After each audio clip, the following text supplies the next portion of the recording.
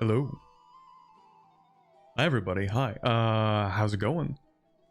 I was, usually I stream on weekends, so in my mind I'm thinking like, oh, happy weekend. It's Tuesday. No happy weekend. Happy Tuesday, everyone. I'm sure a lot of people watching are just getting home from work, as I'm kind of streaming a little later than I usually do. On days that I stream, it's usually like 11, like 10 a.m. for me. We're gonna have some more evening streams, because that gives me the opportunity to like do stuff for most of the day. And then I can stream at like, 2 p.m. That kind of thing. Hello everybody. Also, hi Almantis, how's it going? Hello Arathian. Arathian tried to warn me actually that the patch for today's update for EU5 for the beta apparently broke the game, but then also they rolled the patch back in the last like 15 minutes, 15 or 20 minutes. So apparently it works now. That's good. Yeah, the 1.0.10 hotfix that they put in today was like literally 20 minutes ago rolled back. So apparently the game is playable. We should be good. It was kind of up in the air until 20 minutes ago, but it seems to work.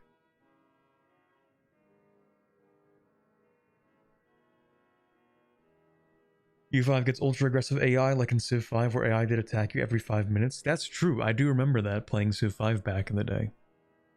I actually recently went back just to check on the player stats for the Civ games. The only thing that is evil. Thank you for the $2 super chat, Rosset. I think, if you're referring, of course, to me being evil for not playing a Vinland Coastal World Conquest, all I have to say is the game is hard. Playing as Vinland. Playing as Greenland to Finland. I don't think it's evil. I think it's actually incompetence. Anyway, so I went back and I checked the player charts for the Civ games, and it's kind of crazy that Civ 7 is being played about as much as Civ 5, I think.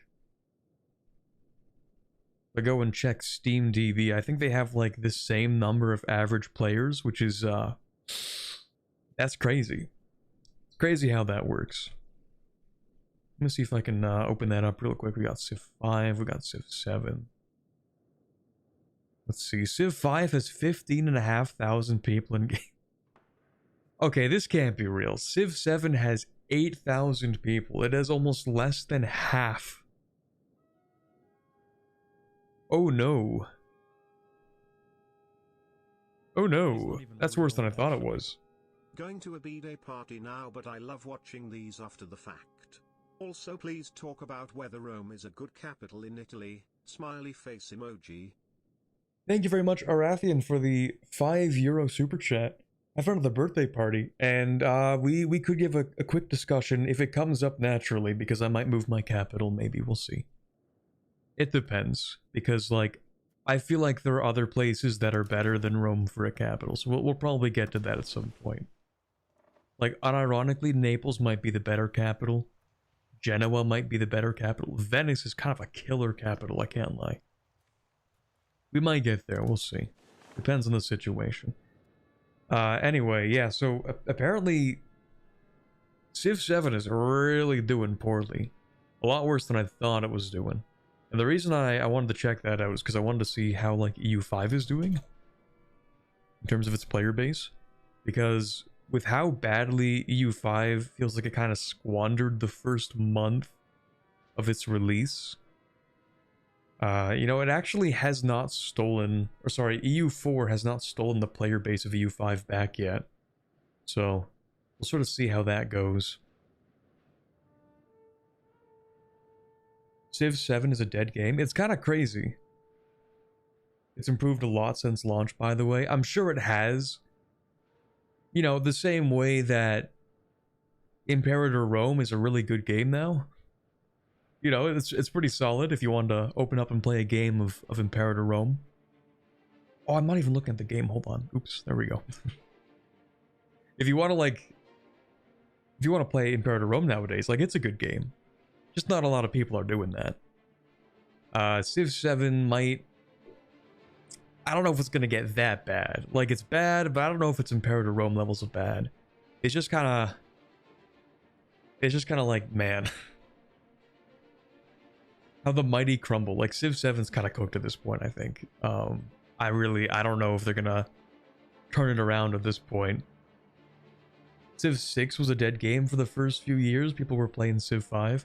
Well, yeah, I think they're doing, like, the long-term strategy. They think at some point, you know, Civ 7 will be a good enough game. They'll do, like, a massive revival campaign somewhere down the line after releasing 7 DLCs. And maybe it'll work at that point, maybe. I just wanted to, like, revisit it at this point, because it was kind of on my mind. I feel like Civ 7's been out for, like, a year at this point, hasn't it? Or almost a year. Yeah, almost a year. February, it'll be a year. That's crazy. Anyway, we'll see how EU5 goes. I feel like EU5 is probably a better game compared to its franchise than Civ 7 was on launch compared to its franchise. Civ 6 was also worked on for 7 years post-release. That's true. Anyway, just a lot to think about in terms of how EU5 is going. I think it'll be alright in the end. Just a whole lot of accidental overtuning in every direction.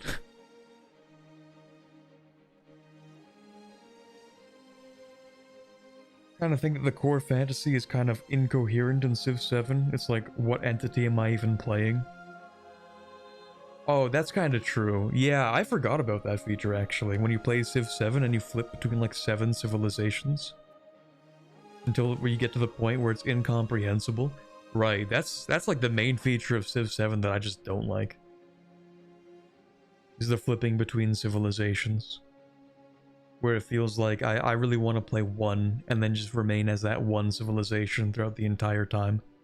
That's one of the appeals of playing in like the Europa Universalis games. Actually, like any of the Paradox games.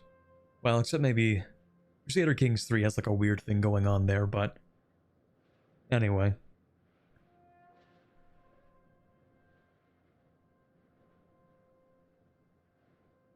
EU5 is just getting a bad rep right now for the most vocal in all these wacky patches, but majority of reviews are still positive. That's the thing, you know, like, the game is still fun.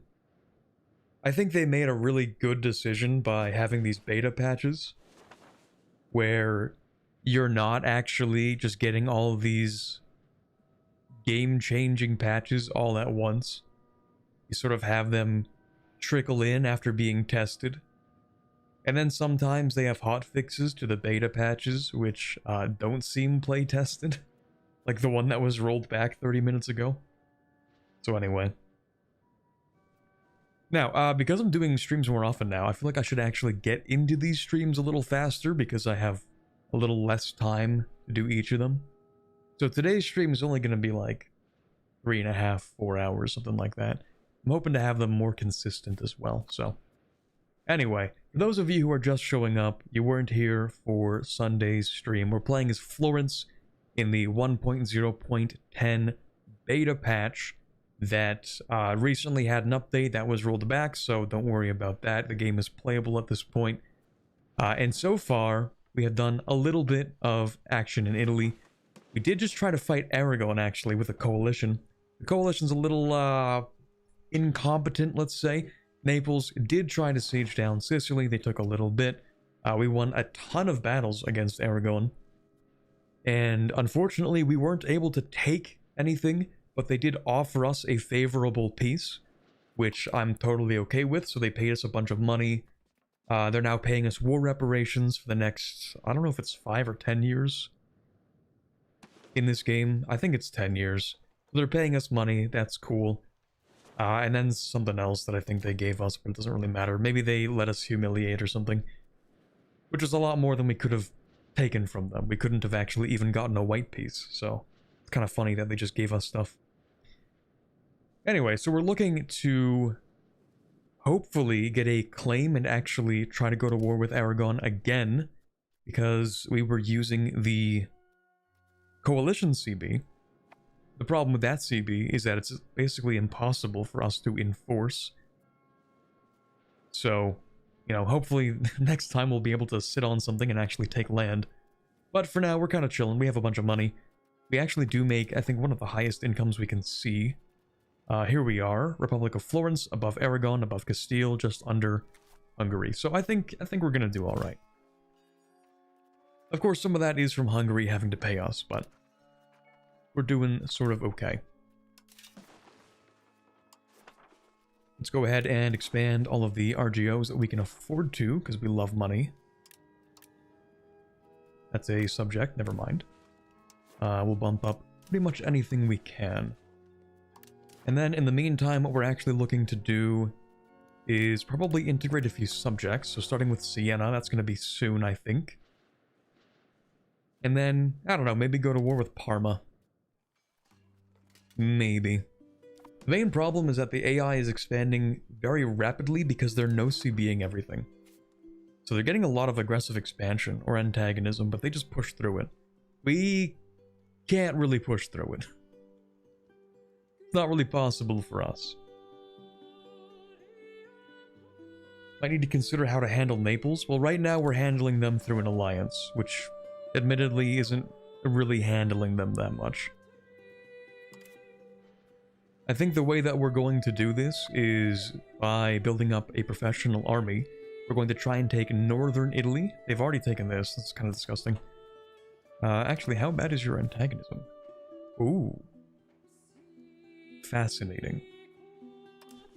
We might do something with Naples, maybe. I was kind of hoping to use Naples to push against Aragon, so that we can take stuff from Aragon and push them out, and then push against Naples.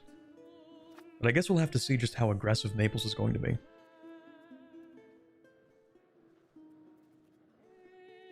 Now, actually, what are we capable of doing?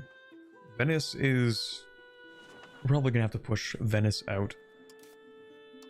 But for now, do I have any CBs? I don't remember. I don't think so. So if we want to... Oh, right. We're in the Gels and Ghibellines. We're in the Ghibellines right now.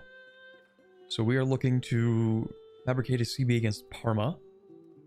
We're going to fabricate a CB against Padua, probably. So let's get started on that.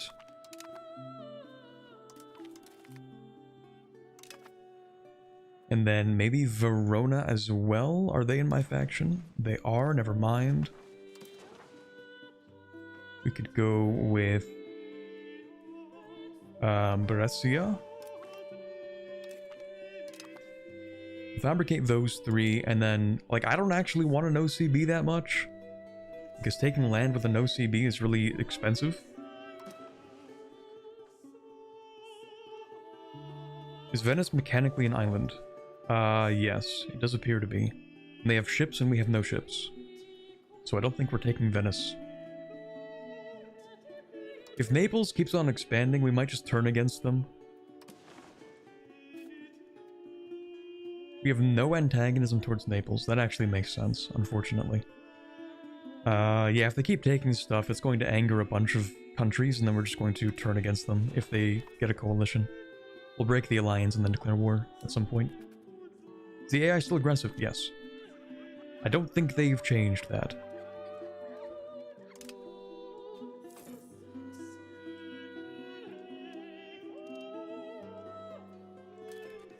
Yeah, so we can walk there, but if they blockade it, which they're very likely to, then we have no chance.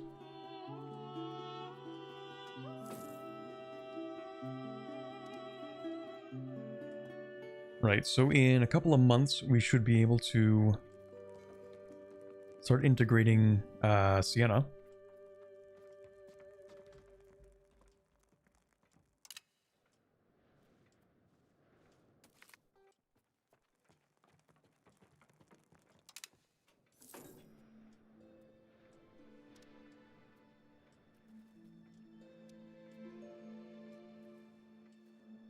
Yeah, I think it's gonna be... Oh god, what the hell is this? Man. You guys have fun. Another 100 years of war, please. More war.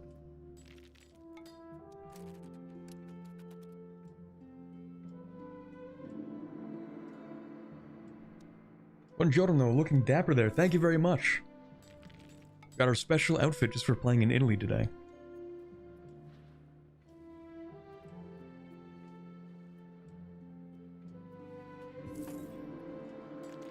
Alright, so we should be able to integrate you now. Cool. How long will that take?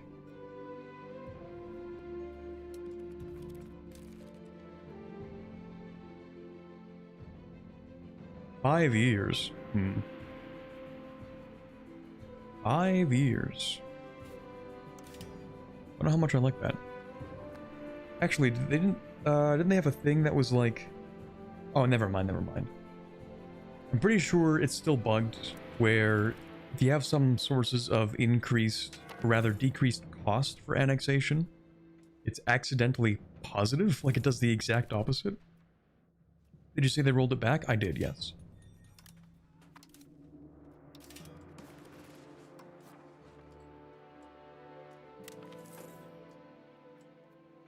That sounds like a not me problem. Oh, hi, Saf. I love this game. Yeah. Yeah, they rolled back the patch which fixed the negative buff issue. We're so back in ways we couldn't possibly comprehend. And you know, the biggest problem, I think, is really the fact that we're kind of on like a ticking time bomb here. And that time bomb is called a month of vacation. That happens, I don't know if it's a month, but you know, like 2 weeks of vacation that happens around Christmas. So, like, if the game isn't playable in another week, it might be kind of cooked until 2026. I don't know how much they're going to work on it over the Christmas break. Because, I mean, historically around this time, the Paradox studios do kind of take a few weeks off. So, I'm a little concerned about how things are going to go. Also, what am I trying to do? Maybe we push innovative. I do like innovation. I don't like that we're pushing towards traditionalist.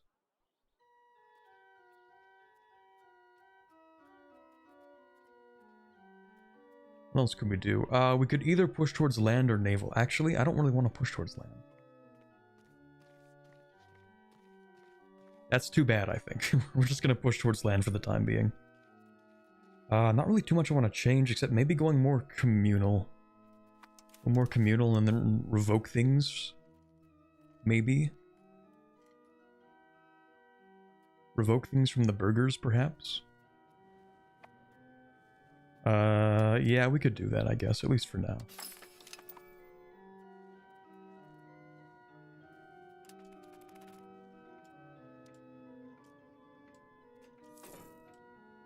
Watch Red Hawk get murdered playing Holland in the newest patch.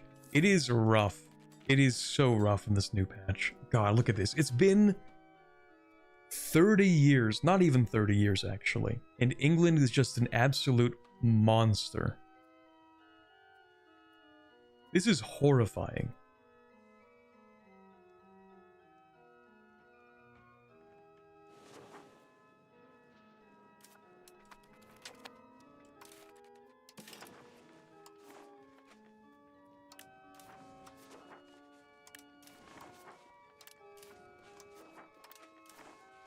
But I guess, like, every now and then it wouldn't be the end of the world for England to maybe win 100 years war. I mean, like, that would be nice, you know, every now and then. Just have the possibility, and then they become Giga England. And then you, just stop playing the game. You just stop playing after that. That's cool.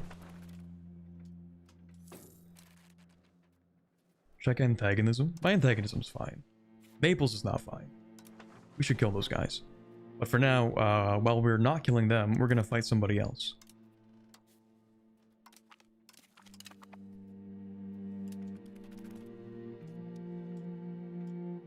Oh, England's antagonism. Okay, first of all, I don't really care about either of these places. Basically, skill issue. Second of all...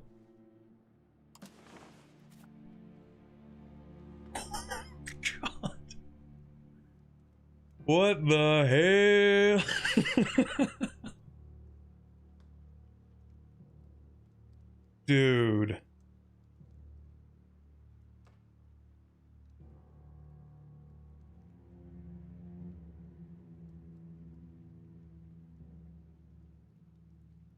I love this game.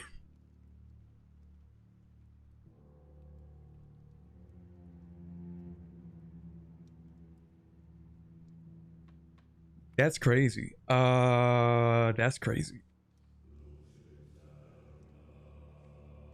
How are they doing in Poland? Oh, Poland got their teeth kicked in, I think. Okay.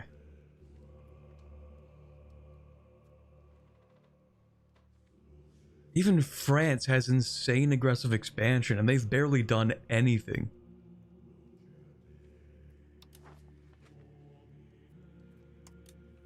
I need England to burn in a blazing, or in a burning blaze. I need England to implode, I think. The first war of the anti-England coalition. You know what the best part of this is, actually? Not just the fact that England is winning this war, but also the fact that it is impossible for the coalition to succeed because they have to take London to win. They have to take London. The coalition gets an immediate, or like a permanent, minus 25% war score, because they will never be able to take London. England, I think, might actually be the strongest AI at this point. It's not superiority. Nope. Coalition CB is to take the capital. And we learned that the hard way. We learned that the hard way on Sunday when we declared a coalition war against Aragon. And that didn't work out. I mean, it kinda did, because they're paying us money every month, but it didn't really work out the way I wanted it to. Anyway, let's make a few more of these CBs. Actually, do you have a fort? Yeah. Do you have a fort? Yes. Okay, we're gonna keep those spy networks. I also can't help but feel that the game runs a lot slower on 1.0.10. I rolled the game back so I can continue my Haudenosaunee campaign. Also, they're being occupied by Genoa, so that's fantastic.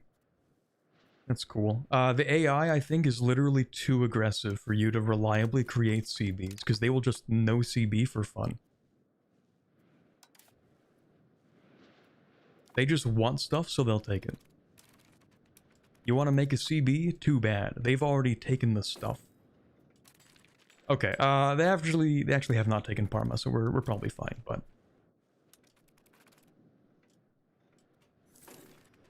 Here I am trying not to get a massive coalition, and then the AI is like, no CB, best CB.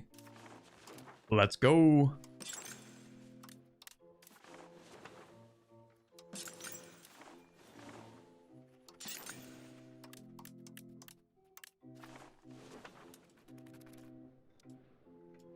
Stab is pretty unimportant now. I mean, kinda.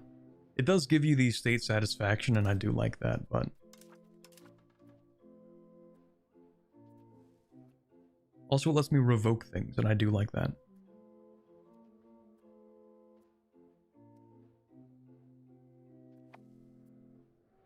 We try to form Tuscany? Well, actually, once we integrate Siena, we can form Tuscany. Because we just need 5 locations. And Siena has 5 within this area, so... Is AI over-aggressiveness the only thing wrong with this patch? I mean, it's kind of like the main thing wrong with this patch.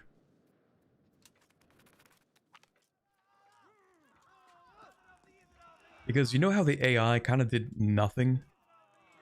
Well, now they do too much.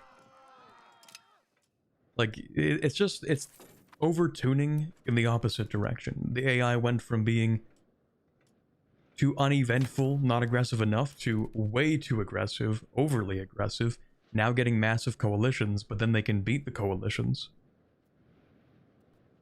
And I think it's another problem with the game. I read this post that was like, the AI over-aggressiveness really just highlights some more fundamental problems with the game. Which is kind of true, the way that the AI just goes and takes anything that they want. Or anything that they can. Not anything that they want. Anything they can take, they will take. Like the Golden Horde, yeah, they're gonna take stuff up here. Why? Because they can. And why not? They might as well. Take stuff over here? Sure, why not? Like, there's really no directive saying, hey, AI, maybe you shouldn't take random things in the middle of nowhere that are not connected to your land. Unless, of course, you're like a colonial power, and then it's like, oh, okay, it can make sense. But then you see some ridiculous things a lot. There's no rationalization. I think that's the main problem, yeah.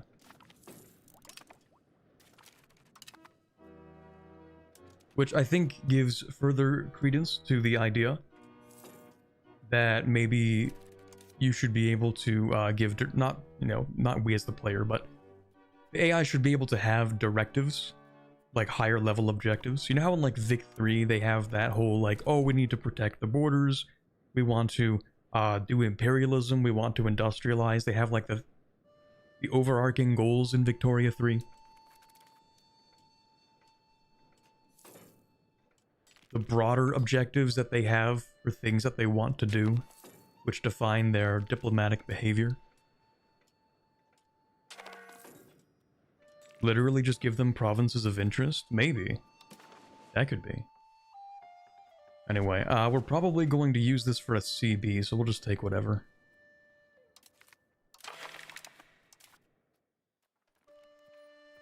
You know what? You can get...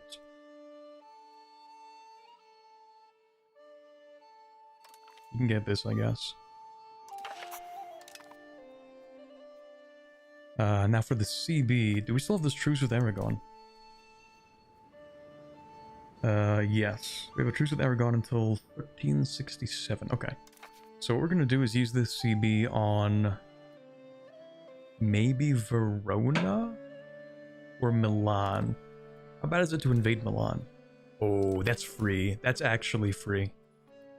Alright.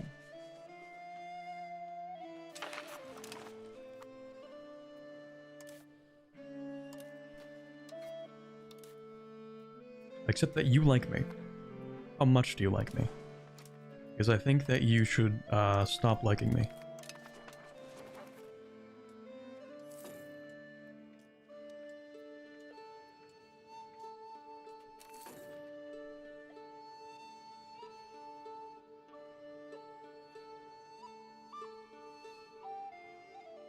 It was too passive. They were completely right. It's not the fault of Reddit that Paradox does every patch in an extreme.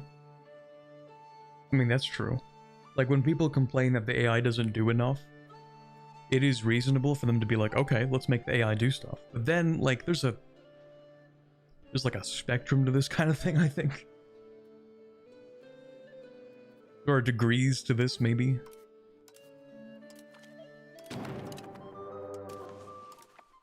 I do like having a free Milan.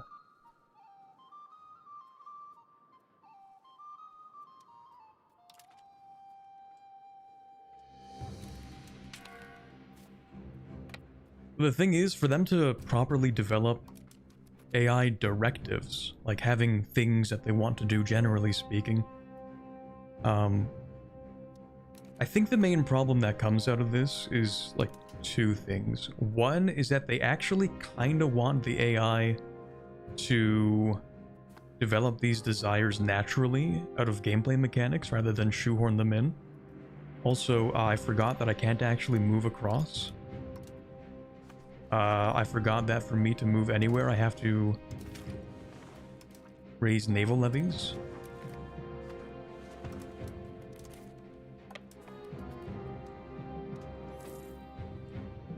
because Aragon is in my way.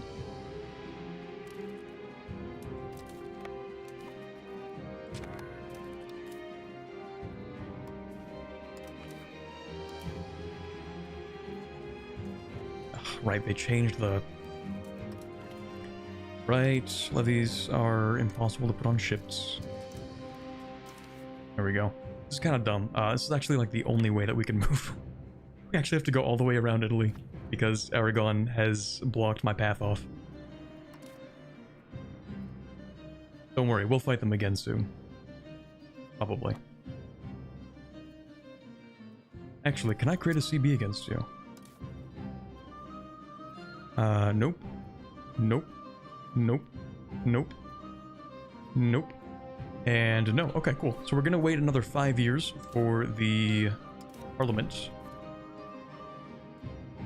Look, my AI subjects might be able to handle this for me. They might.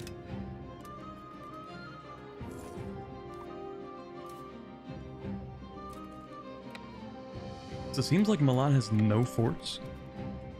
I think they deleted them because they lost the coalition war so bad that they had no more money.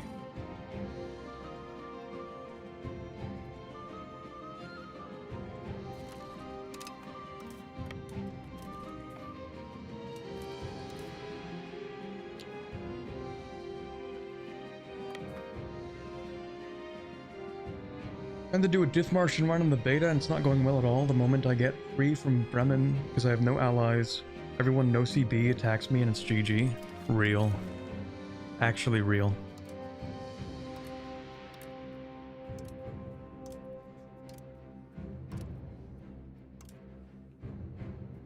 Okay, how bad is this?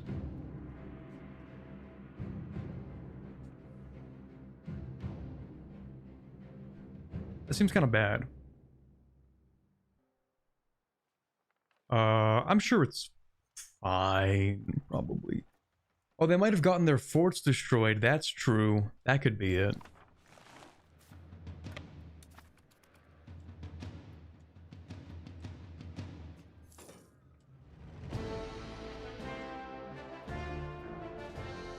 You know what's really funny? Like, okay, so here's an example. You know how when you're playing EU4 multiplayer and all the players are playing super aggressive, so they get a bunch of aggressive expansion with the AI, but it doesn't matter because every player is playing aggressive? I feel like we're kind of running into that same scenario. Like, if England has a massive coalition, Bohemia has a coalition, Naples is getting a coalition, Aragon as well, if everyone's getting a coalition, does it matter if you have a coalition? Everyone's already so distracted.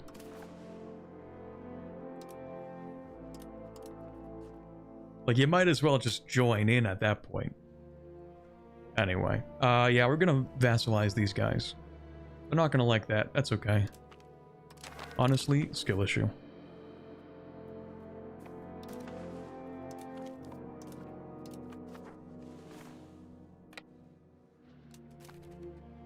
Okay, how bad is this?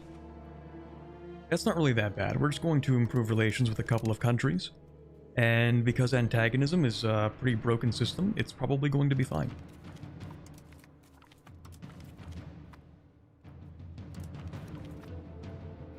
Because all we have to do is improve relations. And then the antagonism just disappears.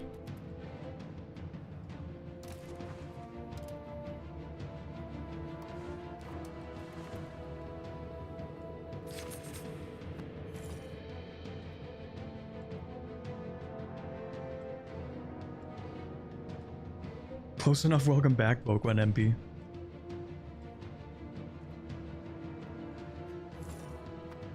Centralized, decentralized needs a rework as a whole. That is also true.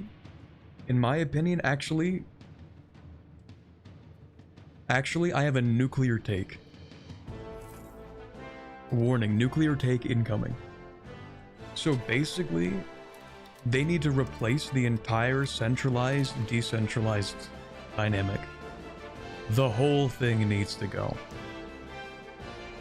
Now, what do you replace it with? Basically, like a federalized versus Actually, how would you even name that? I have an idea in mind. It just needs a name. So instead of... Actually, this requires the entire proximity rework as well. First, let me just focus on something.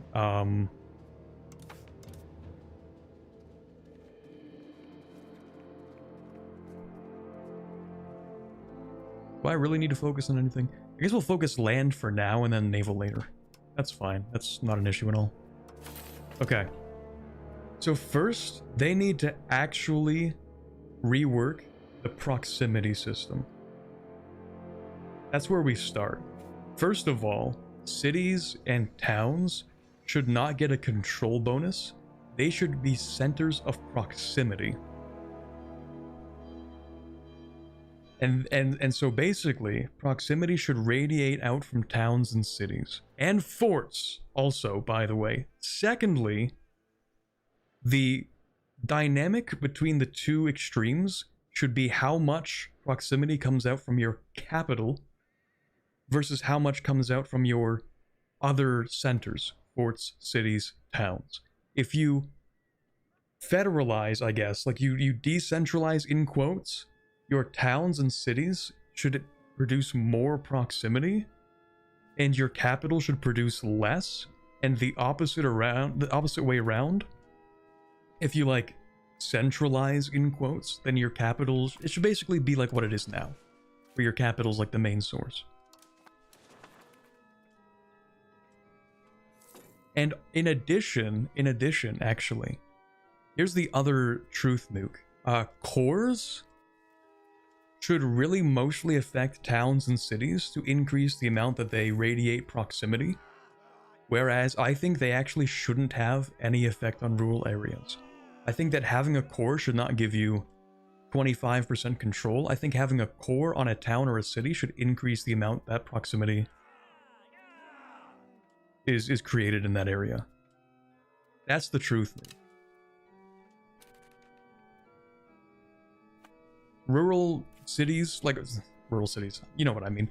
Rural locations should not get like a free control just for being a core. You keep asking me to integrate Siena when the entire time I've been integrating Siena. Like, what? I don't know what you're asking for at this point. It's already happening, but you've asked it like 7 times.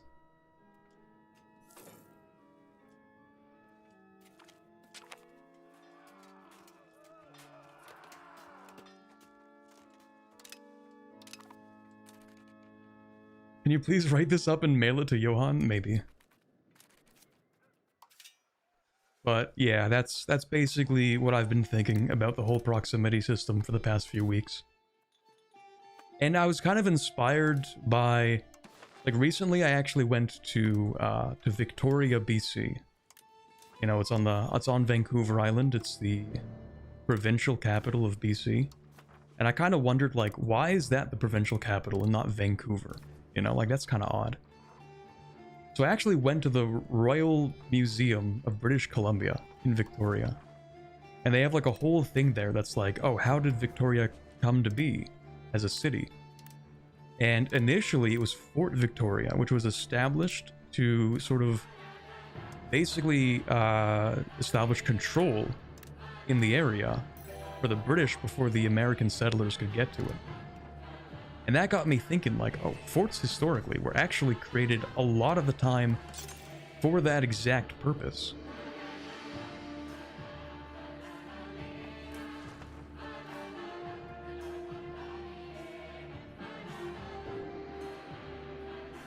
Which is why I think that forts should have some effect.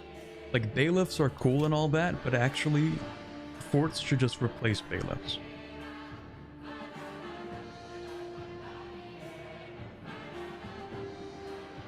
I've heard similar ideas, not exactly a nuclear take.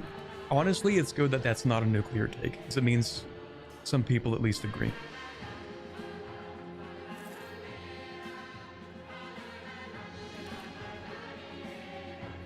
Will he try to become a monarchy after becoming Tuscany? There's a chance. Also, this music's kind of loud. Oh right, because I never brought it down to 60% again. That's why.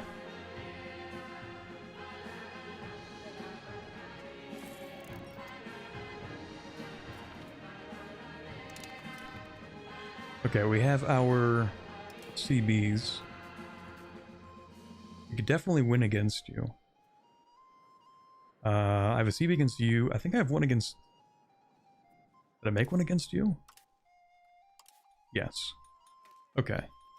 My diplo capacity is kind of fine. How's this looking? Not great. Could be better, could be worse, really. I think we are going to simply vassalize this guy too. Yeah. Oh, bring Parma in as well, absolutely. Maybe one at a time. Nah, bring them both in.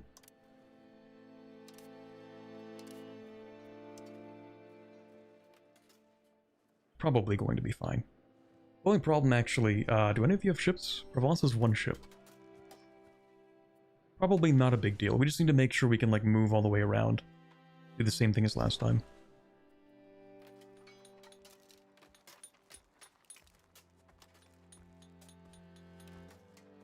Okay, yeah, we'll do this. Hold on. That's probably fine.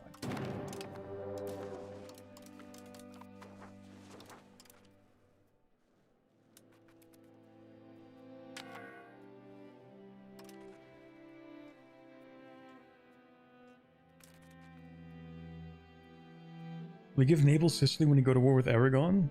I am not giving Naples anything.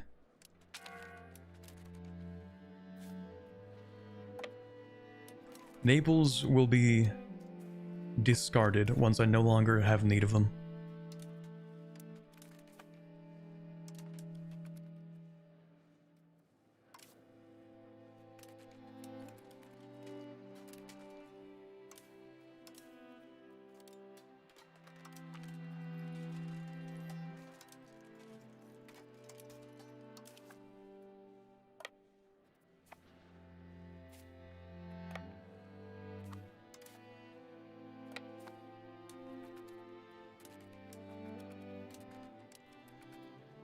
Please do not crush my navy. I'm just trying to get through. I'm just trying to get through.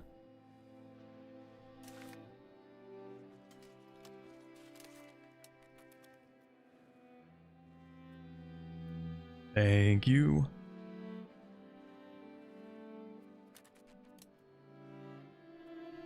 What are the benefits of forming Tuscany? You get the cool name. I think everything here we get from Florence. So technically speaking, nothing.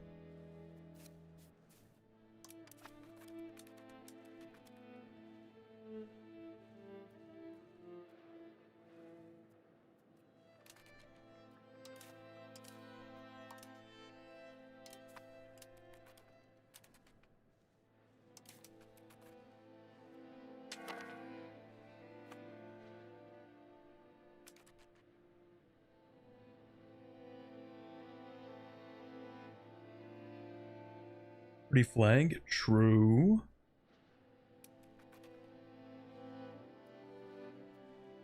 Is there really any benefit? It depends, sometimes. Not often, but sometimes.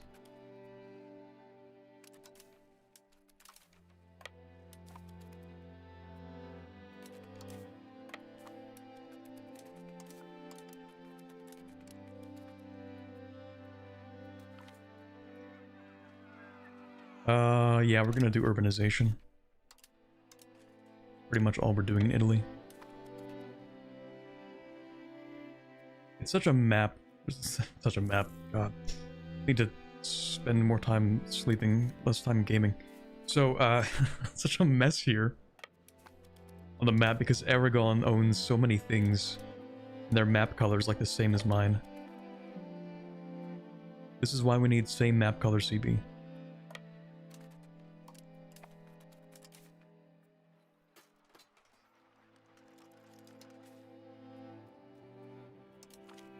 We'll have you in charge because crown power.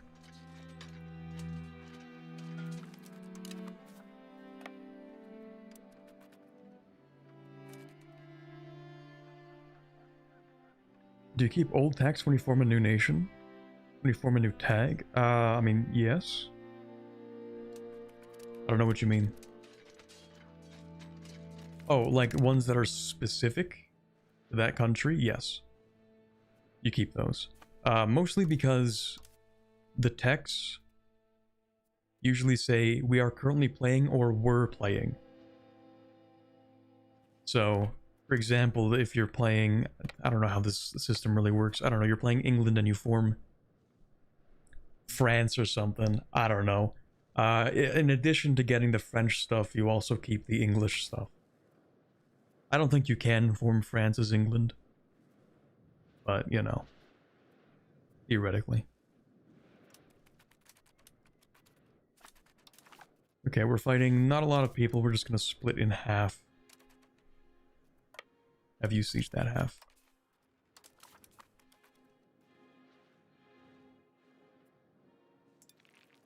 Great Britain? Well, the thing is, Great Britain already has a lot of stuff that you just get from forming England.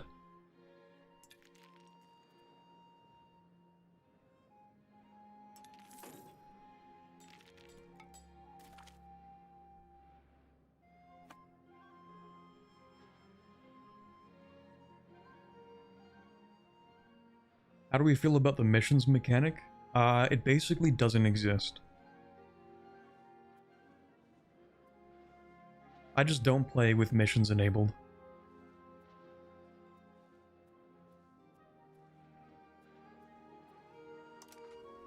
I will speed for that. Yeah, what missions?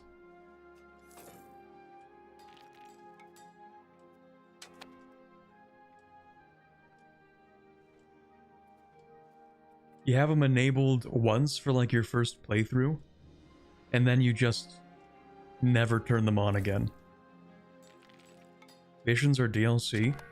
I don't actually know what the DLC policy is going to be for EU5.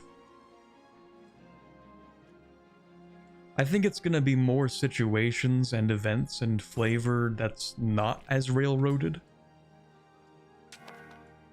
I think situations are going to be the big thing. I think they want to move away from missions.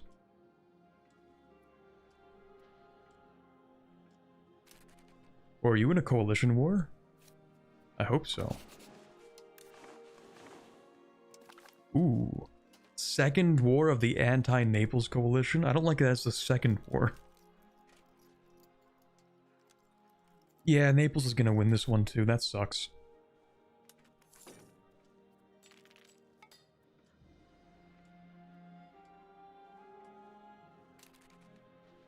Actually, should I integrate another subject? How's my proximity? Probably not a great idea.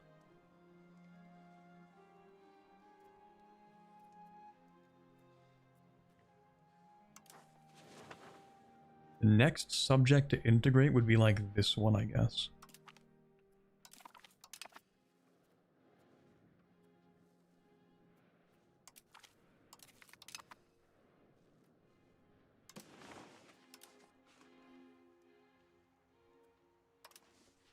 And then we have to improve relations with a bunch of countries.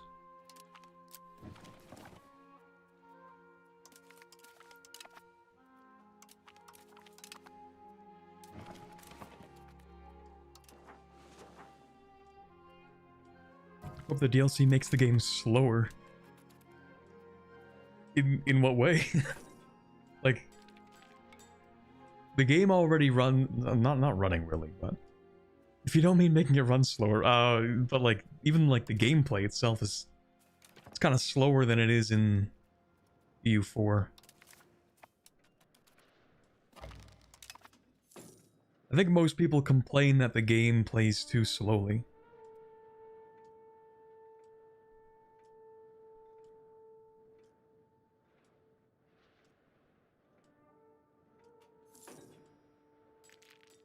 DLC to add more layers to the tooltipception? True.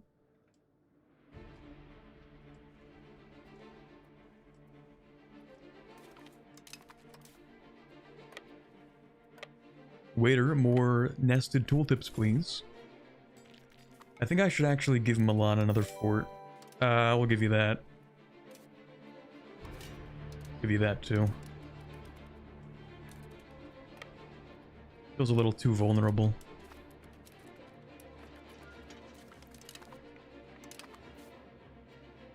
Oh, you have a fort there? That's cringe.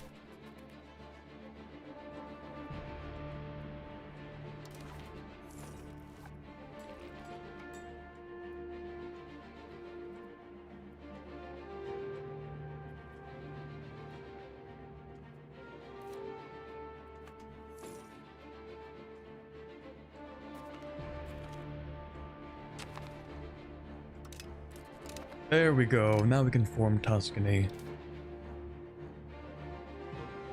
I actually don't know if I like this flag very much.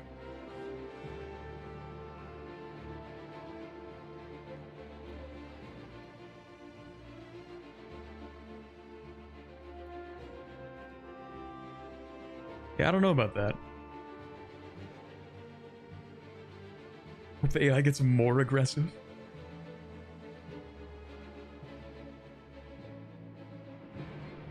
Yeah, I guess we'll form Tuscany.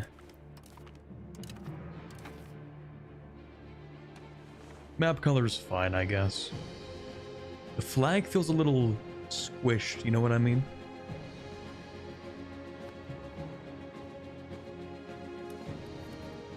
The flags are a downgrade from EU4? I think I have to disagree with that one.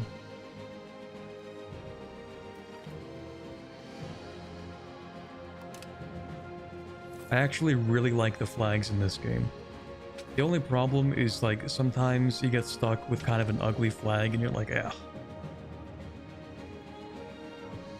But a lot of the time you end up with some pretty cool ones. I especially like the way that the colonial flags work.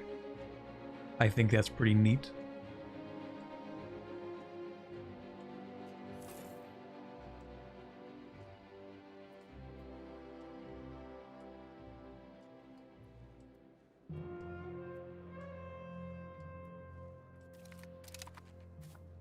There we go. That's everything in the States. Yeah, okay.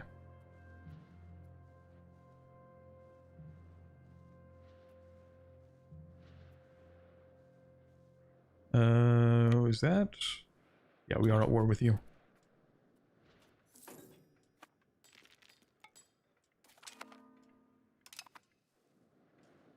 Oh, and we have peasant levies, which I think are stronger levies. Wait, what do we have right now? Feudal levies.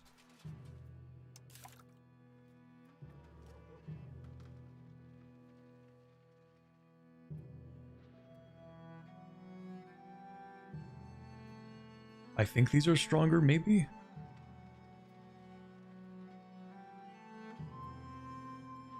Slightly? What is that, 2 combat speed? What do these usually have?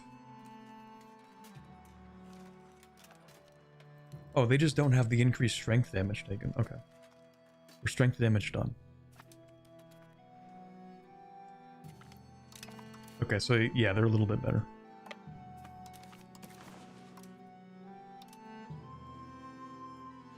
Okay, so what are we going to do? We are going to make Brescia a vassal, Parma a vassal. Oof.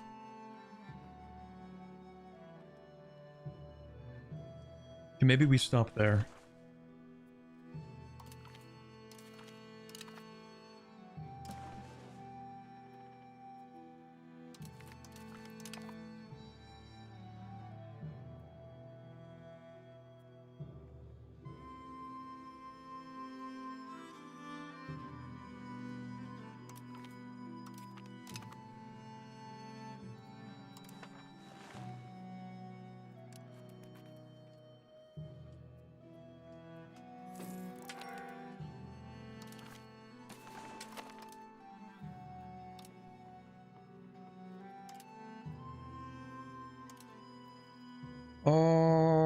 Okay, so who's this?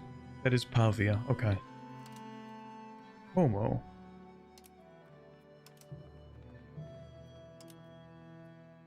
Where are you? I think the peace screen is also bugged. Yeah, it's definitely bugged. So, I don't think I'm going to take that. Yeah, no, we're not going to take that.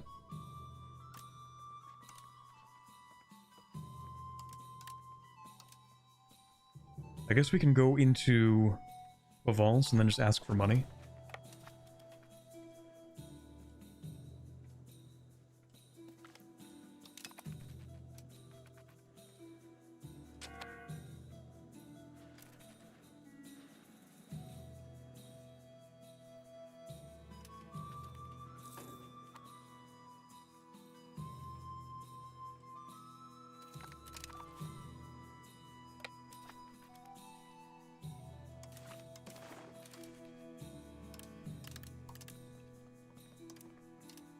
Oh, they're poor. Never mind. Still gonna take it, but that sucks.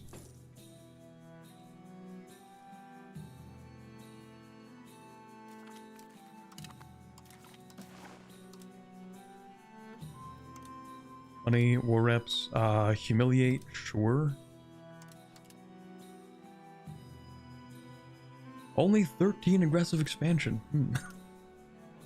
Hmm.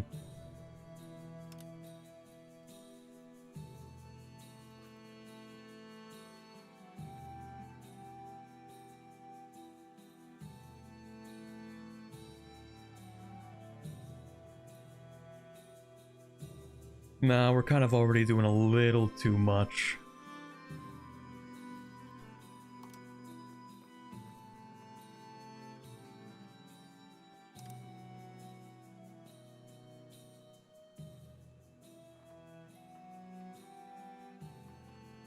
Yeah, Pavia, you're just gonna give me money and war reps. Dismantle some forts. You get aggressive expansion for that? That's cringe. Really?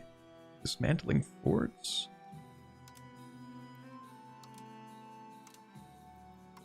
Really?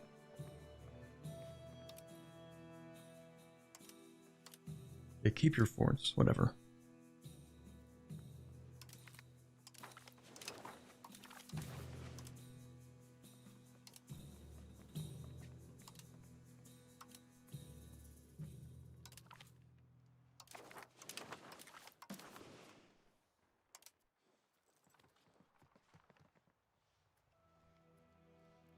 I'm not gonna take that, it's too expensive.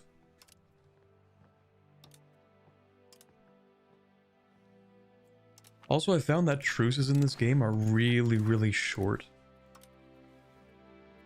Aren't they like an average of 5 years or something? Also, who is this? Republic of Como.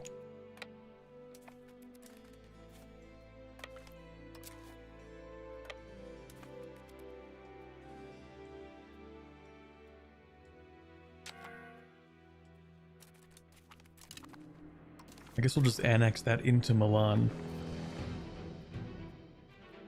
Do you have cores there, by the way? No.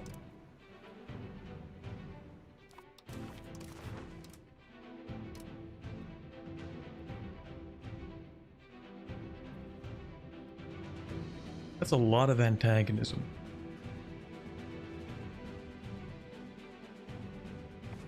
What if I give it to Milan?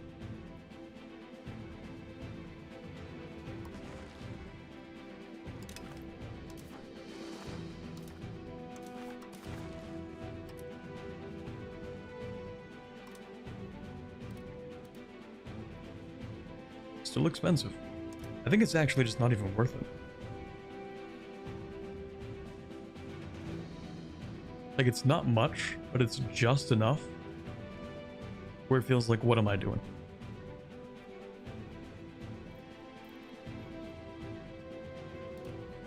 It's a non-co-belligerent, you know what, whatever, I'll just... Actually, this gives me nothing. I don't even get prestige from this. My EU4 brain doesn't apply here. 10 ducats. Take it or leave it.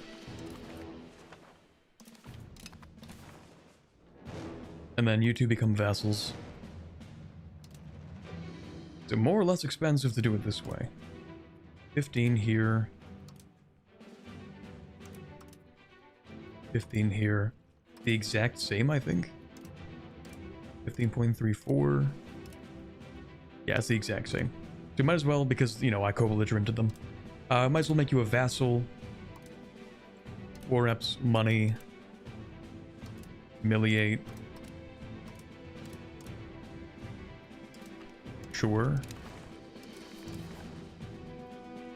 Vassal, humiliate, money. War reps. Don't really care about the faction change. Come on.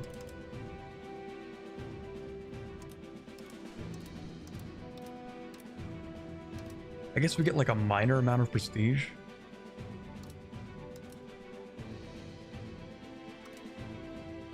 Sure, whatever.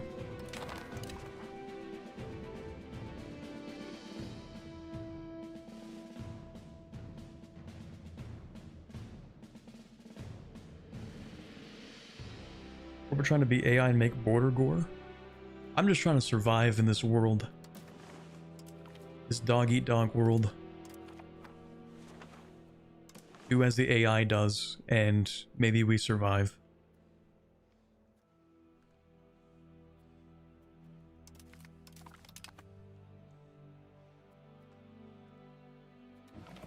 Okay. No more antagonism for a little while.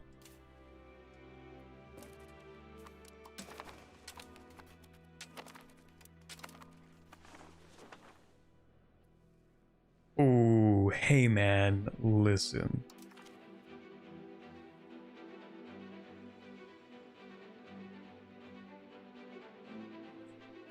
Hey man. That's crazy. That's crazy. I just don't think we're doing that. I don't think we're doing that.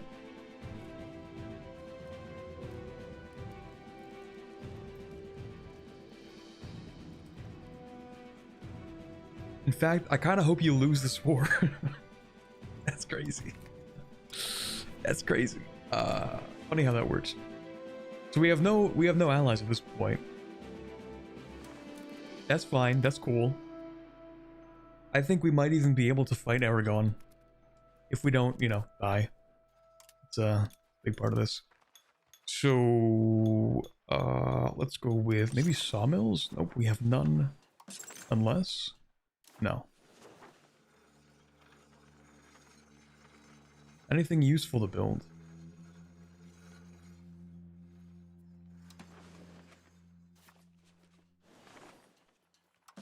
Libraries? We like libraries.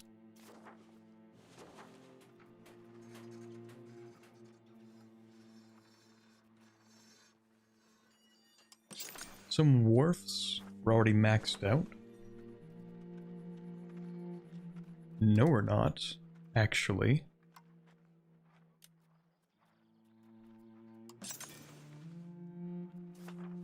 I forgot I'm in 2 markets.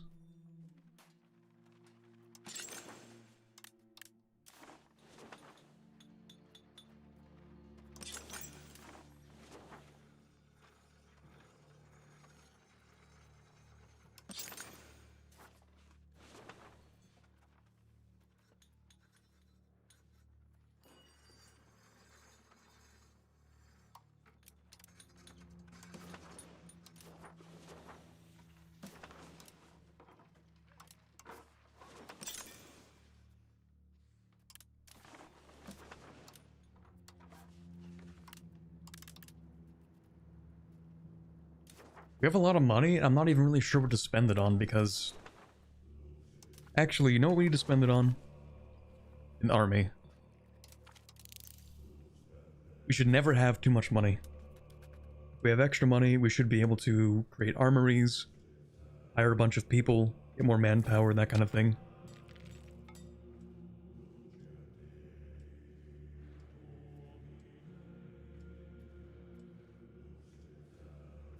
So how's this war going for Naples? Probably a little too well. They're actually starting to lose it. Good.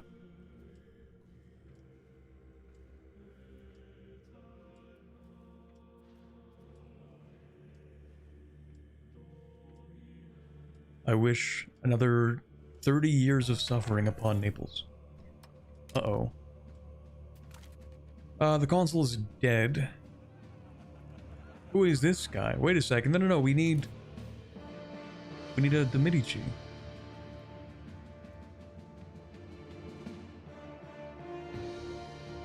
Now we just have some random guy.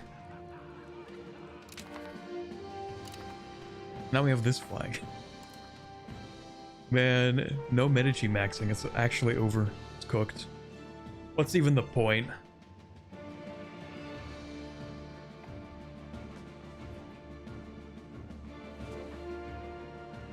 Ships for proximity? Not yet. We'll get a big army and then we'll figure it out from there.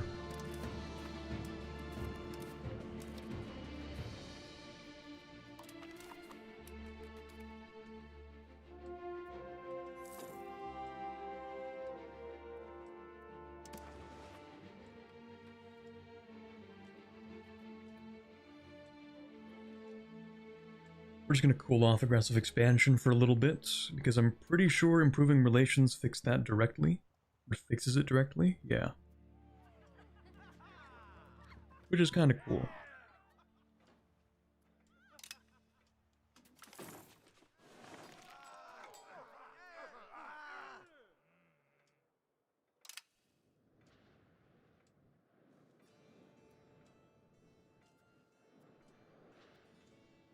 Lecce Ricci might as well be named Lucky Richmond. Is that what it translates to? You're going land or naval? Early game we're going to go land. And then we're going to, as we expand across Italy, swap to naval. Because we can kind of make that swap relatively easily. So right now you can see we're encouraging land. And then once we get a navy, especially once we have territory that we can't reach through land, so like along this area, along the coastline, then we'll make a hard pivot towards naval.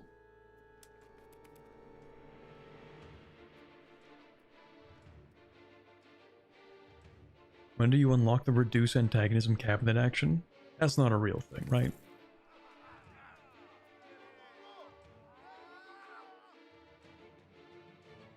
Oh right, the Western Schism.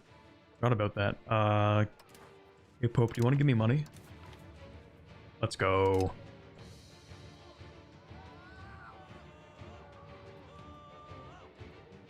Other than that, I don't really care too much.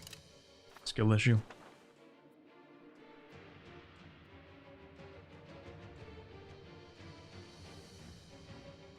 It's an age of absolutism? Wait, really? That's a real thing that exists? I don't think I've really played that far in most of my campaigns. I either get bored of what I'm doing or I get frustrated with some mechanic and I stop playing.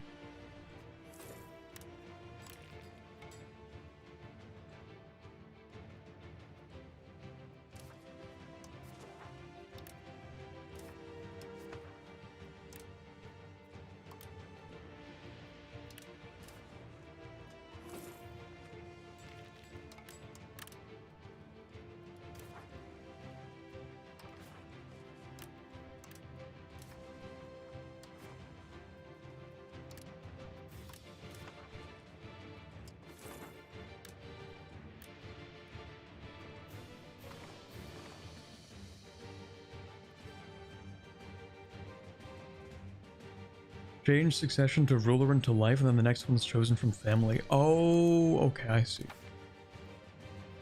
That would require us to just coincidentally get... Oh, wait a second, we can't change this. Is locked and cannot be changed. Okay. Never mind, we don't get the option for that.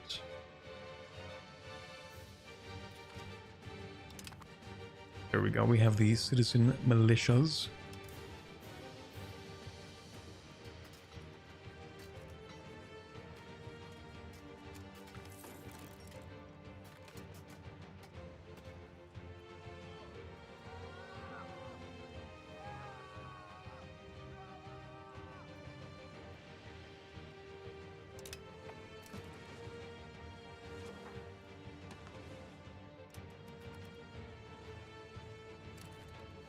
This England is absolutely horrifying. I don't like this very much. Also, alright. Granada vassalized by Morocco and then expanded. Chunks missing out of Portugal. Lovely.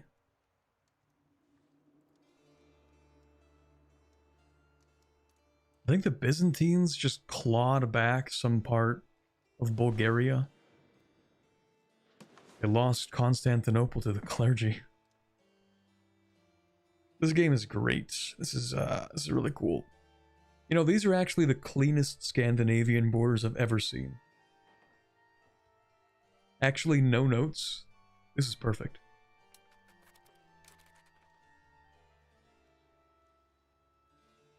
Are you dressed like the average Papam graduate?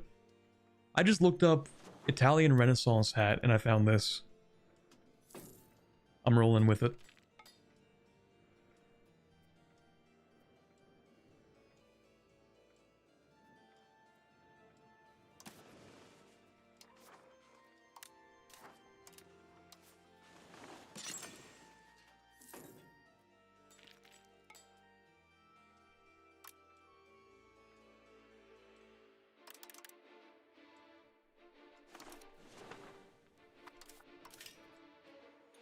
Am I even using all my trade? Hold on. Yeah, I am, okay. I think actually I should make more marketplaces.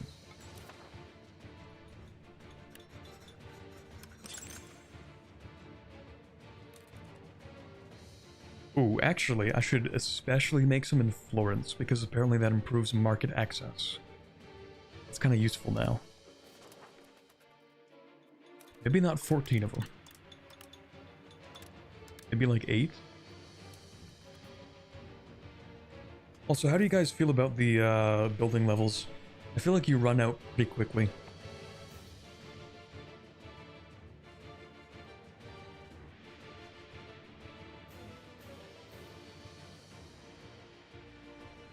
Have you played as one of the non-land tags yet, like the Hansa? I did once. I played as a bank.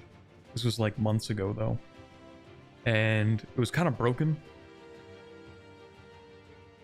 I actually posted, I think that was the one screenshot I was allowed to post. And I posted it of me playing a bank.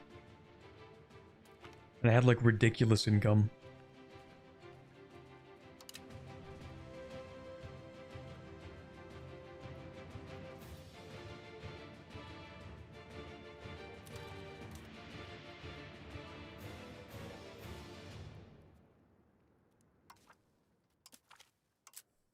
Who are these guys? The Median Patriots? Oh, that's nothing. Who cares?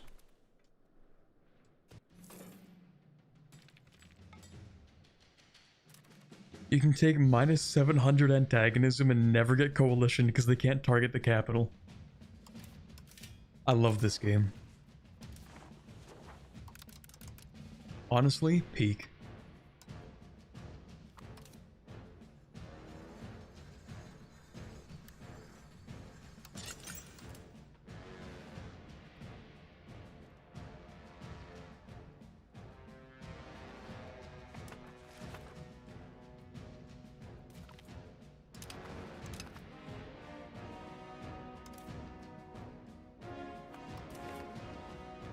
How's that income looking? Yep, we have more income than England. Let's go.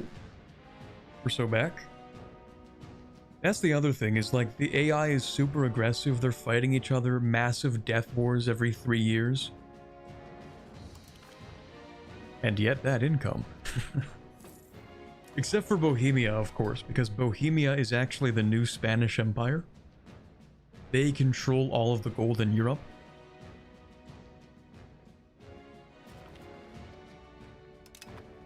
Ruh-roh, Raggy. Hold on. Coalition? Real coalition?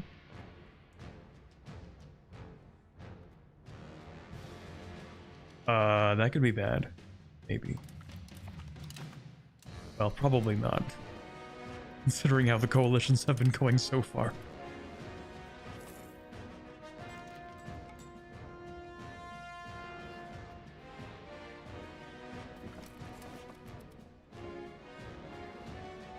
How do you even vassalize the banks?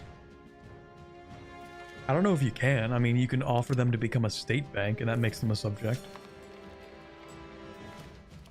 Anyway, we get the Senate again, and we are going to use it to fight Aragon. Maybe. Are we going to use it to fight Aragon?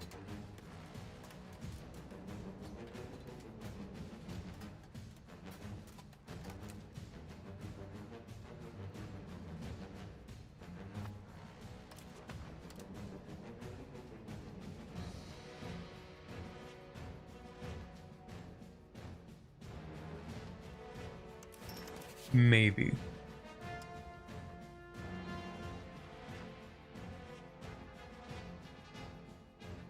Dude, this is so cursed. I mean, it's cool that a rebellion's actually winning. I don't think I see that very often.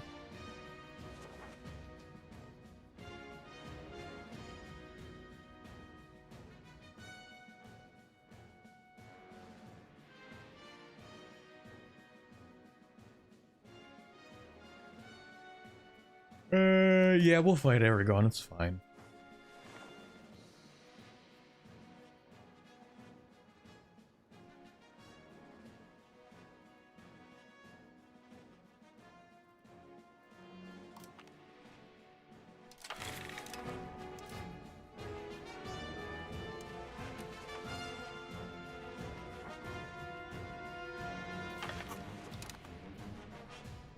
Could ally Andorra.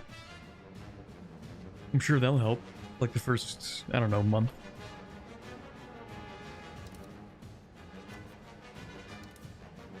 Ooh, following through on threat. Oh, I didn't even realize I had that. That's such a better CB. On Mantua? Shoot, I'm an idiot. I just wasted a parliament. That's fine. That's a much better CB. What is that, minus 25% cost? Yeah, that's a lot better. Alright. Let's run it.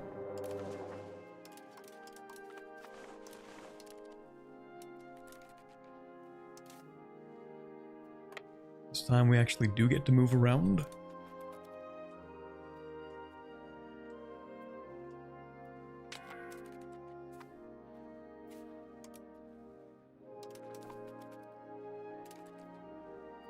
Not even sure how you get the following through on threat CB. Honestly, I have no idea either.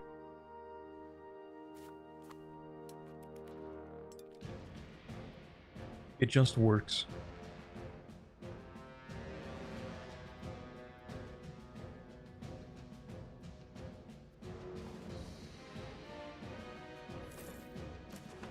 Okay, subjects. I actually need you to stick with me.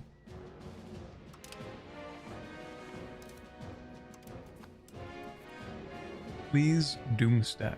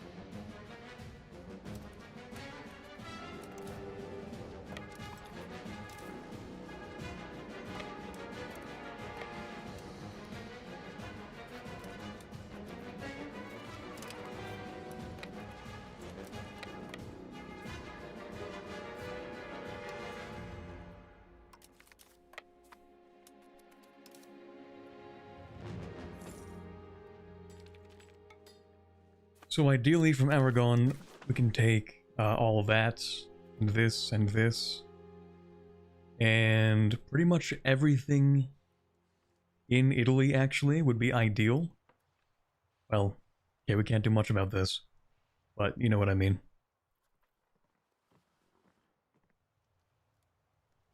That could be a problem. Just like a little bit, I think. It's fine. Maybe my subject has a core? Core of Mantua. Oh yeah, that is my subject. What do you know? Okay, let me get something to drink.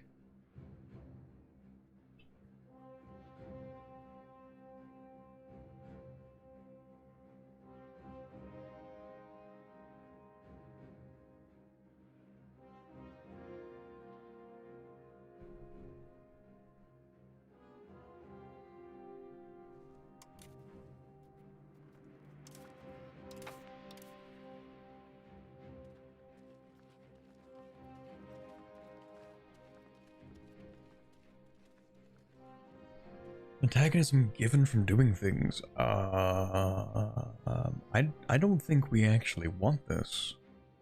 I think we want to push towards belligerent, don't we? Isn't that like much better?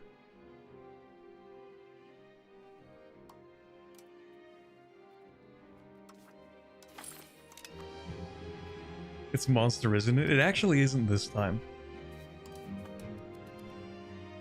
I think I've gone like 3 days, maybe 4 without having a monster.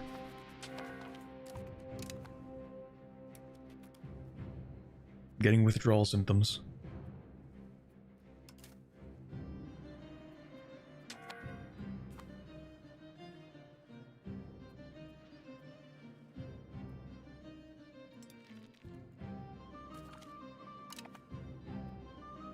Are you Italian, Corbett? How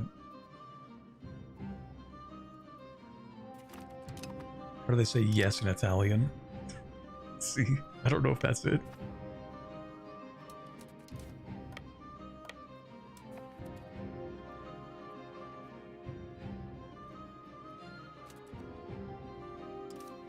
Sì, signore.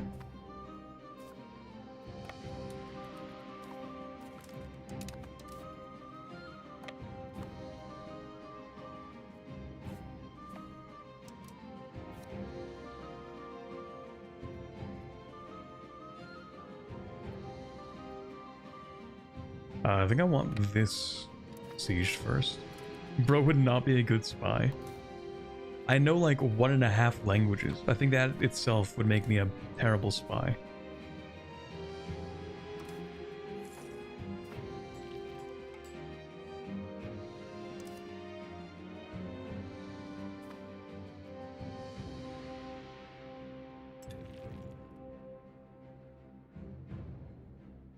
To release some countries from parts of Aragon that are in Italy. True. Oh, hello there.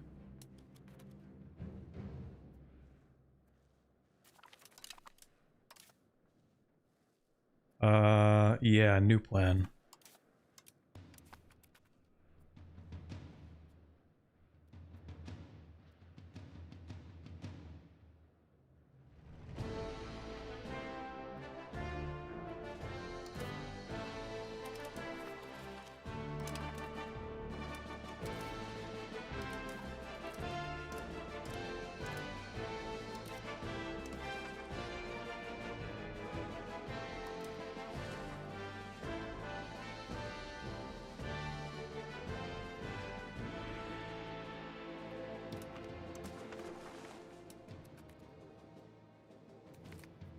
Man, changing you to aggressive was supposed to make you stay on that fort, not leave. Whatever.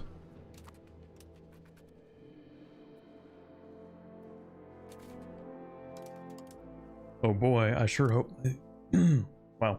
Sure hope my subjects don't get stack wiped by Aragon because they aren't attaching to me. Boy, I would hate it if that happened.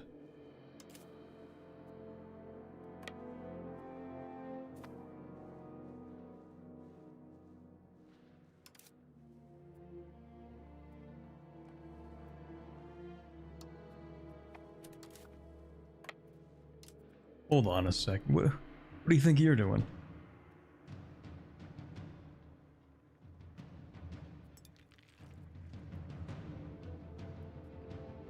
Getting away with it, it seems. Damn, okay. He's too fast, I can't catch him. Whatever. Okay, not whatever.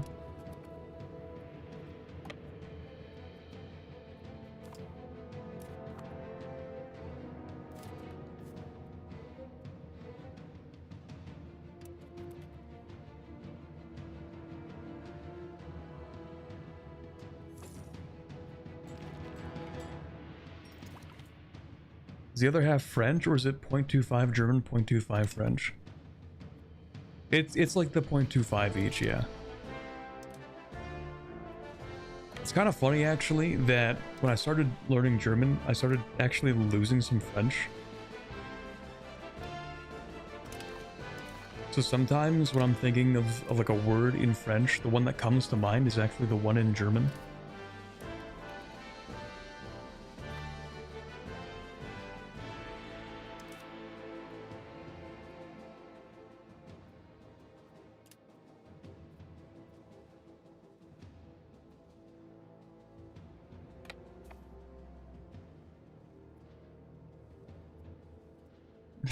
The German information purging the French from your body.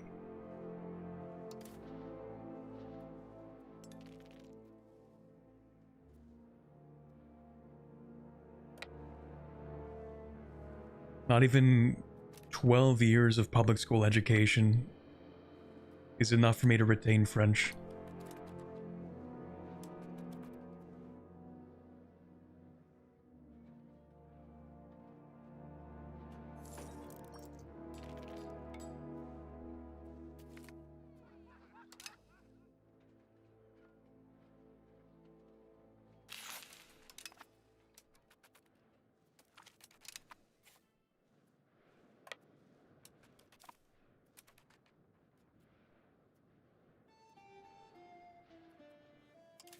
Yeah, actually, I'm gonna change my subjects again. Be aggressive, and actually, specifically, I want you to try to take this fort. The AI is a little dumb, so they might not do that. I don't know. It's not like I can give them directives. In EU4, I could be like, hey, do you want to go siege this fort for me? In EU5, it's like, well, hopefully they figured it out. Because I want to deal with this.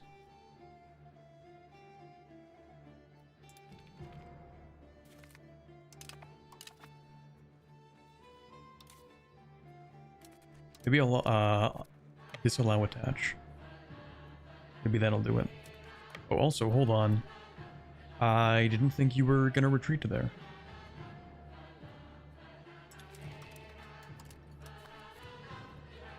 Please perish. Thank you.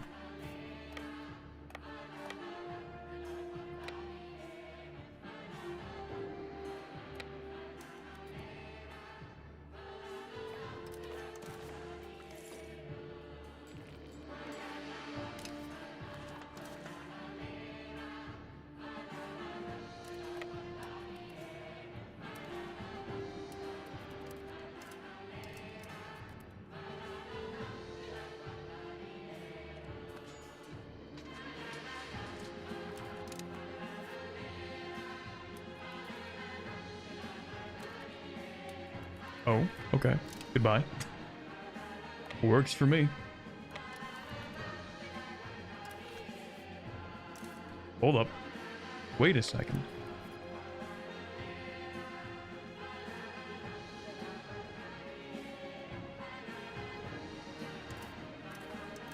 Maybe I'm gonna change my vassals again.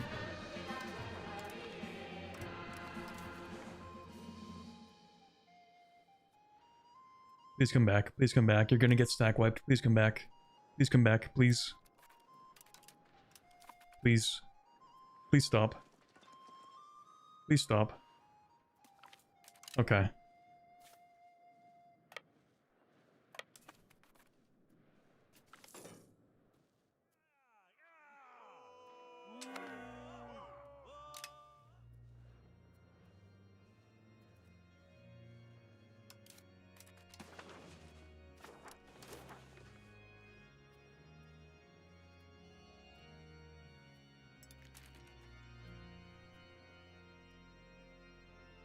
Got some Germans my old hotel job, and before I could wow them with my infant German, they said they were from Munich, and I lost all hope.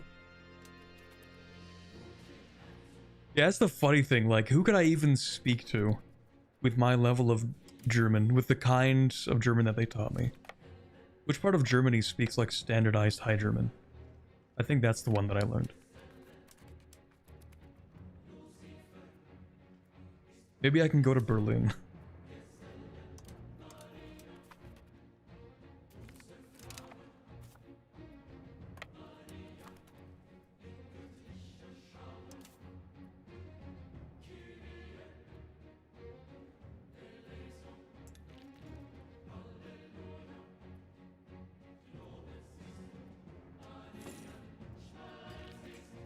They understand you everywhere in Germany. You may not understand anyone, though. Yeah. Outside German-speaking countries, true.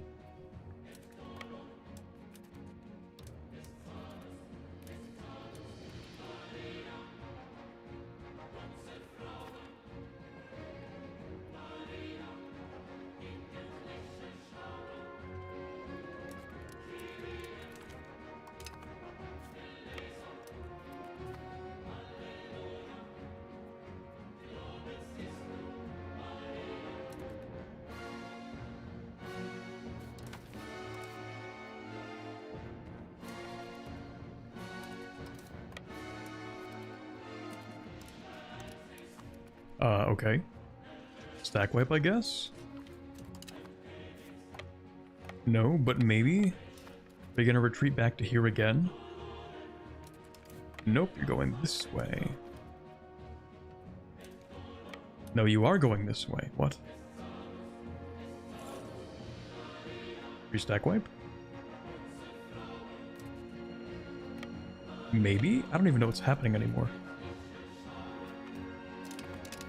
Okay. Well, no Aragonese army anymore, but they aren't willing to give anything up. Why are you like this? Would leave the recipient too fractured. I think you're lying to me.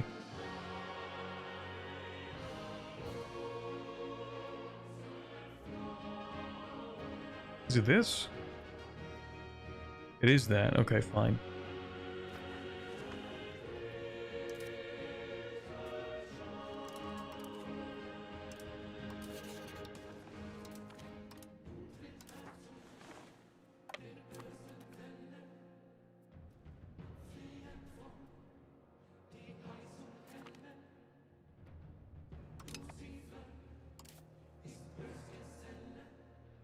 Imagine trying to communicate in German with an Austrian. What do they say in Austrian German? Servus.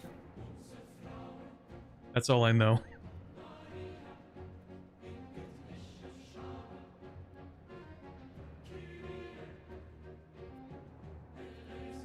I don't even know if that's right. There was like one unit in 1 year of German that I learned like 3 words in Austrian German.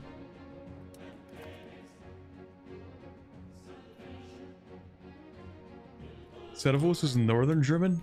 Fuck. Damn it, what do they say in Austrian German then?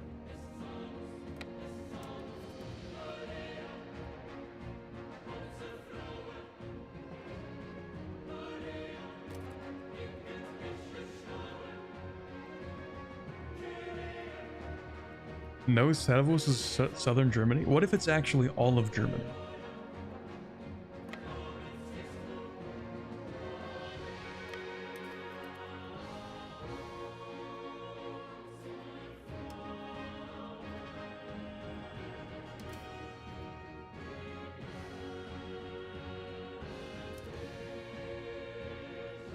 Gott is Bavarian?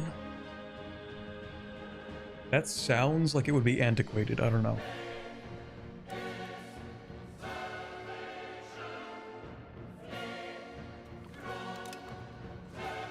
That sounds like something that old people would say.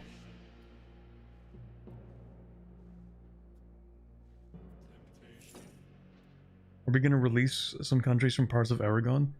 It really depends on the aggressive expansion, because I'd rather just take it myself.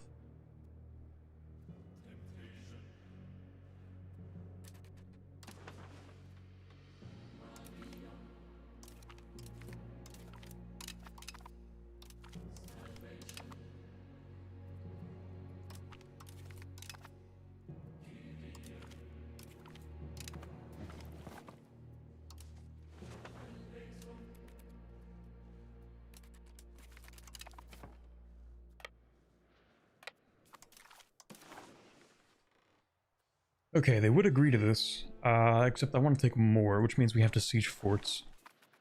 I want to push them out of Italy completely. Except maybe this. Maybe they can keep Sardinia. Well, maybe we can actually say no Sardinia for you.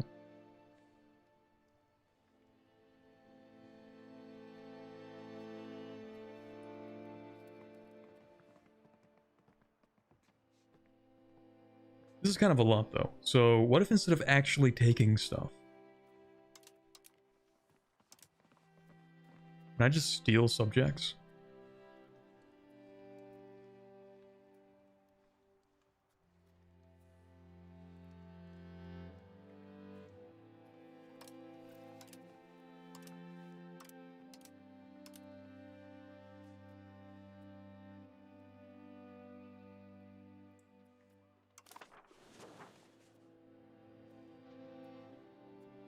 Maybe, but I think I have to occupy them. Doesn't Sardinia have that bangin' copper mine? Do they?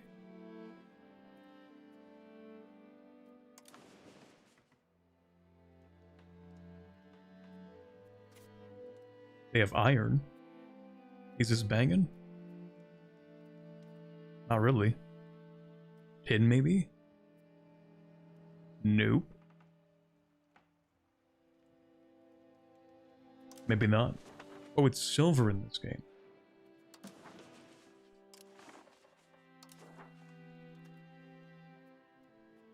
Oh. Except it seems pretty normal. I don't know.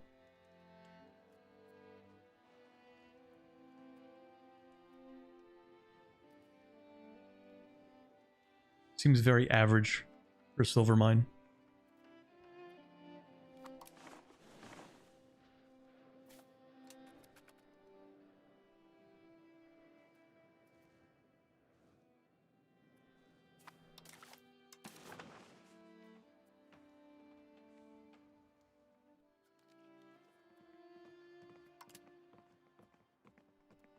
It's kind of weird that I don't get any options for transferring subjects. There's just nothing here.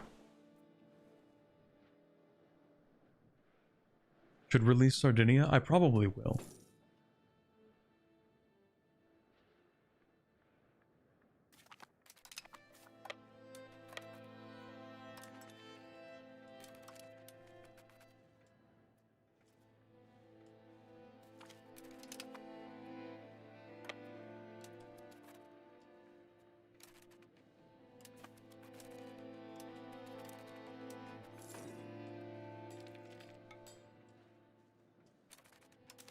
Actually, can I get you to leave?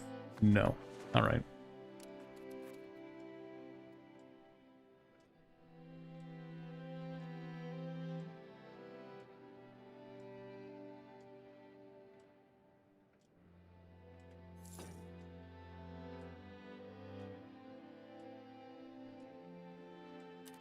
Taking Sardinia would be smart because then...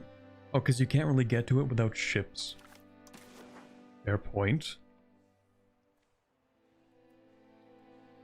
Can't really take the whole thing either, though, because of course we have to occupy the capital. Well, I mean, we could get to it. If we feel like gambling today.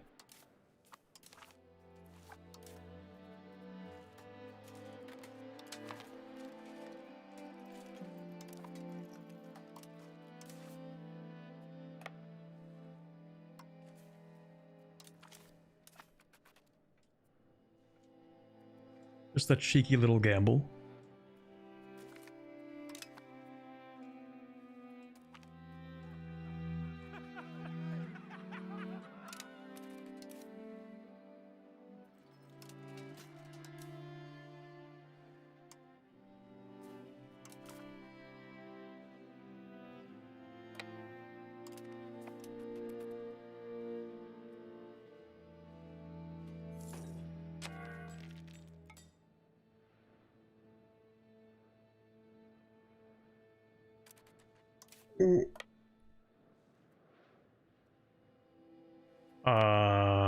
We're gonna land from the northern part, I think.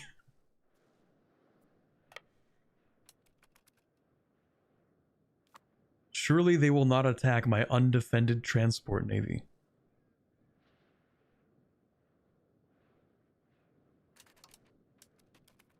Excellent.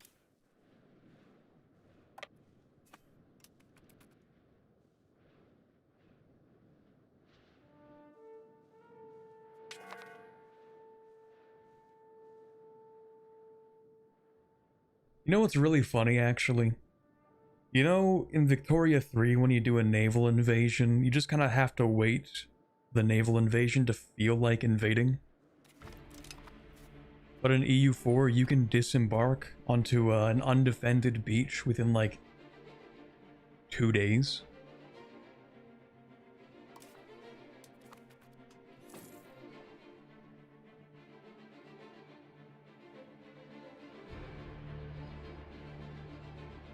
I think about that sometimes.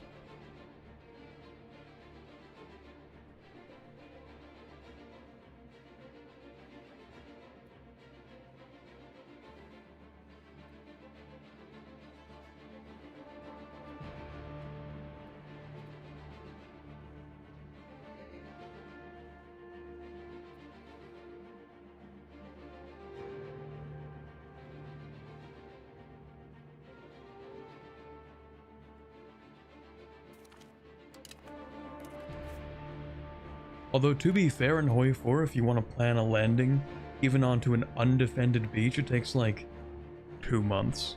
So...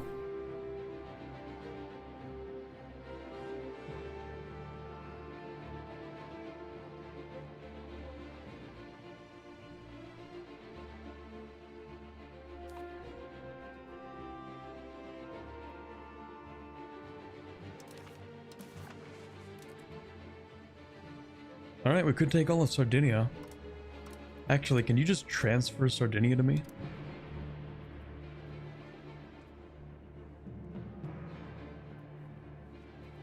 Why is there no option to transfer subjects?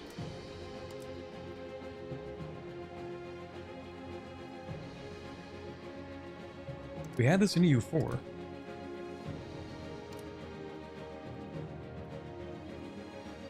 So weird. Okay, well, we'll take that, I guess. Actually, will we? Maybe.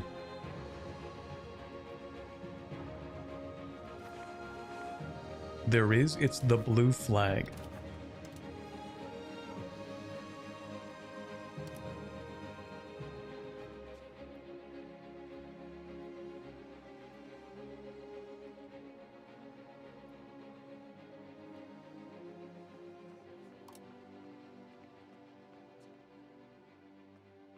Is it?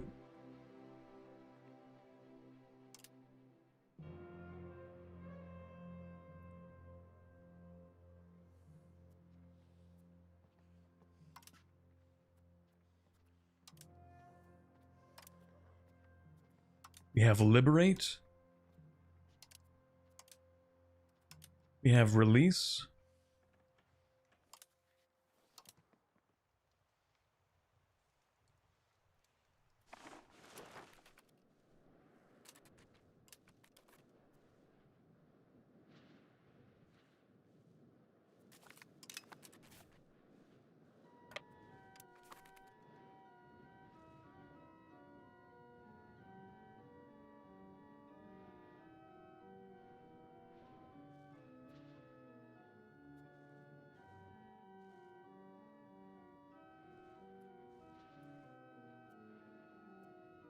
You may need the capital.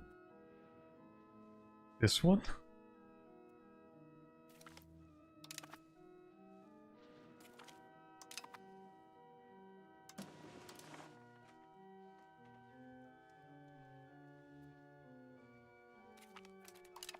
Oh, wait a second. Naples actually lost that war, I think. Oh no, they just created a subject. Never mind.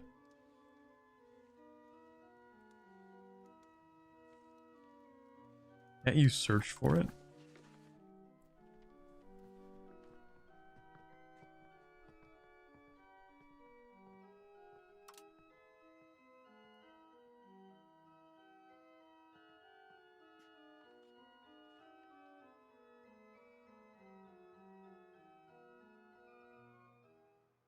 I don't think it's there, guys.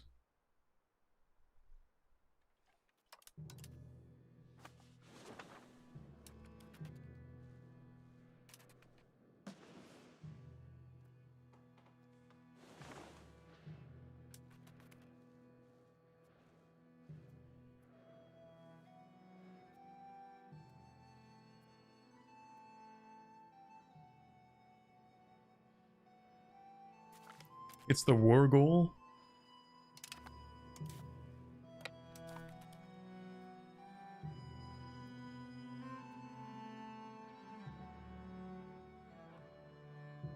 Well, I guess we're taking Sardinia then.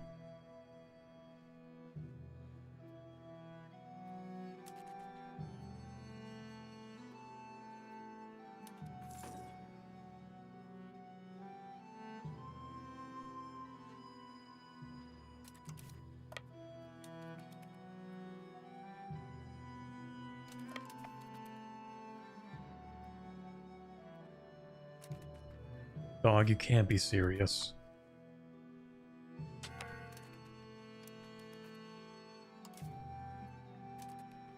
Oh, they actually... Never mind, I stepped in the wrong spot.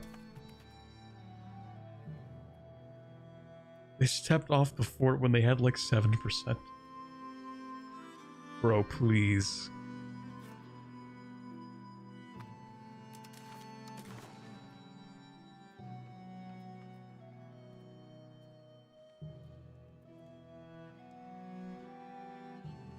Okay, so how bad exactly is this?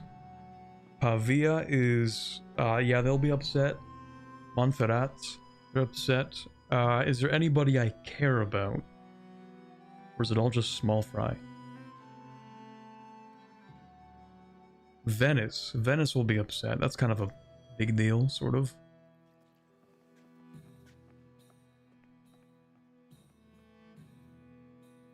Western Upper Swabia.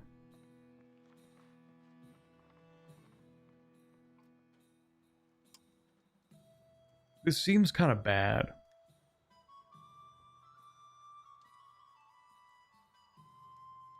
Any AI no CBs yet? I mean, they've been doing a lot of them, yeah.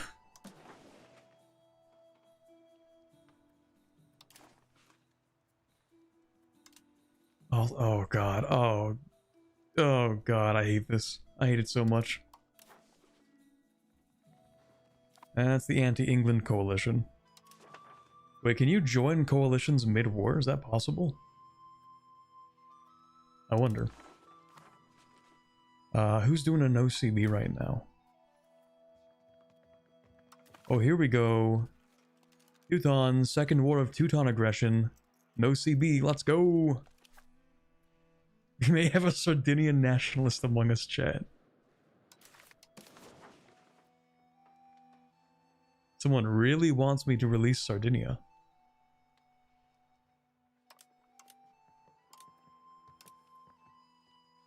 Actually, can I just, like, balkanize you?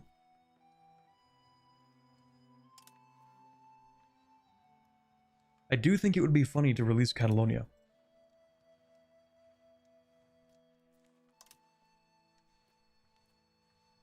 Maybe we take, like, one sliver of Sardinia, and then we release the rest of it.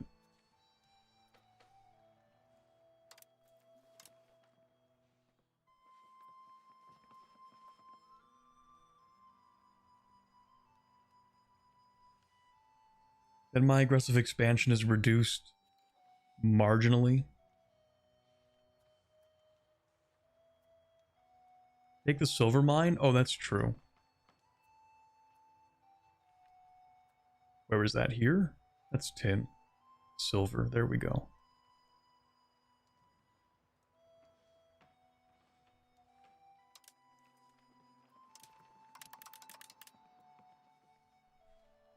We could do this peace deal. Take the silver mine, release it as a subject so that it actually gives me money.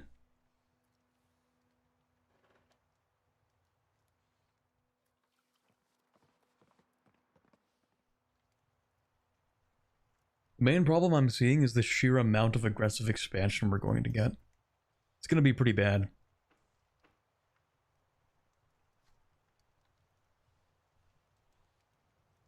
Also take the iron and tin?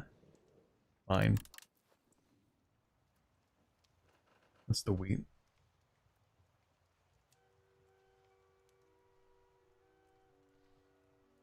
It'll be bad either way. I mean, that's true. AE is just a number? It kind of feels like that. That's kind of real. You know what? Actually, I'm going to save the game.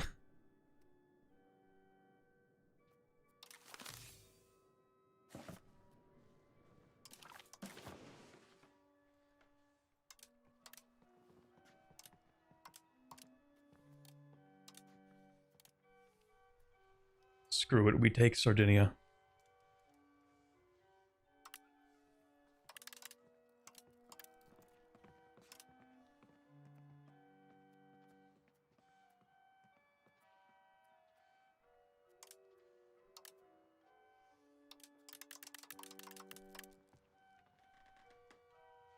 I'm sorry, we're taking Sardinia.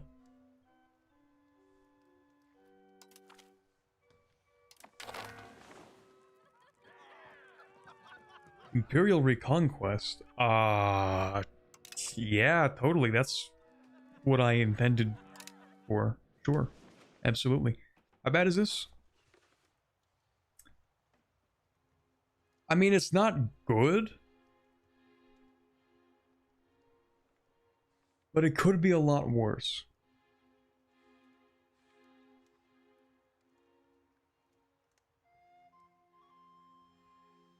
Like, there's no France here.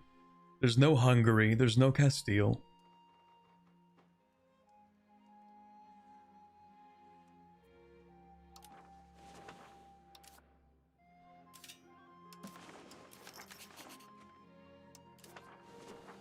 Now, in terms of divvying this stuff up, people are saying, like, don't release a subject here. But I have no proximity. Like, actually zero. I could build a couple of ships, but I don't think my proximity is getting much further than, like, these two sea tiles.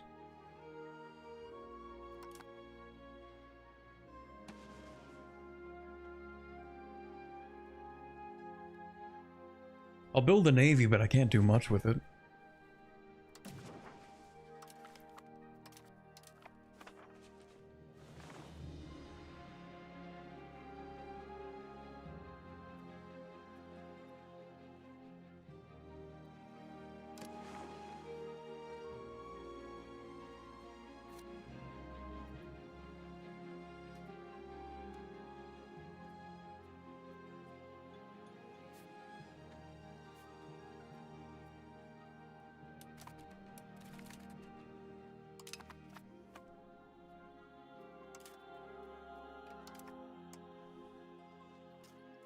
Best we can do is some galleys right now. Screw it. How much is the upkeep?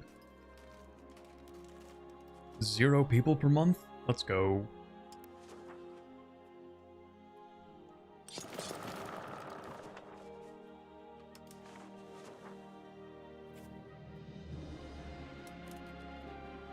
Oh, of course, I've trapped myself in here now. Right. We do need to make a subject. I'll probably just give him this entire area I've created.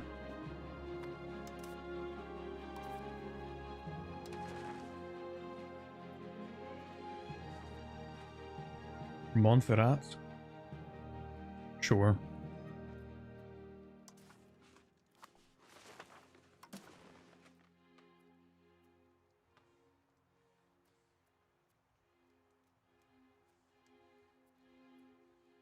Actually, do we have another subject we can release?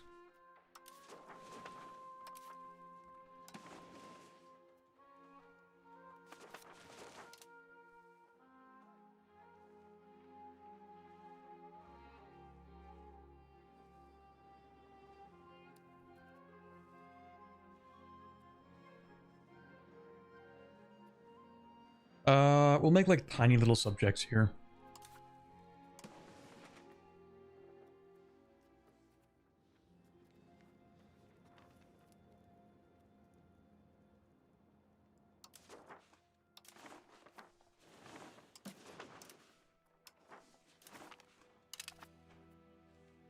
And the only reason I'm doing this is because I'm also going to give them Genoa.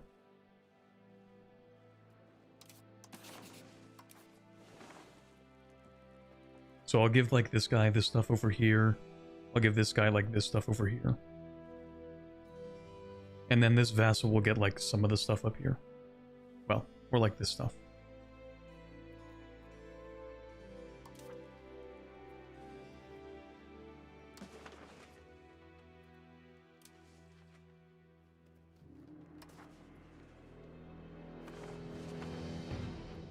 And then we will get some integration going. Oh yeah. Yeah, we have a lot to integrate. Okay, so this stuff over here. Maybe we'll just focus on that for a bit.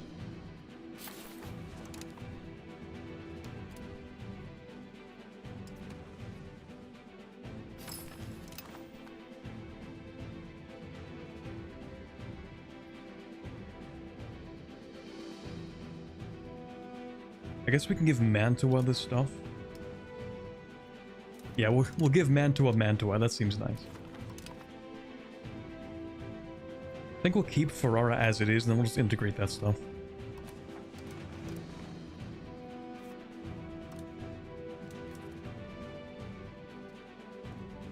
Yeah, that's fine.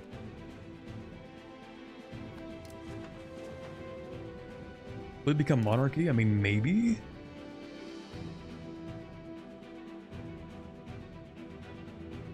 Right, releasing subjects in Sardinia. Right. How many historical ones do we have in here? Is that guy? Oh, there are a few. Okay. How do you guys feel about splitting them into these two subjects? They seem to fit together. Arborea and... Wait, that's Pisa? Never mind. That's cursed. How did you even... Did you always have that at the start?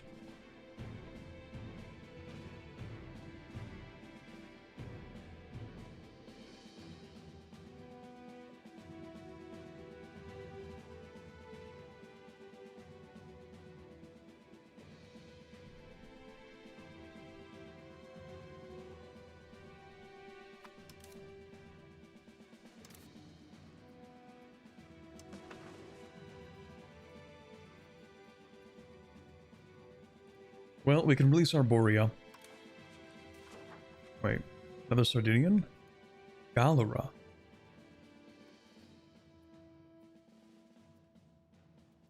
Up there, okay. I wish I could kind of... Hold on. Nope, can't do that.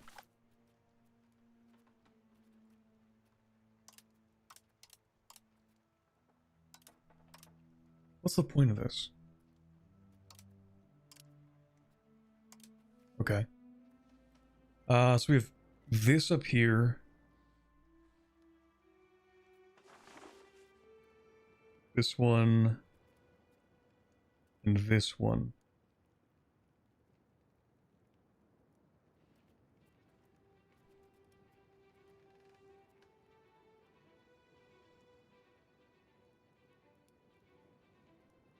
I think we'll release all three, actually. So first, we will release Galera, I think, as a vassal.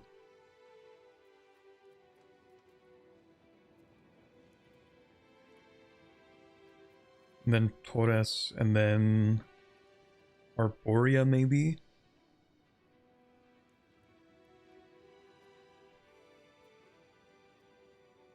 Sure.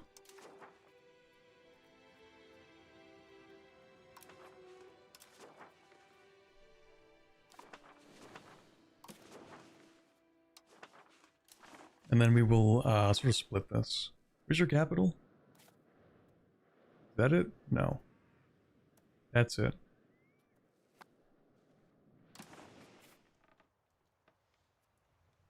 Yeah, you're not going to have great proximity, but I'm going to give you a few things.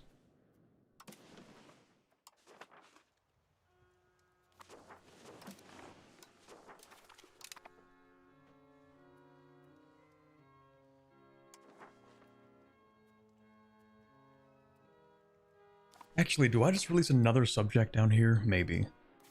Because I'm thinking about, like,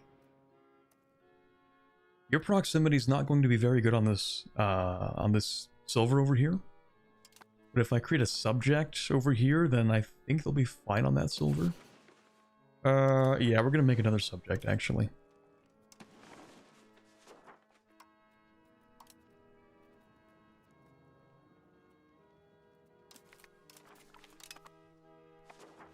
And then their capital is exactly where I want it. Nice.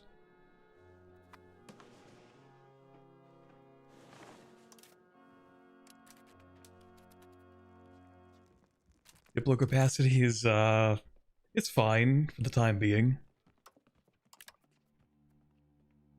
Could be worse.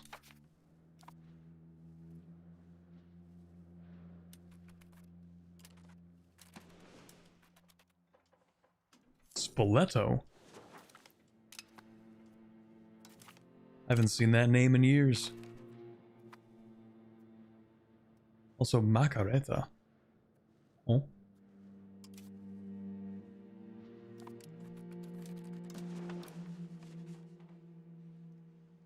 Oh, right, this problem. Savoy.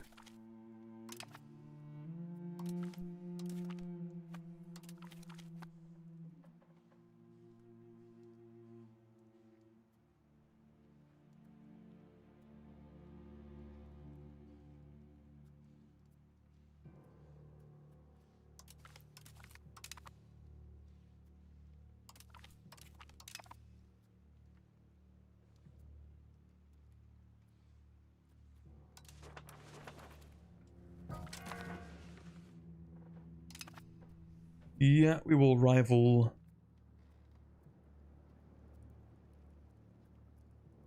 I guess Venice, because they're rivaling us. They're our war enemy. I don't know about that, but... Okay. Never mind, let's not improve relations with Venice.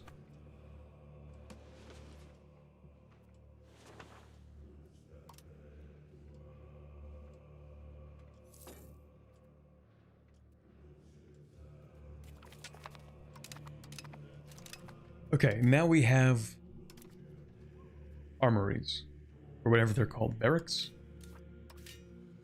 Armories, okay. So we'll build one in the capital. We'll build a few of these, actually.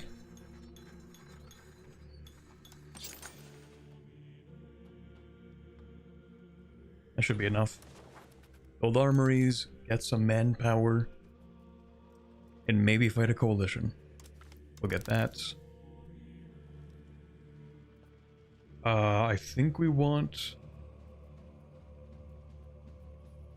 mostly cavalry. Let's start with that.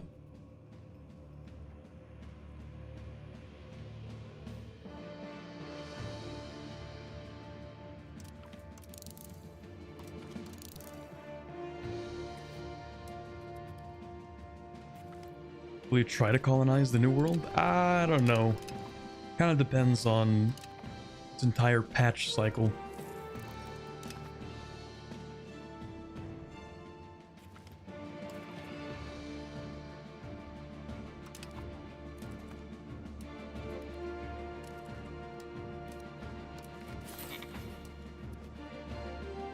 Well, actually, you know what? If they release 1.0.10 and then they go on vacation, then, like, maybe.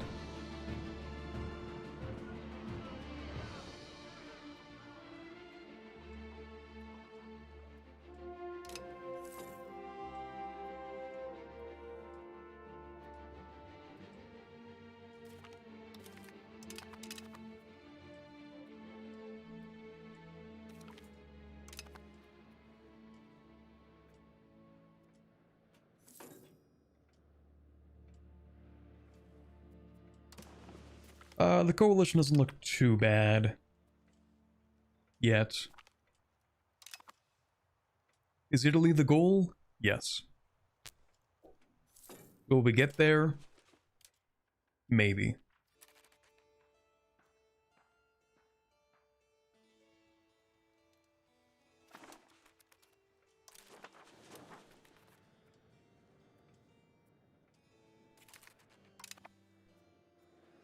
The 100 Years' War is so cursed for France now. Because England just gets to flip vassals if they feel like it. Or if the vassals feel like it, and then France has to spend antagonism to get them back. Which is kind of funny.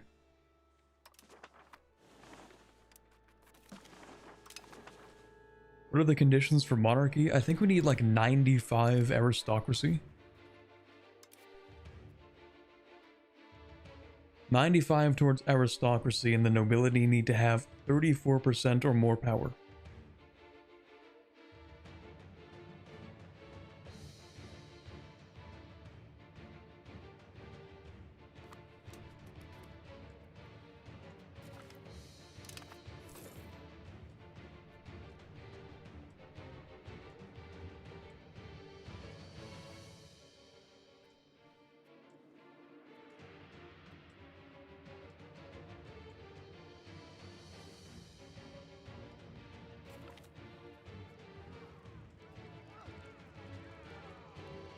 We're also currently ticking towards plutocracy. Yeah, it's kind of a pain. Try and flip anything. Flip Republic, I think you need 95 plutocracy. You want to flip Monarchy? Yeah, that'll be 95 aristocracy. Okay.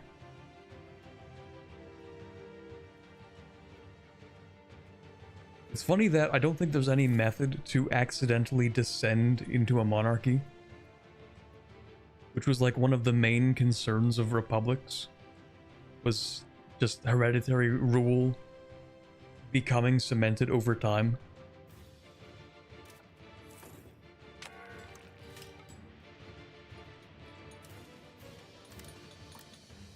And then like that actually kind of happened with the Medicis. They kind of did that a little bit.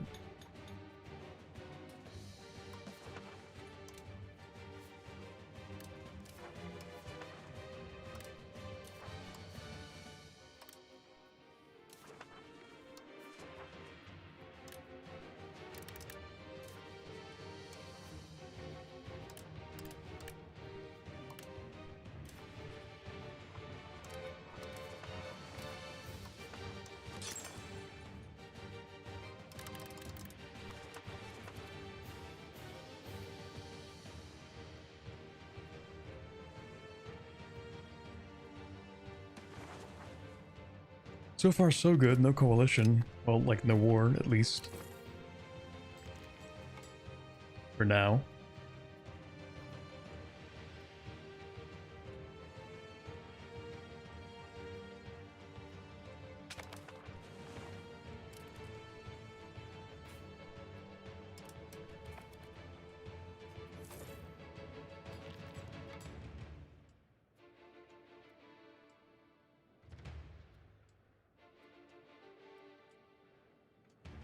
I thought I was getting a lot more sailors than that.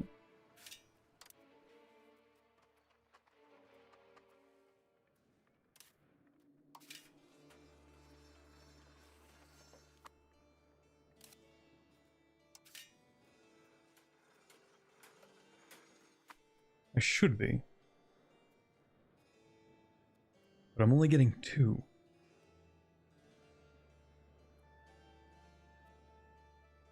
That's weird.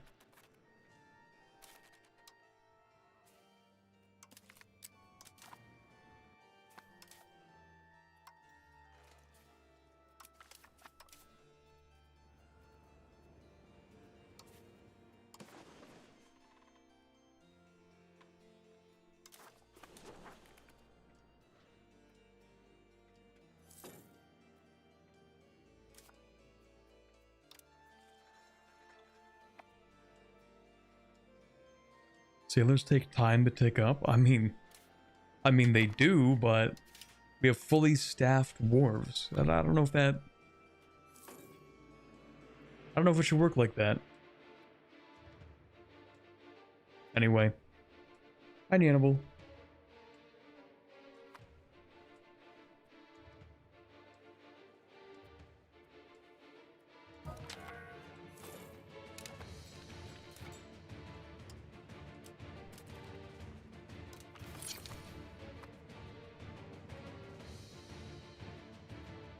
even once they've been established and fully employed. Well, the problem is, like, we got +7 around a year ago, and now we get +2. I think that's actually the main problem. Like, we had more, and now we don't.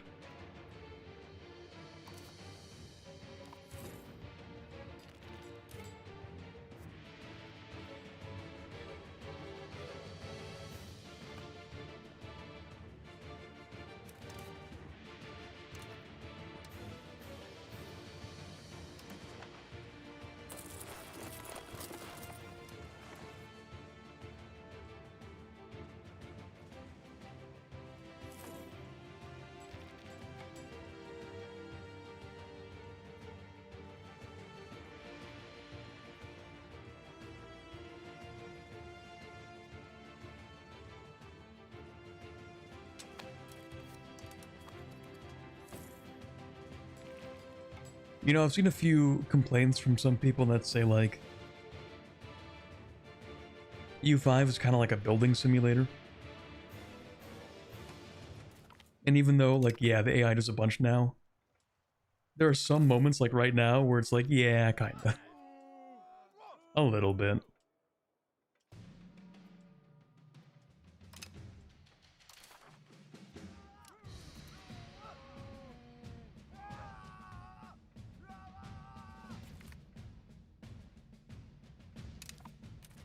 Oh, I mean, yeah, I'm gonna support, like, the Pope, I guess. That's cool. The Pope and I are chill like that.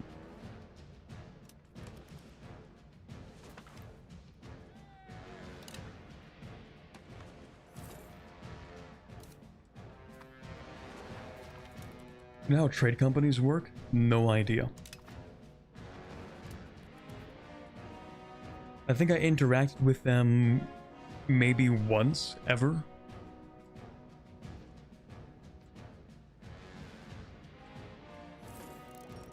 Maybe.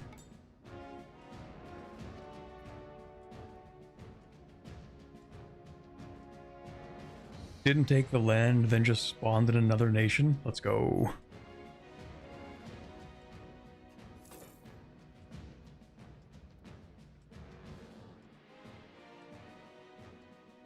I do enjoy how many more options EU5 has for making territory you already control not suck. True. Yeah, that is one of the cool parts. Like, I did play an entire campaign. Not entire campaign. I played as Ireland.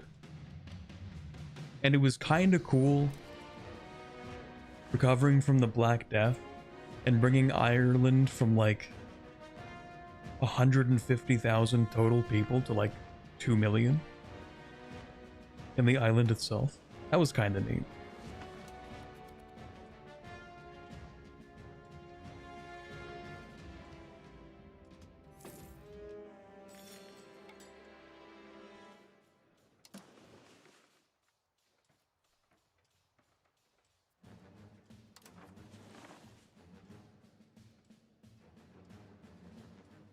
You know what?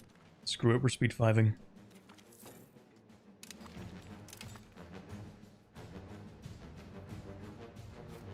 Also, are you giving me money? Cagliari. Not that much.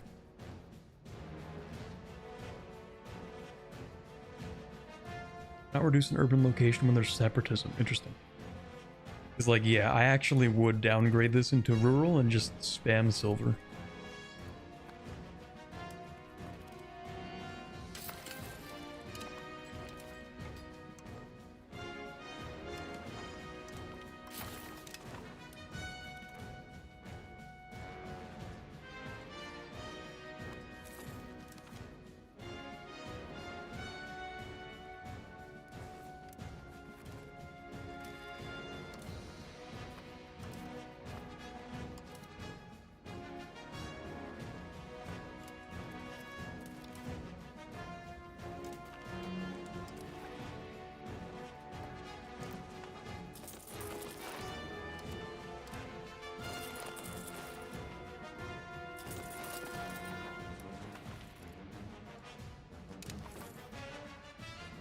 Of how England takes over the whole lowlands in less than 100 years now, rather than actually fighting the 100 Years' War.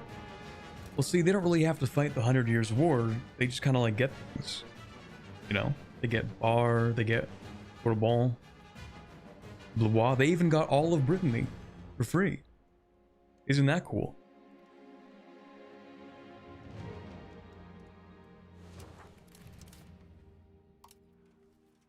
Why fight when you don't have to?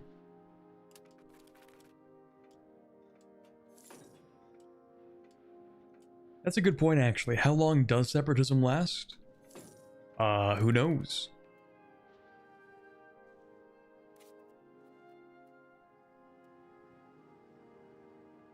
Plus 50% separatism.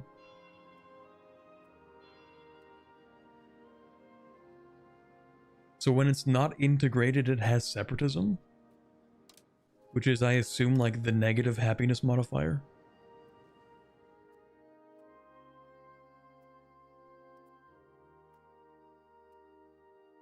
Okay, so it lasts as long as it's not integrated.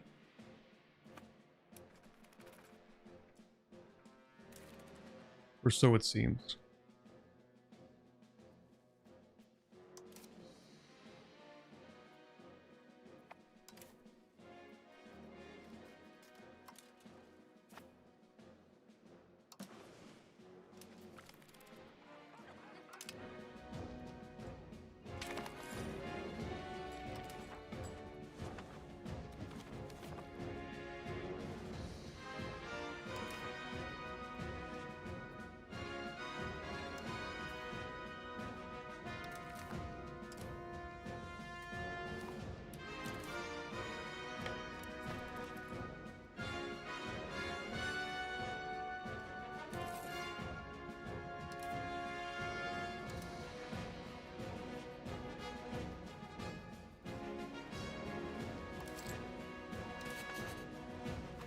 I think I should probably start integrating subjects.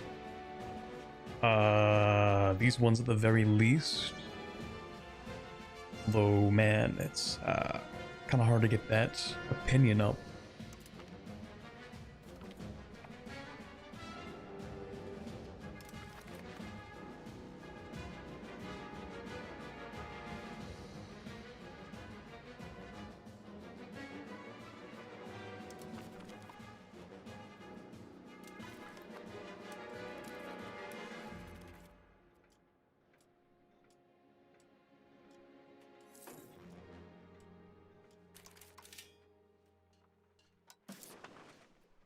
So much trade capacity, no trading. That's cool.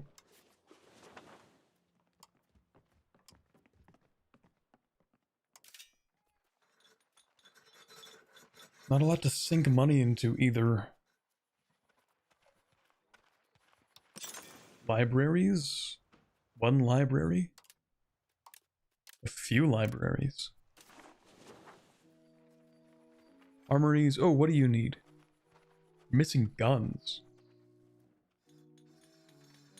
I mean, we don't really have any units that use guns, but sure, whatever. Oh, we can't make guns either.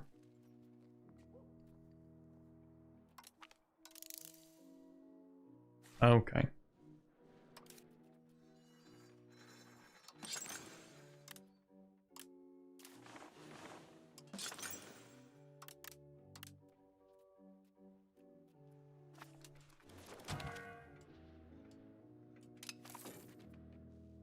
Why not throw gold at them? Fair.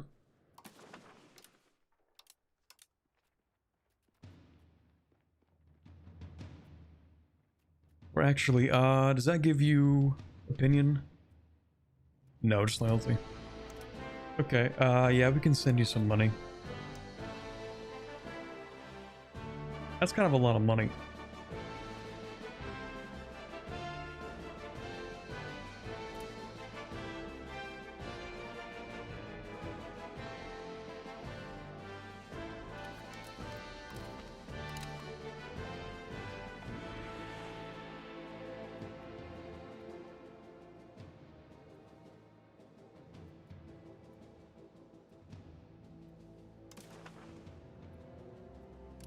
Let's wait a few months.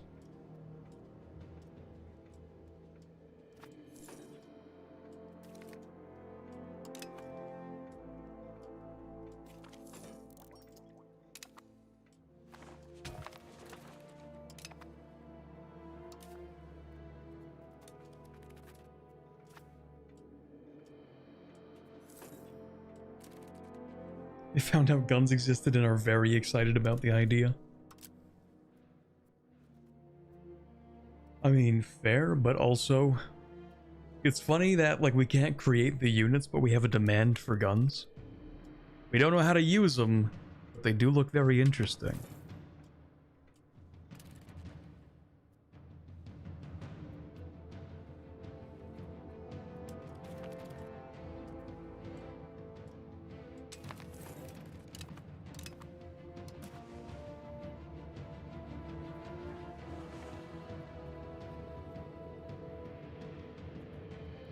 Oh, I guess we could try to expand some of the road networks.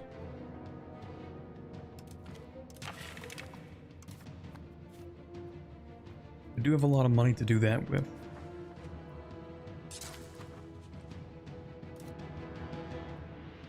Well...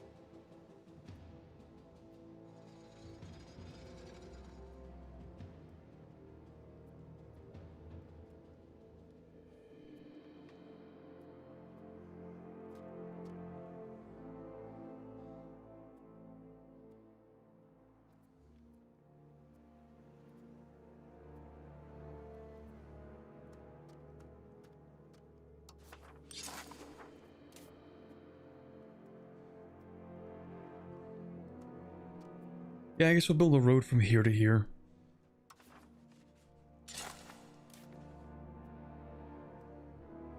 Or sorry, minus 50, that's crazy.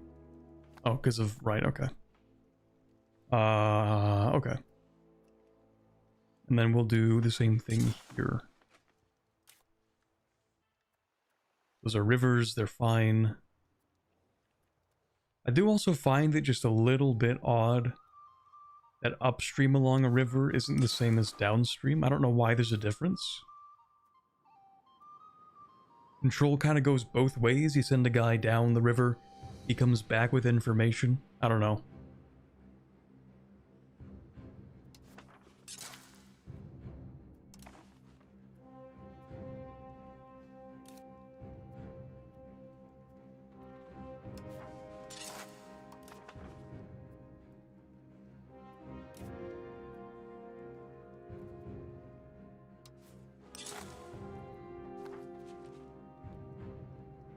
Takes more effort to move a boat upriver. Yeah. So, like, do you just send diplomats, or do you send administrators down the river and then they die? Like, they just don't come back?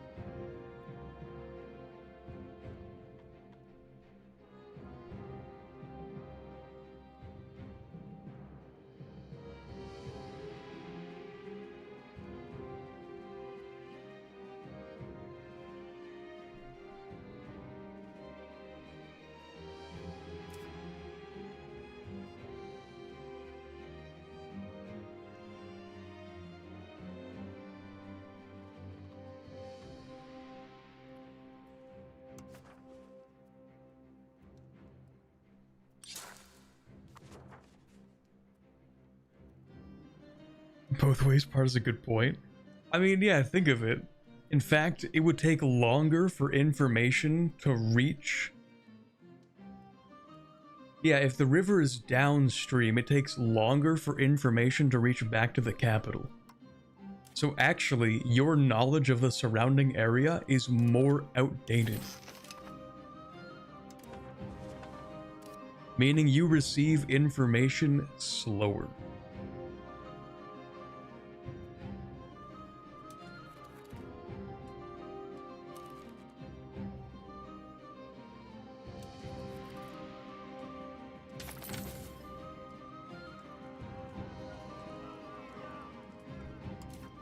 I don't really care if this passes because I don't think we're using this for a CB.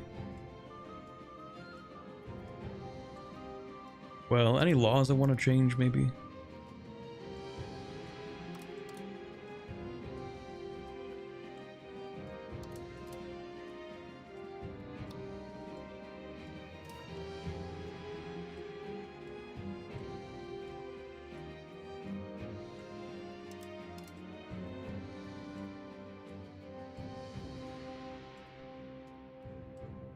I don't think so.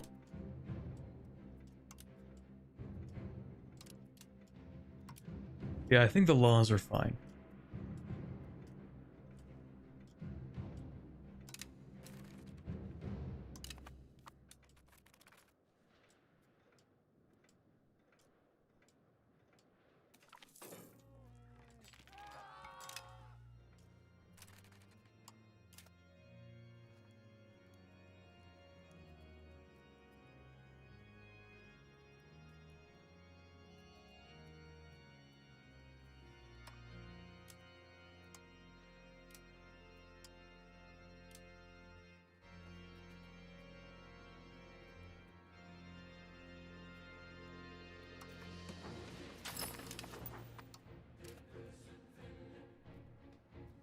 Actually.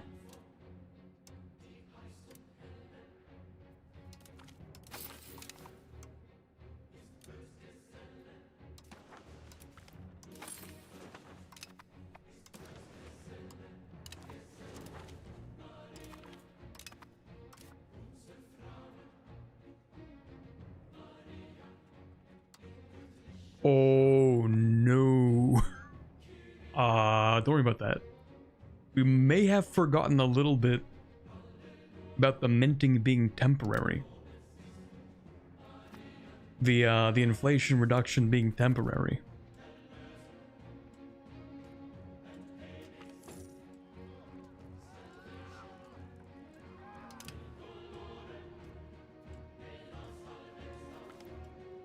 Oops.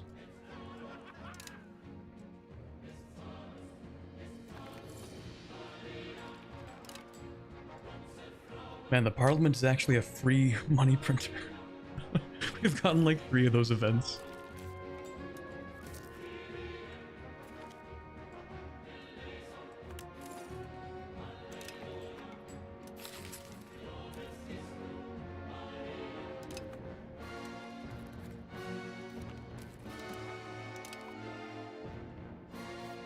Okay, that's looking a lot better so far.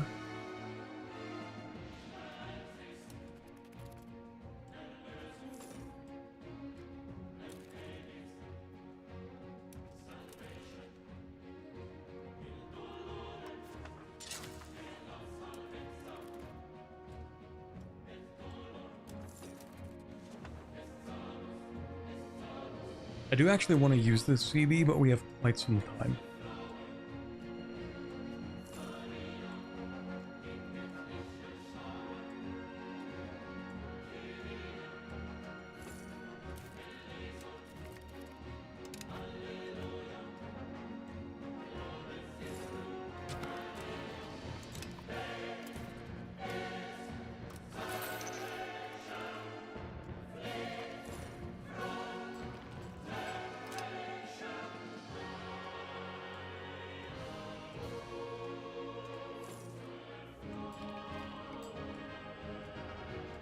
Really want minting automation that leaves it 0%.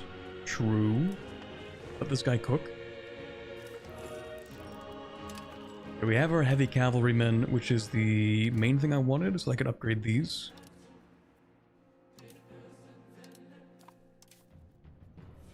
We're stacking a bunch of cavalry because I think it's like the most useful thing that we can make out of professional soldiers.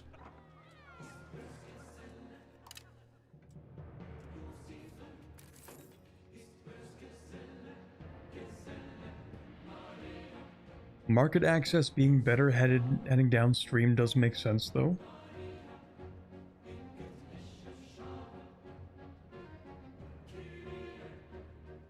I think actually it might be the opposite.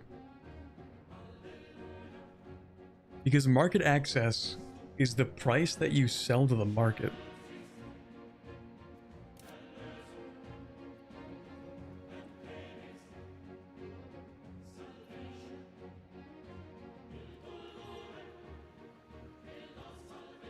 Let me see. How do I even figure that out?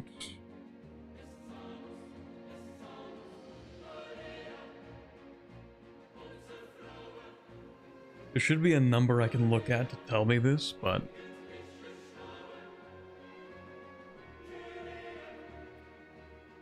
basically, the income is this. That's the price.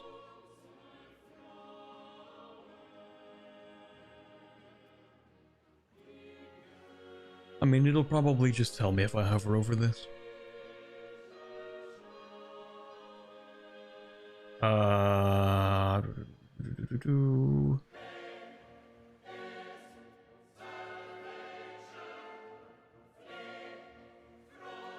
Yeah, they buy goods in that order, sure. They reduce the output of buildings and the profit of RGOs.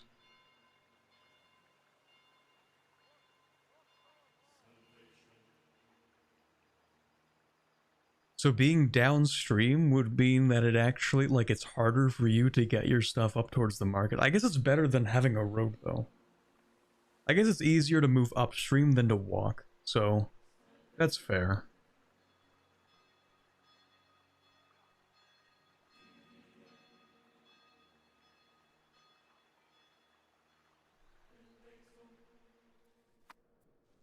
How does it feel to play a real country for once? I actually play a lot more real countries in quotes than I record. They just kind of take a while. So I played Ireland until like the 1650s or something. I just didn't even make a video for it. That was my play from midnight till 3 a.m. every day kind of campaign. Probably gonna do less of that though. Because I could just, you know, stream. And then do other things with that time. Like sleep.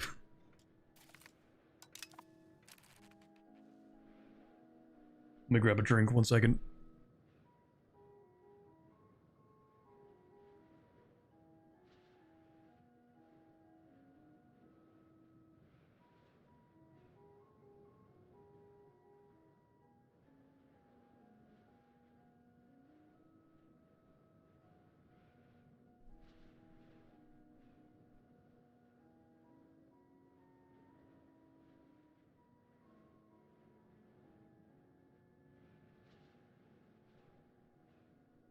You ever suffered through to the actual end date? No.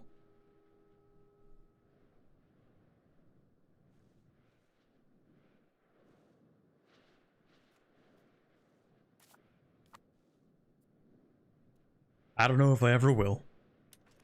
Maybe one day. But I hear that the end game does not feel very good to play either. Which kind of makes sense. I feel like they're making sure that the rest of the game feels good. Because that's, you know, where most people are going to play.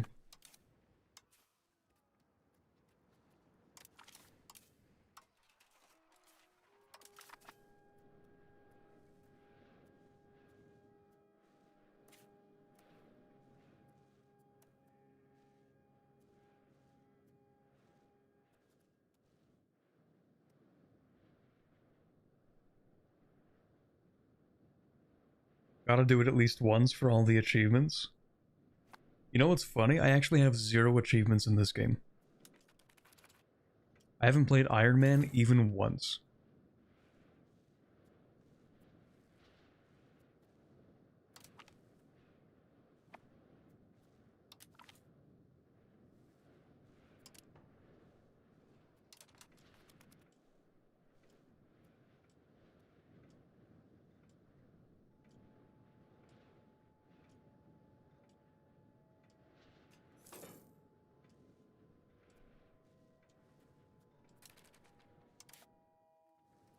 Okay, let's just make sure that we actually press this CB. Oh, that's the entire coalition.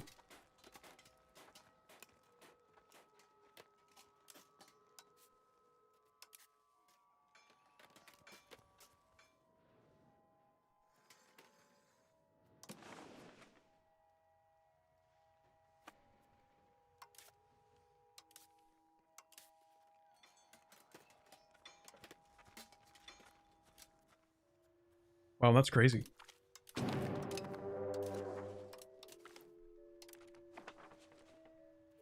Crazy how that works. Entire coalition.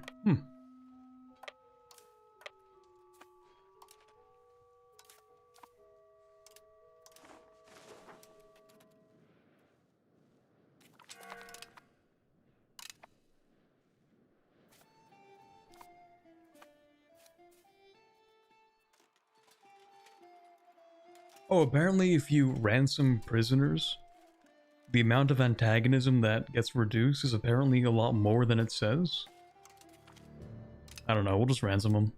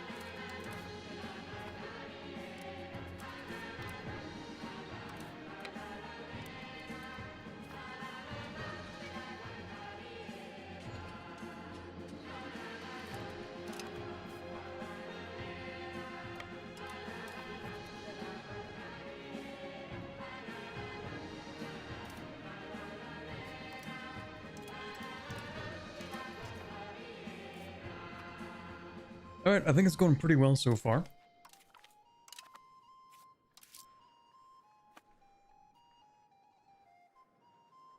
Let me just recall a couple of diplomats from here.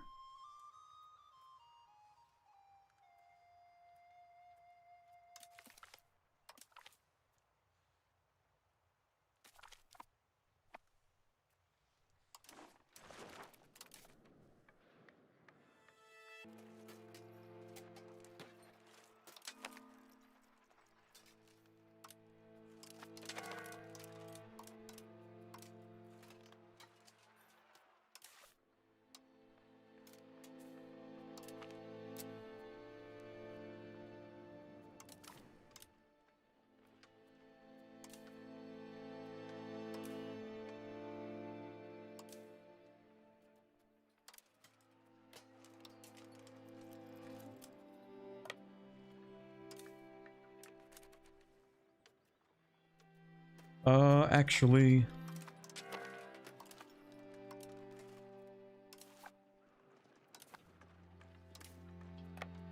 There we go.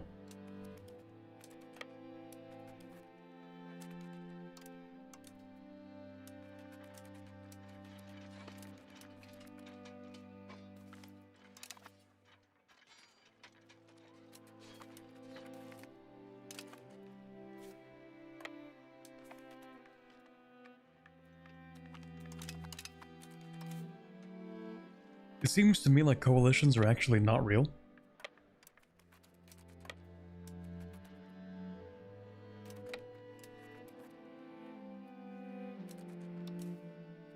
They might be a figment of your imagination.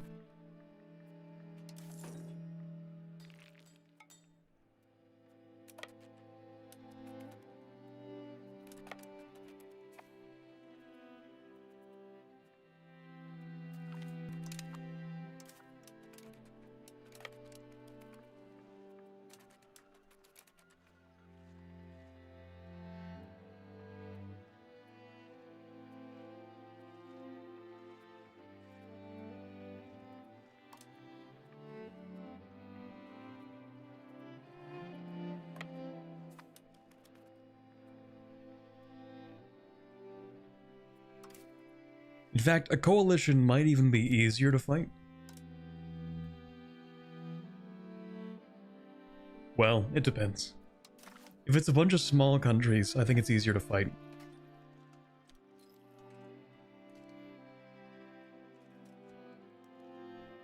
I think if it's like a couple big countries, it's kind of cooked.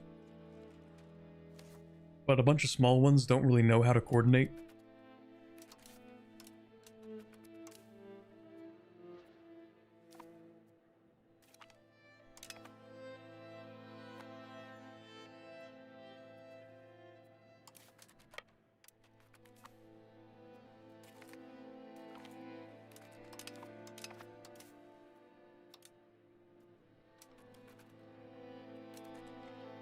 Oh, you can't cross into the mountains during the winter, right?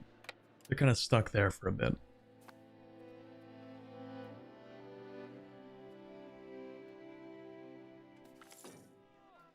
You say that until France joins? Nah, they wouldn't do that. Not my France.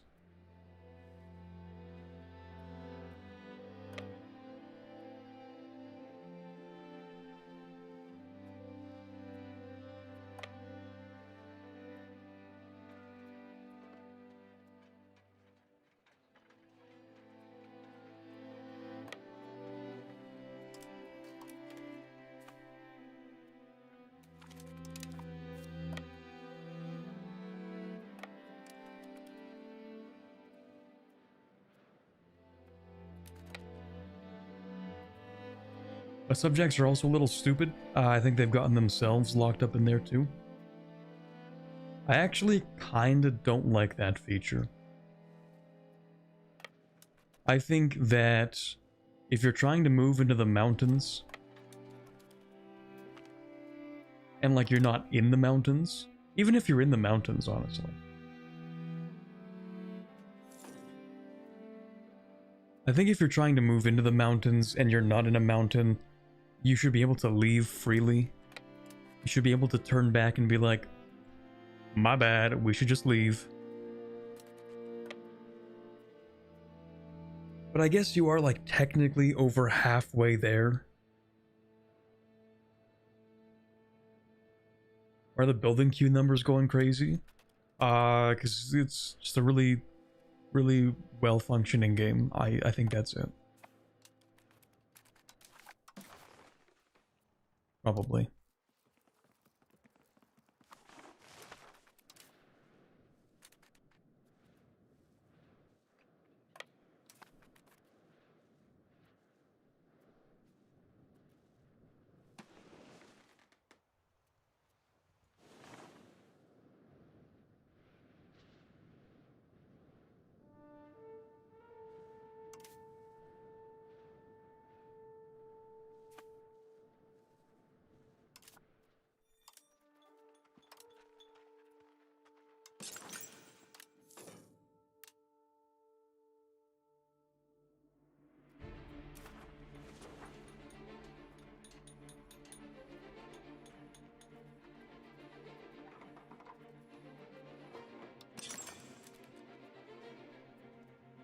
I guess we could build a few hospitals, but honestly, do we even get that many diseases after the Black Death?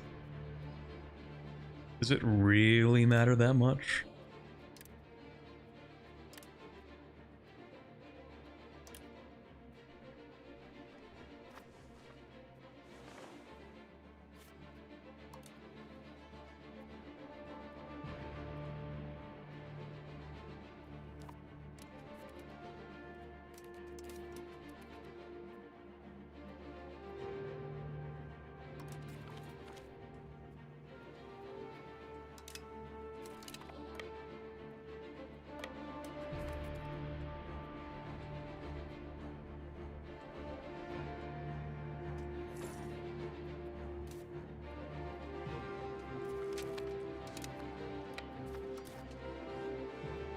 Okay, next.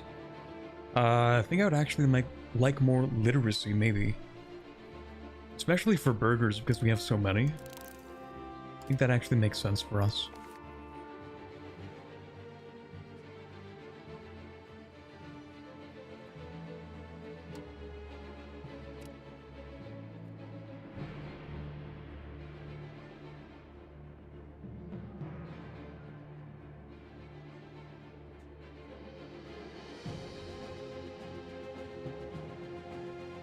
Oh, also,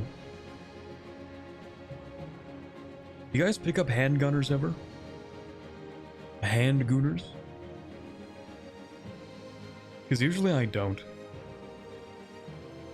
Usually I just get like men-at-arms and crossbowmen.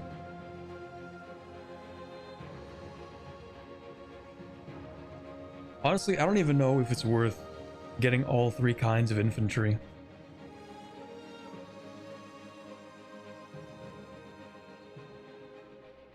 Because then you have to spend time researching it and like, is it really that important to have the different kinds?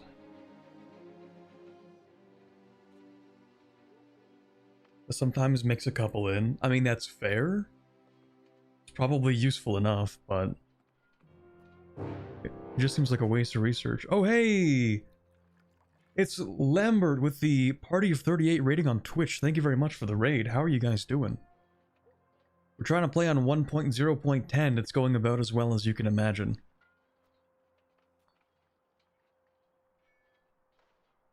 We definitely want to pick that up. That's true. Ooh, proximity cost? I can't believe I forgot about that. Nice raid sound, we have the same, let's go. It used to be my alarm in the morning, actually, and then I got this iPhone. I should probably fix that, make it the alarm in the morning so that I actually wake up. It's going bad? I mean, it's not going bad, we're just like fighting coalitions because everyone's fighting coalitions. And if we don't, then we'll sort of fall behind.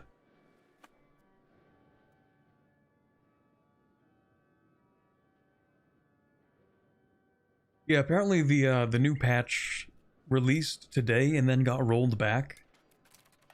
Released and then was rolled back, all in the time span of me preparing for today's stream.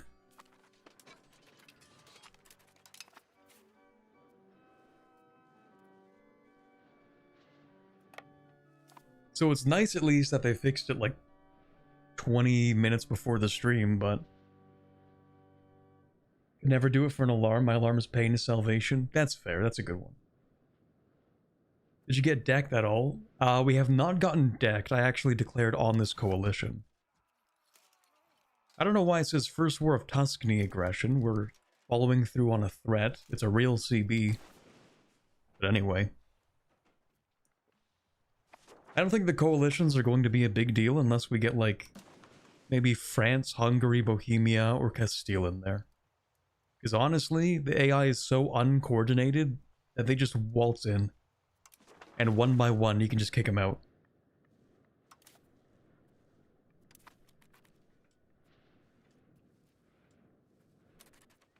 Especially when you have a professional army.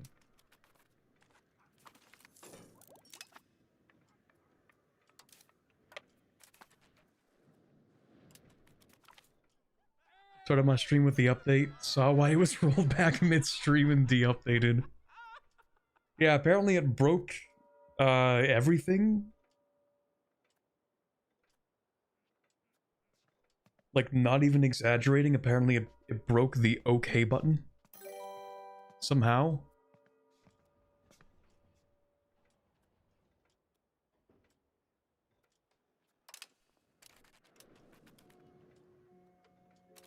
Is that Bohemia in northern Italy? Better not be.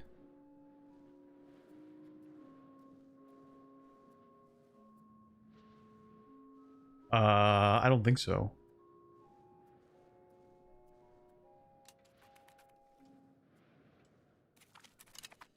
Bohemia's everywhere? I mean, that's true, but a little less true than it used to be. Bohemia used to be, like, actually everywhere. Because they wouldn't give territory back after a liberation war. They would just keep it.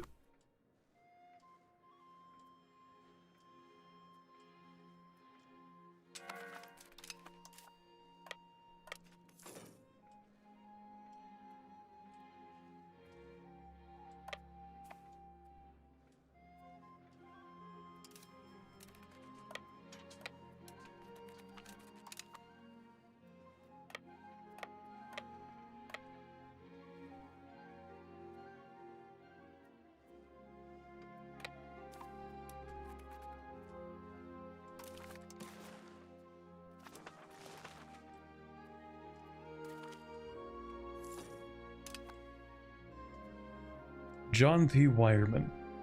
I would love to become a monarchy. The problem is that I would have to invest a lot into aristocracy, and I don't really want to do that.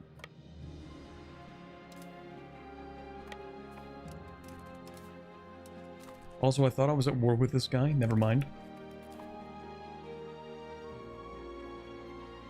We should band together, actually, and ask Paradox to lessen the requirements for republics to become monarchies.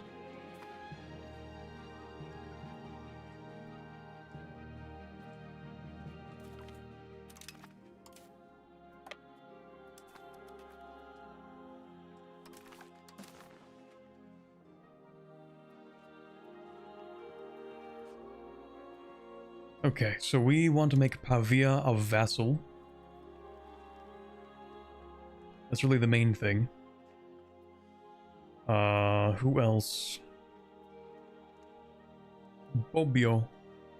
Sure, we'll take that. Maybe we'll just clean up the little pieces that exist around here that are a little bit weird. Ooh, that's crazy expensive. What?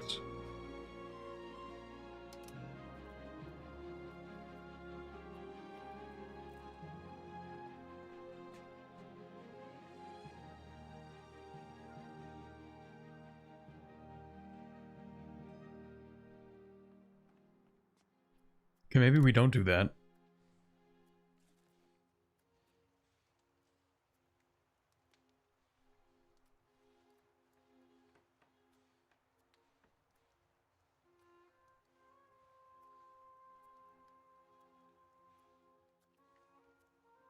I could make them a vassal. The problem is that I want to start eating the vassals. Is there an event for it like an EU4 if you have low Republican tradition? That's a really good question. And I don't know.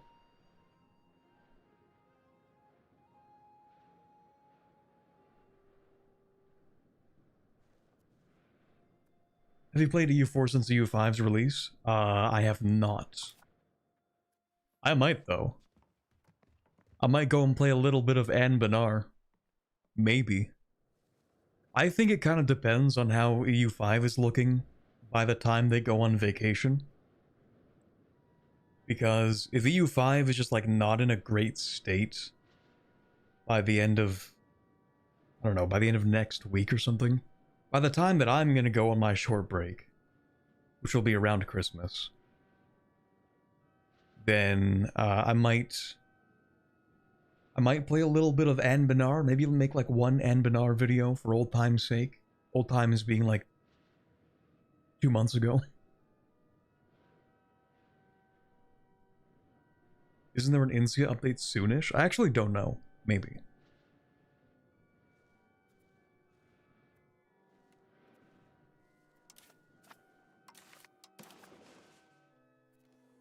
I should look into that.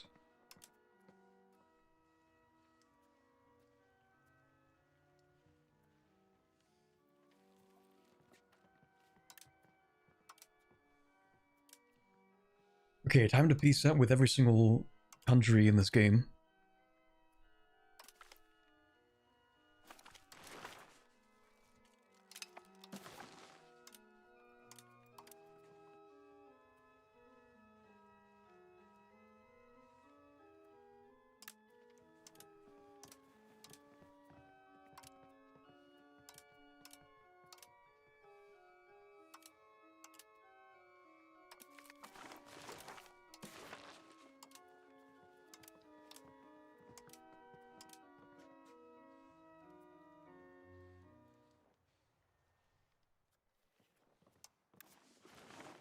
Oh, there you are.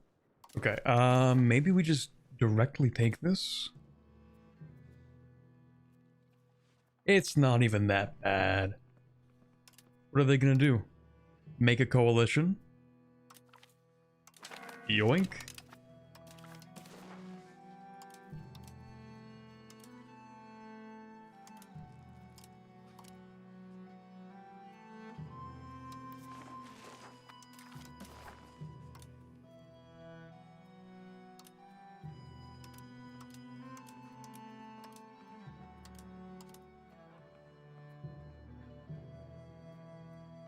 The Florence province. Yeah, I'm taking that.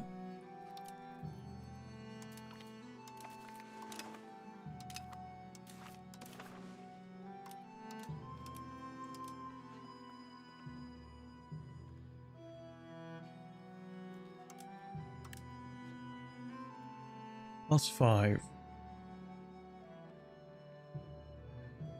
What? Okay. Let me guess. Yeah, okay, that's weird. Nice mustache, thank you. Grew it myself.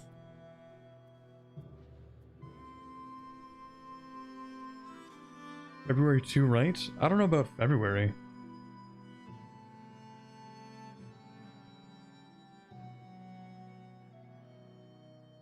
Yeah, the winter break is the shorter one. I think it's 2 weeks. Oh wait, did I just disband the entire coalition doing that? That's funny. Peace out one person in the coalition, the whole thing crumbles. Let's go. Okay, where is this? Right here? Yeah, you better believe I'm taking that. Yoink.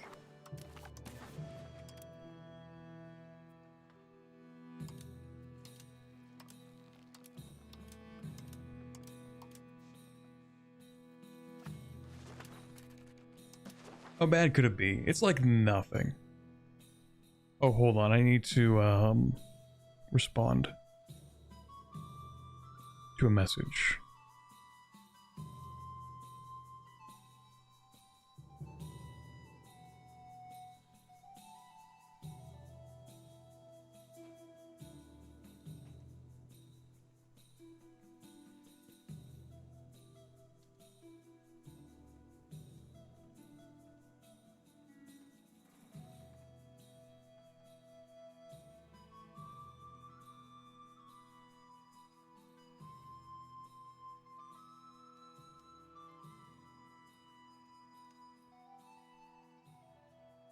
Okay, we're good.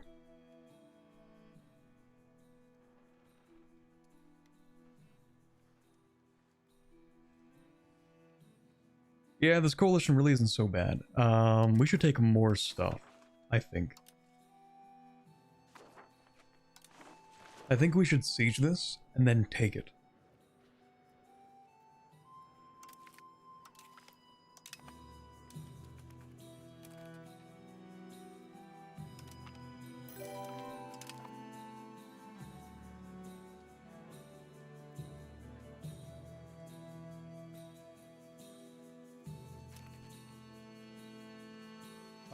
That's tough luck. I'm not helping you there. Well...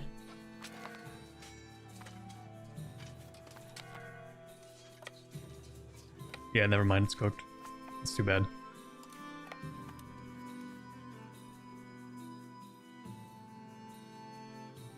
They probably won't let the devs take a break. I don't know. I really don't know what their plan is, considering, like, how dire the situation kinda is still. And then the break is kinda coming up. I wouldn't be shocked if they wanted to just release 1.0.10 and then take a break for the 2 weeks. That wouldn't surprise me. I don't know if it's like the ideal thing to do, but it wouldn't be crazy to think that they would do that.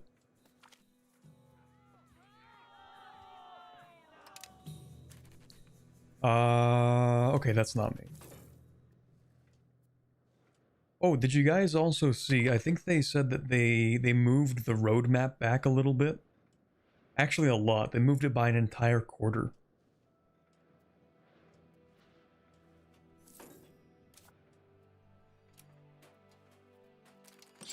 So that DLC that was supposed to be released in like February, I think, they moved it back to Q2.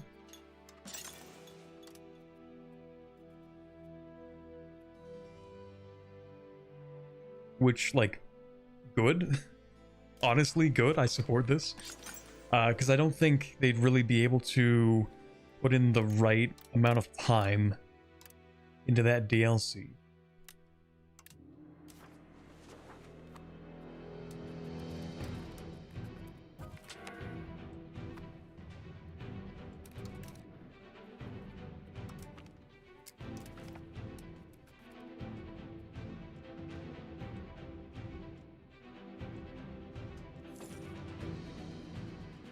Maybe the DLC pushback is so they can work on the core game more? I mean, yeah, it is, for sure. I think they realized, like, if we want to deliver a DLC, it cannot be on this foundation that is still so unstable.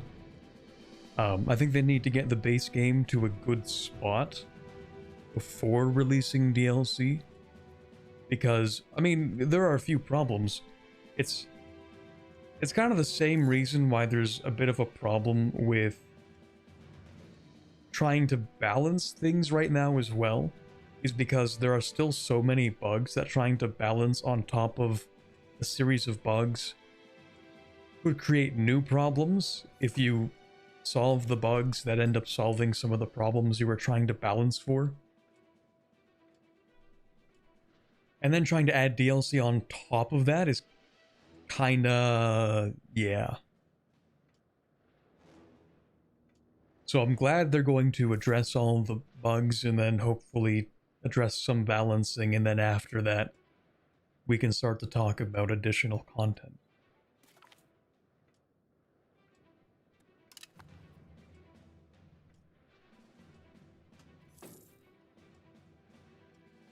Paradox may be on break. There will be some devs working from home during the break, probably.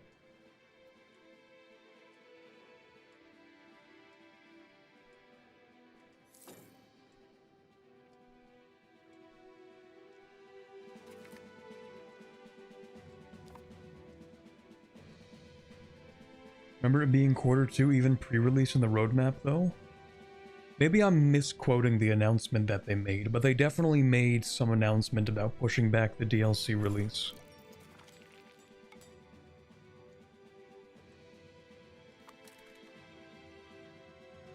Some hotfixes are urgent though. Before 1.0.10 I had to marry off 10 nobles a month by the 1500s. Yeah, I mean that is what I mean for the most part, like they need to basically fix the foundation before anything else, like the bugs, and then they can focus on stuff like rebalancing.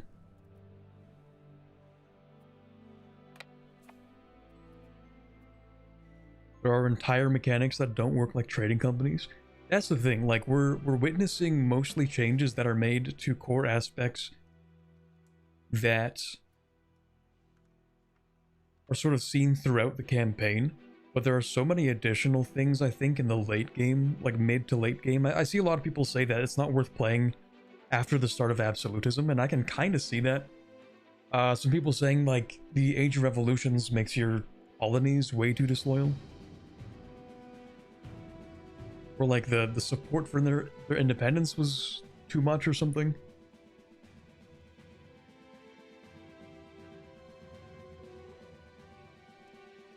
Trade companies is another example. You get those in like, what are those, Age 4, I think?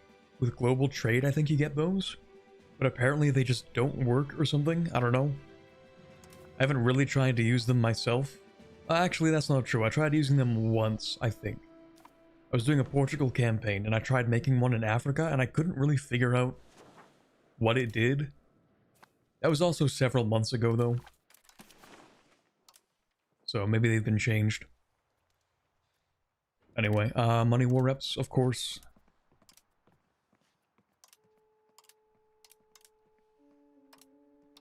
Sure, why not?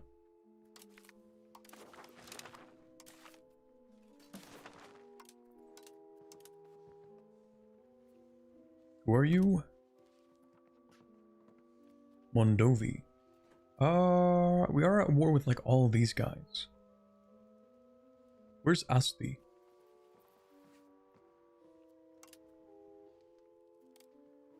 We just take this? Yeah, we're gonna take that.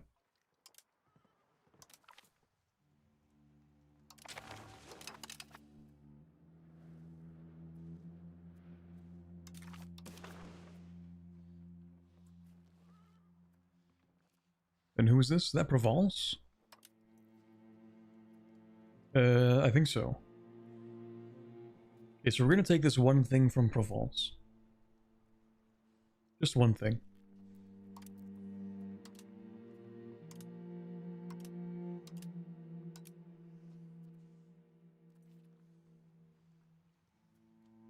Yeah. Well.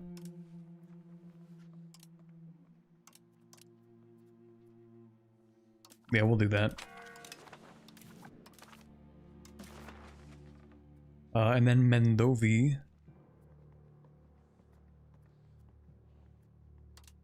Mondovi. We'll take this.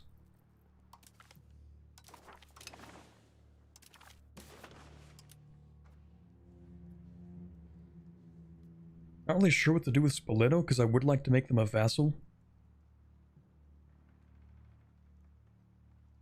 But maybe not yet.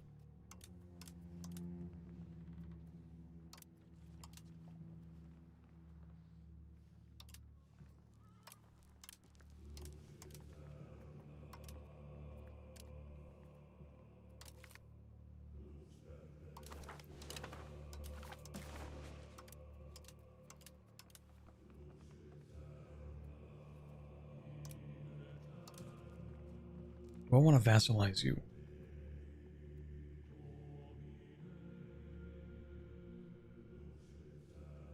Maybe?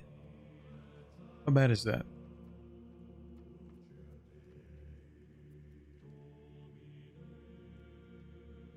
I'm not sure why it's this bad.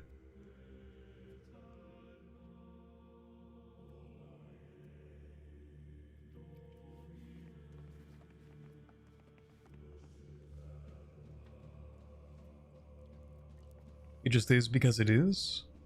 Okay. That's cool.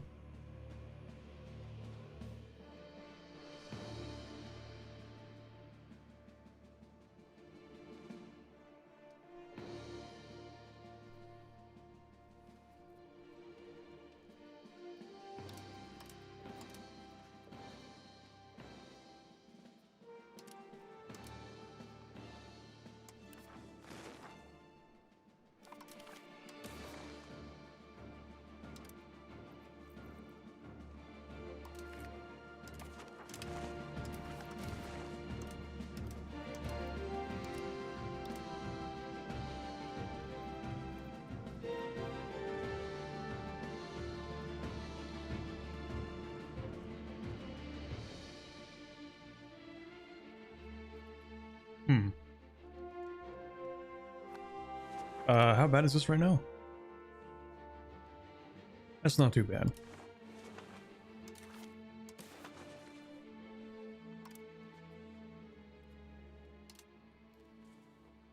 I think the thing that's kind of like annoying me the most is how sometimes you'll like flip between countries and they just like won't show on the map which country you're negotiating with.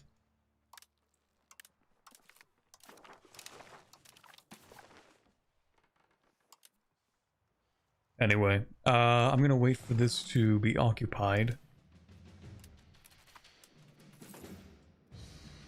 And then we'll vassalize this guy.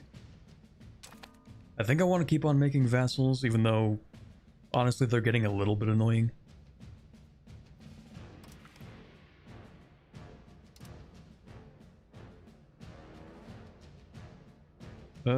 You're fine. You're fine.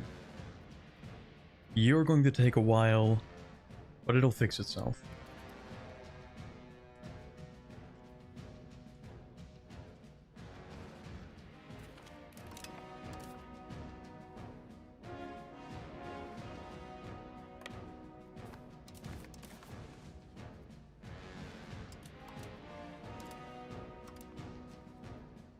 I don't want you as a vassal. I'll take money. War reps. Humiliate.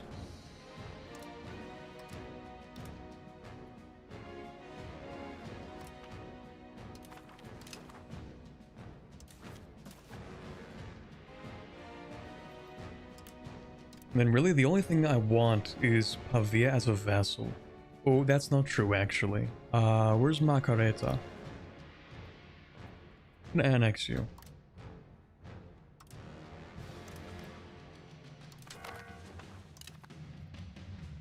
Yeah, there we go. Burn. Just money, war reps.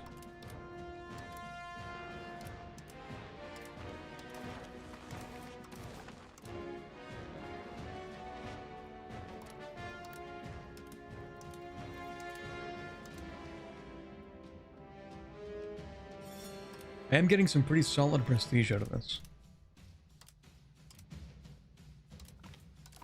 I'm not too upset at having to go through every single country.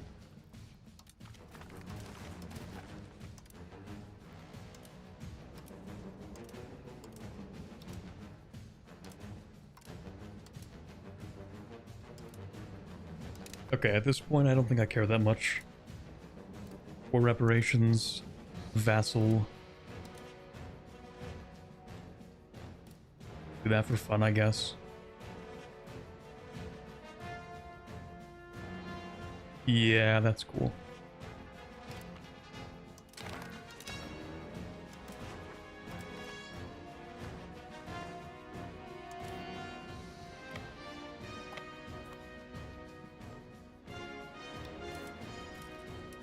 How bad is it?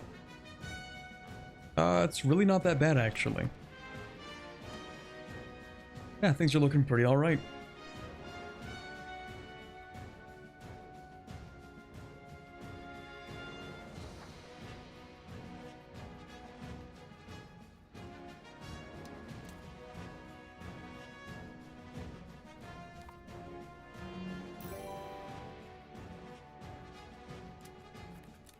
Actually, the real test, how is this looking? It's good. We are chilling right now. We're having a great time.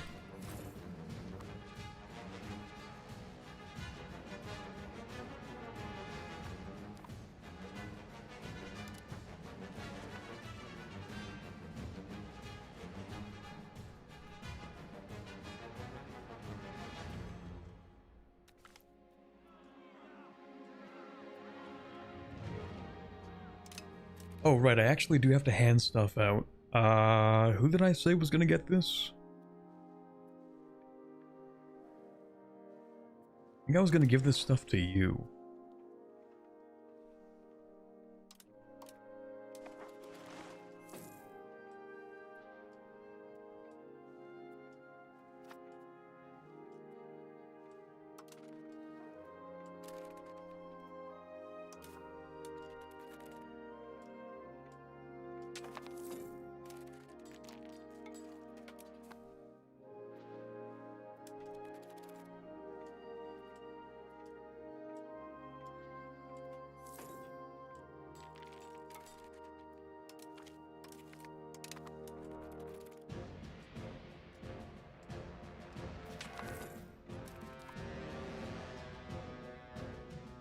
Oh? What did I do? I got cores, and my subjects are disloyal. What did I do?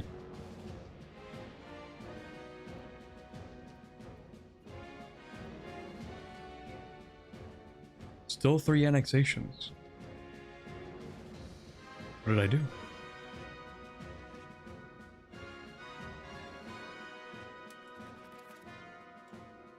I don't think I did anything.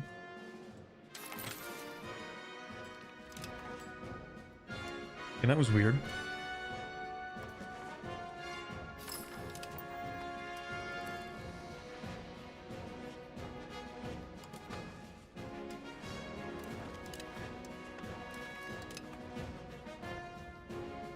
You can have that.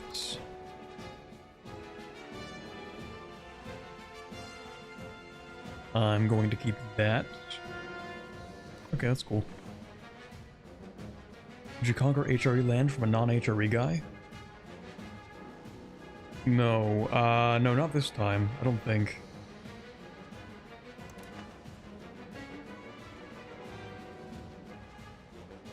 Yeah, I don't think so. I don't know.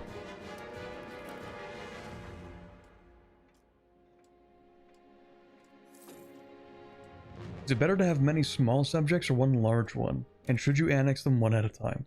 Okay, so I would say it's better to have a lot of small subjects.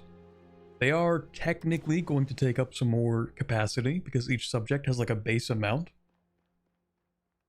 However, when you integrate a small subject, you get this modifier. See, Passaro is much smaller. My head might be in the way. Hold on. Passaro is much smaller, plus 120%. This is really, really, really useful. Because if you have like two small subjects, and they both get like 100% modifier for being small, then if you annex both of them, you get a 50% penalty for annexing two at the same time, right? But you're still actually getting 50% bonus on each of them because they're small enough. So having smaller subjects lets you annex them faster. That's why I prefer to have them. Because what do we really use subjects for, other than if you have like a large amount of territory that you want to hand out to subjects, like a really big amount, then maybe having a couple that are like 2 or 3 provinces in size are probably fine. Like, you guys will see in my next Haudenosaunee video, spoilers, when I do take a significant amount of territory, I'm handing out chunks in like 4 provinces worth to each subject. Does the annex subject penalty to opinions stack? It does, but I think it has a limit. So there's that as well. Smaller subjects also do propagate more control within their realm, that's true, so they give you more money. It also means that they can collect more money and improve themselves faster. It also means they get more access to levies, that's true. Yeah, I think it only stacks twice. So after a certain point, it doesn't really matter how many small subjects you have. Especially if you stack subject opinion, which of course decentralized allows you to do. Actually, no, that's not subject opinion, sorry, that's loyalty. We're talking about...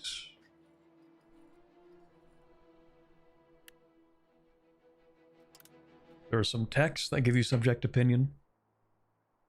And I think they might have nerfed them, actually. I think they used to give you more. Maybe there aren't any in Age of Discovery, but... Yeah, maybe there aren't as many as I thought. Get some more over here, Age of Reformation. So that's cool.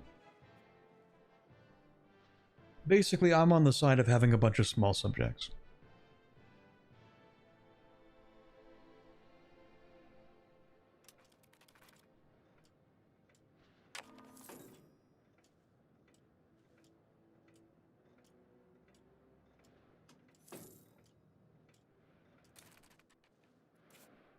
And why are you not being annexed? Because your opinion is 103, even though your opinion's actually 178. The game is simply functioning. Okay.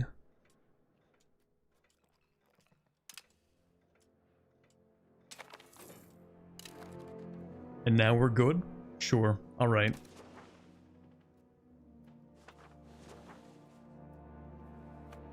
You know what, actually? Let's not integrate this guy yet.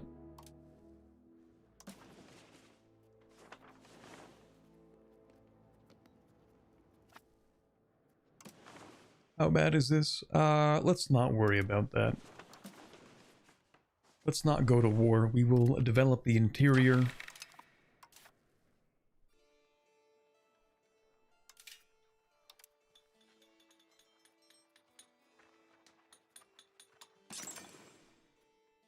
Not really sure what to build, though.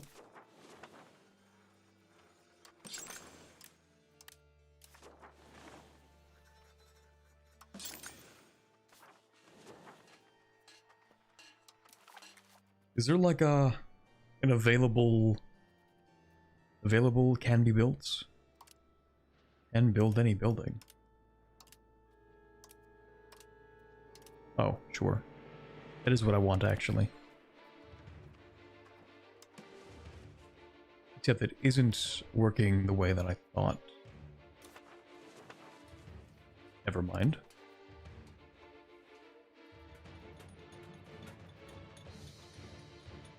What are we missing here? Oh, no laborers. Okay, never mind.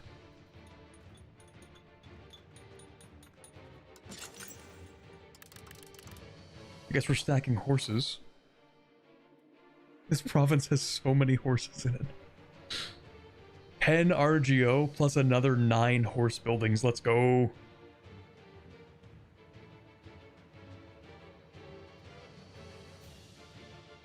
Does this require like a rural building? Is that what this is? May only be built in rural locations. Stud farm. No, they can be built in cities and towns. Okay, that's good. Only horse RGOs. That makes sense. So I might actually turn this into a town. Maybe. I'll turn this into a town, actually.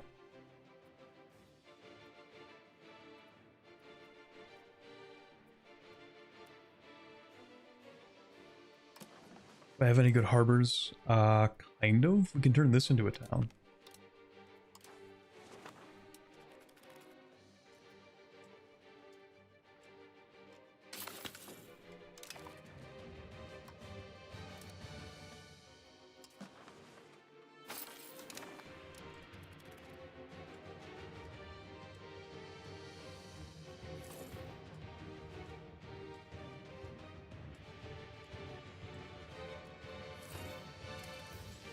I do feel like the game runs so much slower.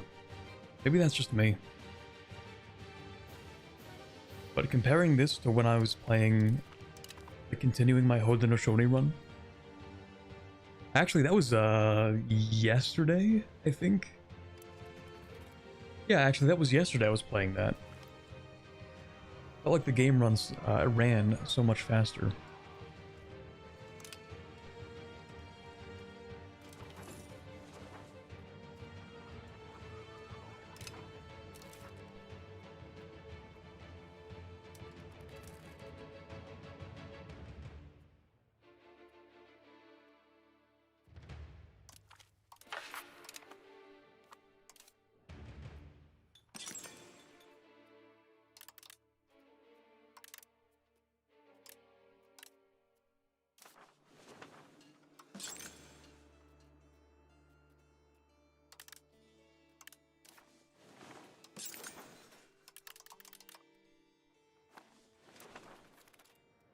Has the border gore happened yet? Well, I mean, we've been kind of fixing the border gore, actually.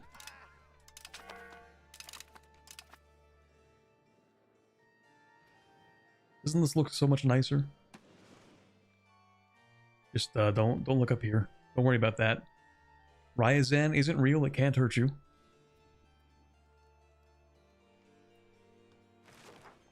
God, it's so cursed.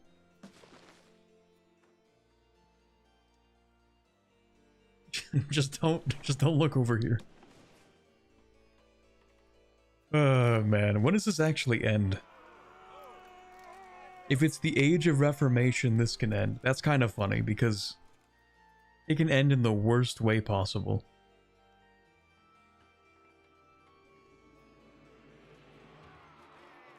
England 70% strength, France 29.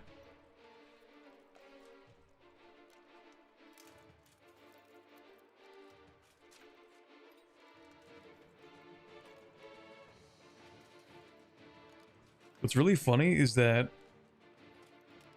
England just isn't declaring war on France for the throne.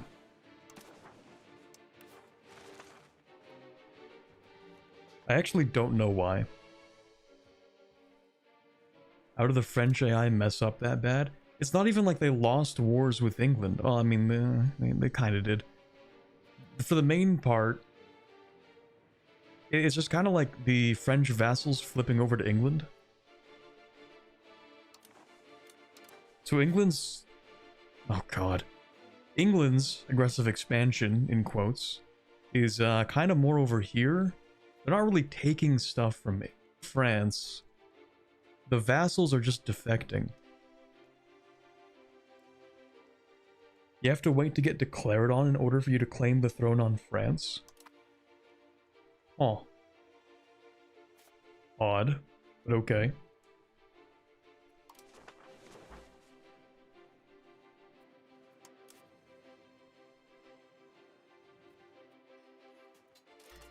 "94 ships? Man.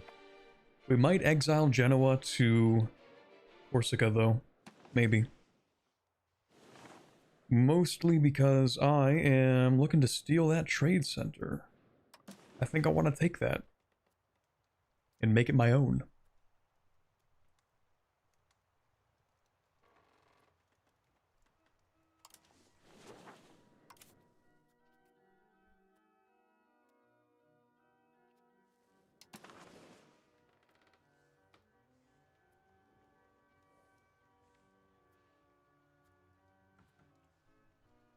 Yeah, what if I leave the Ghibellines? Actually, we haven't even concluded this.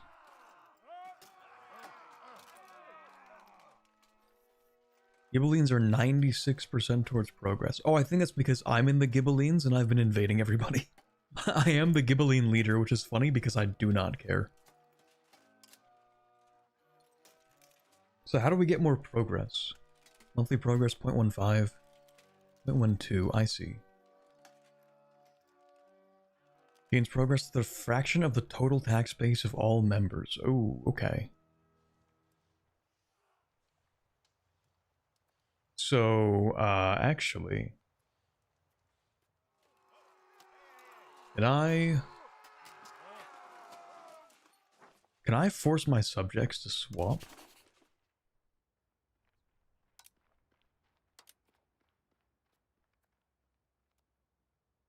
No.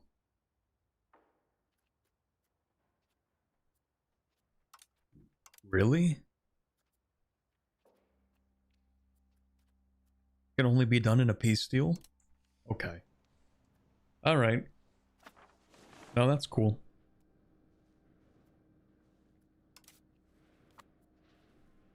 You know what, actually? Considering that the coalition hasn't declared war on me yet, and there's no coalition, I might get a CB and declare war on Genoa. I'm thinking about it.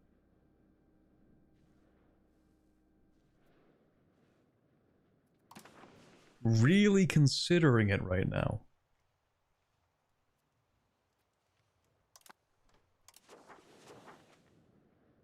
The real question is, though, like, where do I want the market center to be? There are 3 in Italy. It's kind of cursed.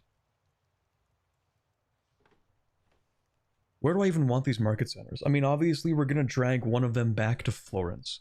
Second one, maybe we keep it in Venice? Or maybe we just keep the one market, destroy the Venice one, have a north and a south market. Maybe. And then keep the other one in Naples?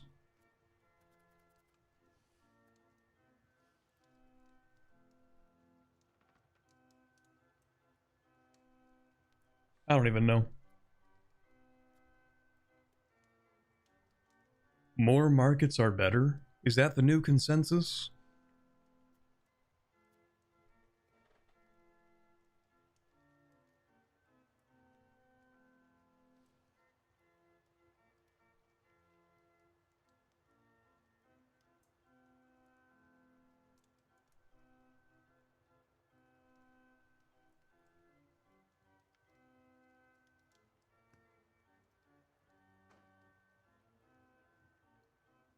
Maybe have 3 of them. One in Milan, one in Rome, one in Naples. Well, Rome and Naples, they're kind of close to each other, though. Isn't Rome like... Yeah, that's Rome right there. That's pretty close. We could have, like... Okay, consider the following. We get a market down here for Sicily. One over here.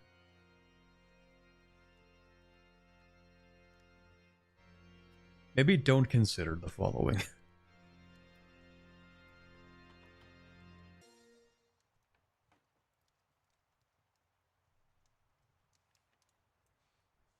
Well, we'll figure that out as we conquer more of Italy. I'm taking the Genoa one. I'm taking Genoa too.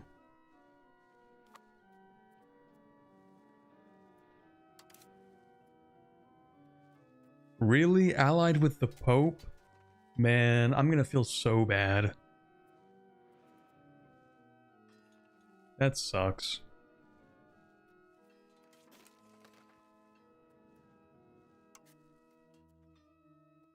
Oh, I have the follow through on... I feel so dumb again. Well, sorry, Pope. I think we're just gonna have to do it. Let me build a couple of guys here, though. We'll get 2 archers.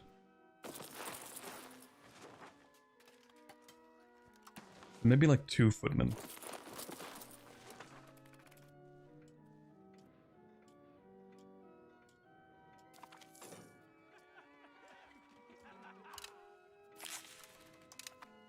Pope, you belong in Avignon, stay out of Italy. True. It's actually funny that... Well, we mentioned this last time. They have, like, no control over Rome because they moved their capital. Very funny to me. Alright. We're gonna keep the boats back home in Pisa.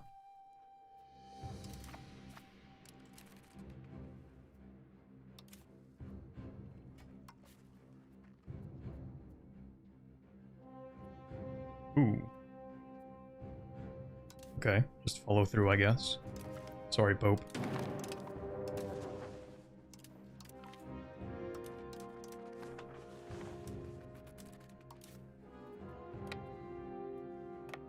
Oh yeah, I forgot you have territory in my territory.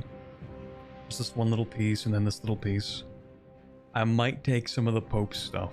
Just like a little bit. Just a little bit.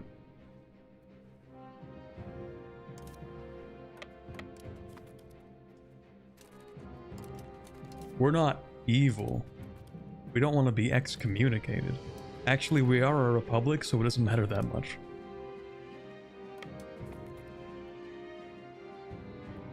If the Pope didn't want to be at war with me, then why did he ally Genoa? Checkmate.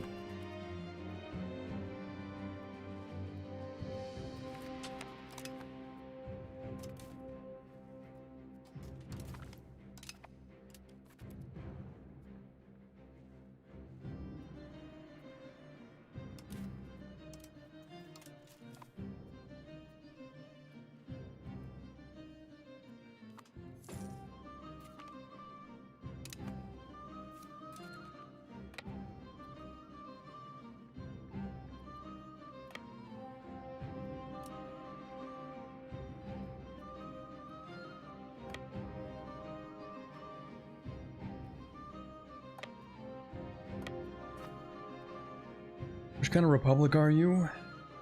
You use the Signoria government reform, you get a free reform and some other bonuses. I think we are a Signoria. Yes.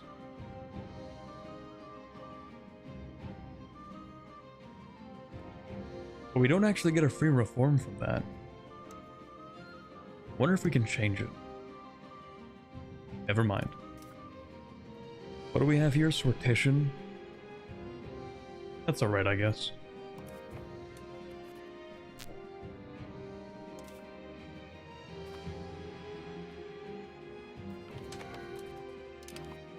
Signoria kinda sucks.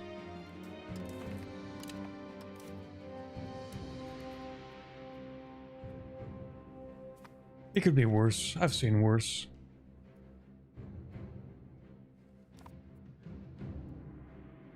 Wait, did I even release that video yet?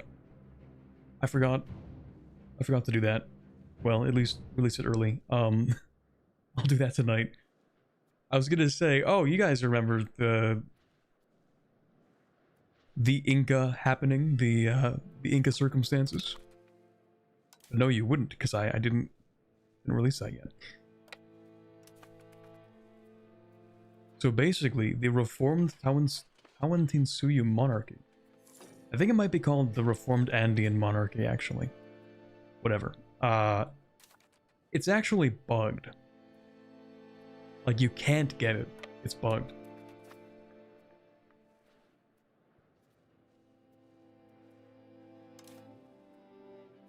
And it's a bug. First of all, I need to drink more water. That's what happens to my voice after a long day. Yeah, so apparently it's a bug that they acknowledged on the forums and then have not fixed yet.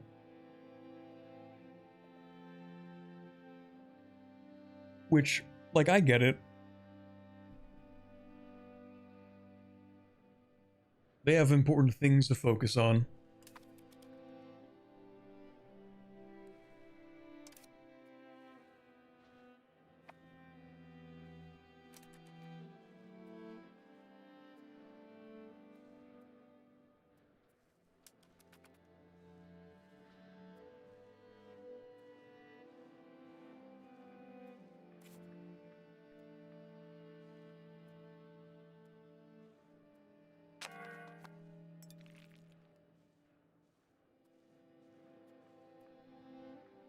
Yeah, basically, if you don't get the reform, then you don't get to remove the panakas. You know, the thing that removes all of your crown power in a location.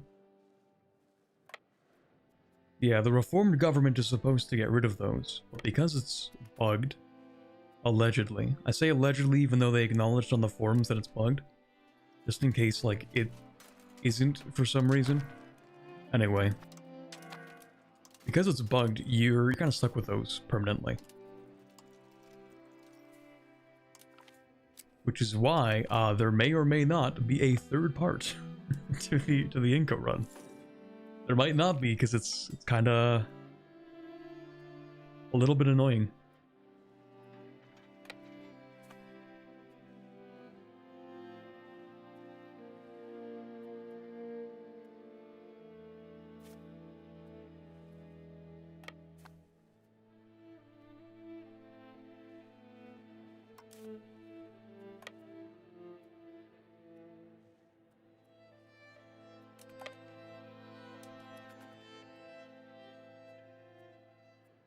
I feel like we're not going to win that. Well, maybe.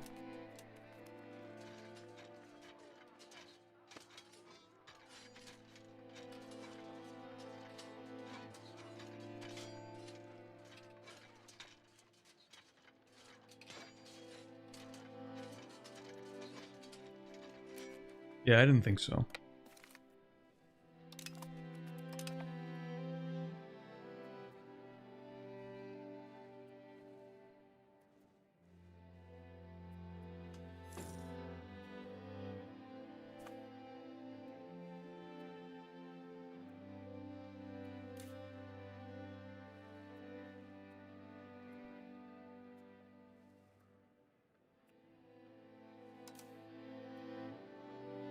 I should have done the opposite, where I leave these guys behind, and then I send the actual army in.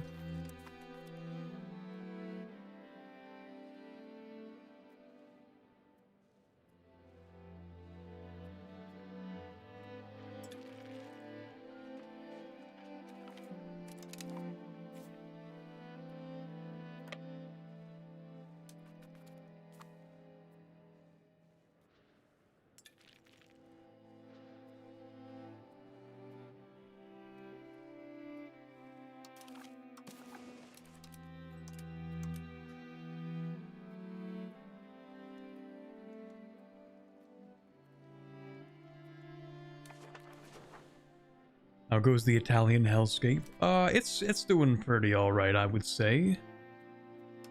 You know, it's not that bad.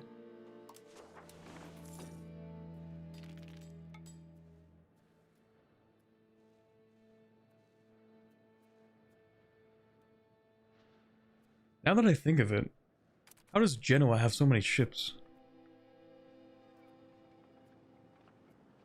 Oh, you start with a free dock. No, that makes sense. Okay.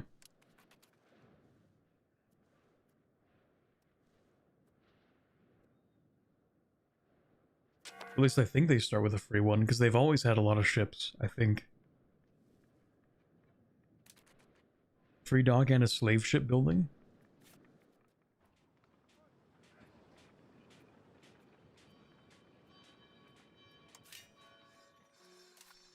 Maybe.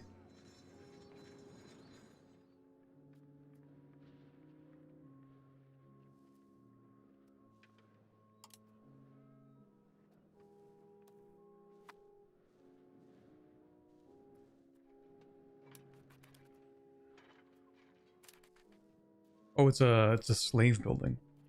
Oh, I see. The galley barracks. That's crazy.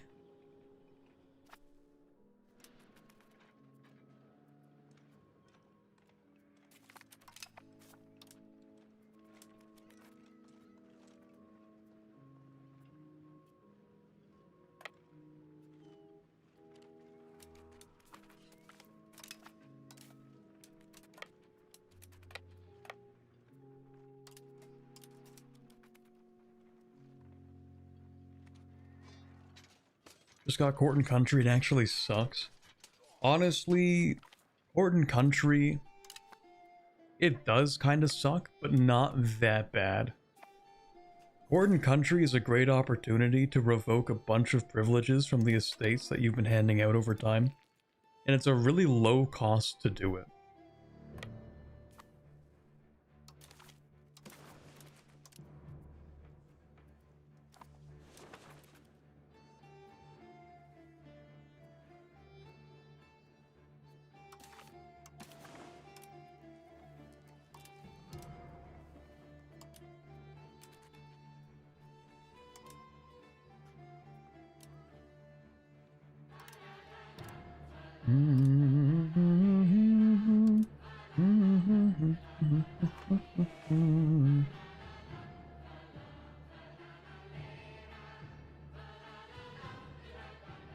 What if I like my privileges?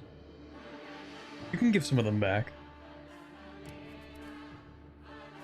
Like, the best part of court and country is that you can use all of the extra crown power from going absolutism to increase the estate satisfaction so that you don't really need as many privileges anyway to keep your guys happy. And if there are some that you really like, then you can hand them back.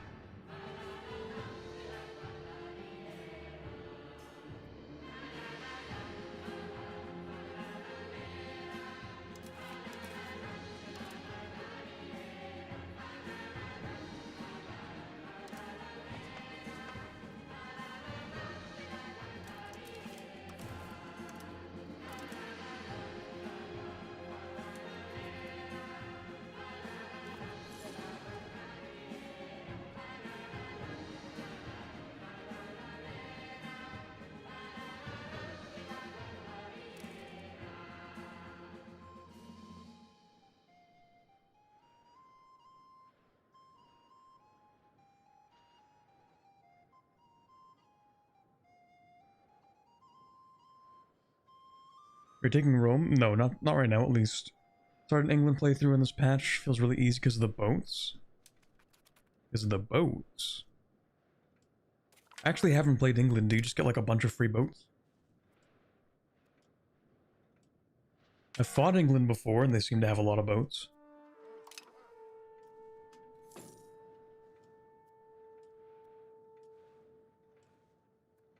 You don't get a bunch of free boats.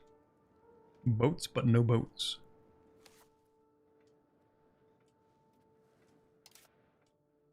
You get some levy ones.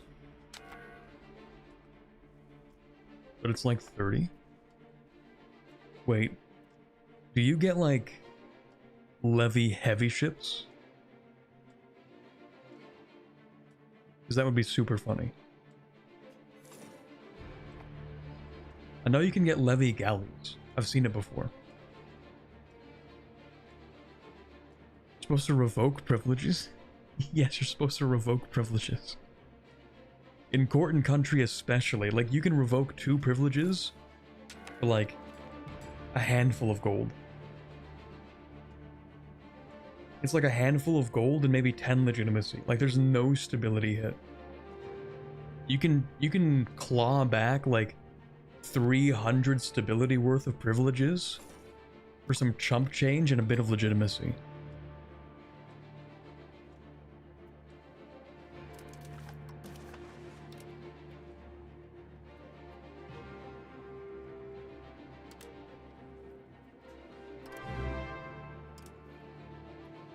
Before I forget. Thank you very much, Lysander, for the 6 months and the Prime sub. I appreciate that.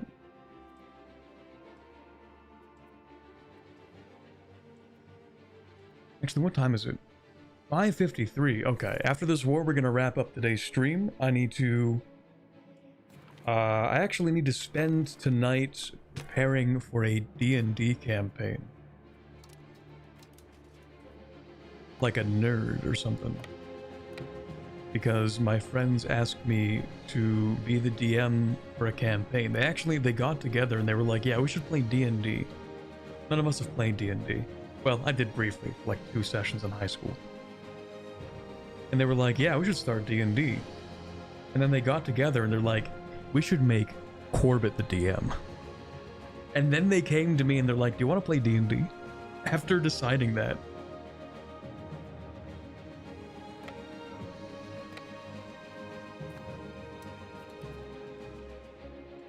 So I ended up being the DM. A newbie DM, can you stream it? I don't think my friends would be comfortable with that.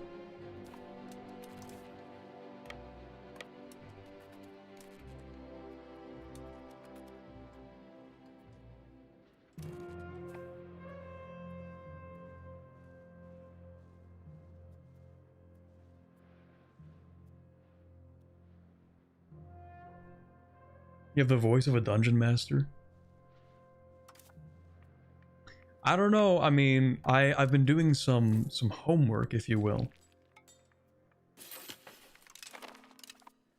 I've been watching some streams from people who are like actually good at being dungeon masters, and yeah, no, like I don't know about that. We haven't really gotten to any moments that require D&D voice acting.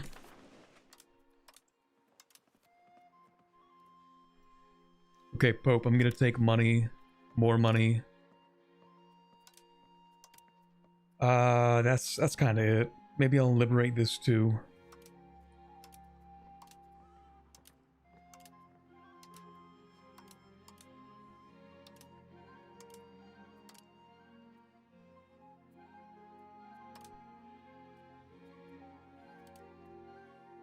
Yeah, sure.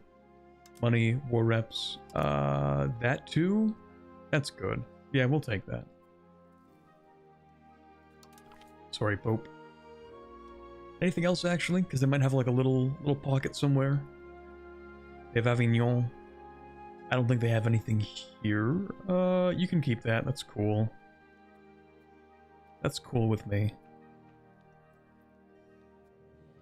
Well...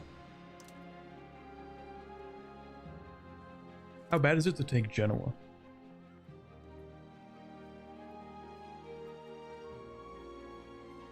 $32 cost.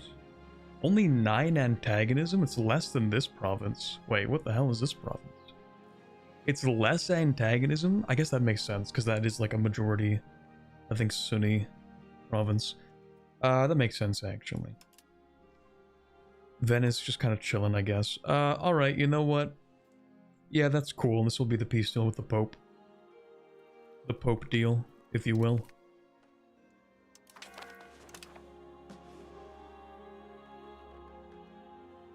That's a lot nicer. Actually, how's the proximity? -12, 4%. Lovely. That's really good stuff. Okay, is there a way to like fix this maybe? 304 ducats?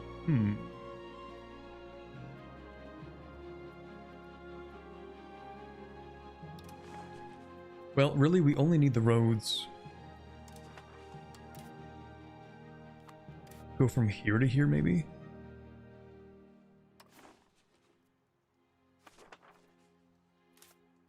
Oh yeah, this might make sense. Maybe.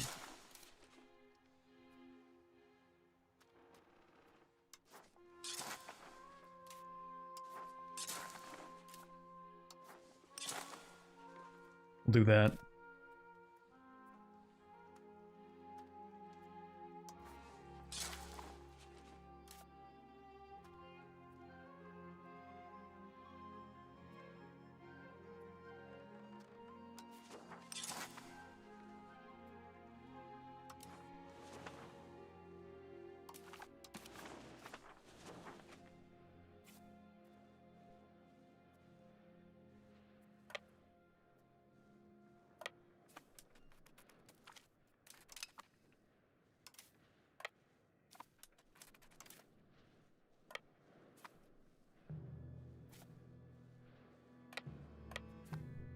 There we go.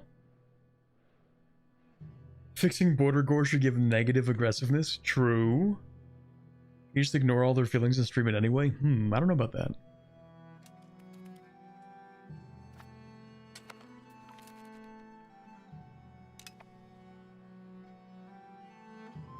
My DM is AI generating his campaigns. Say psych right now, please.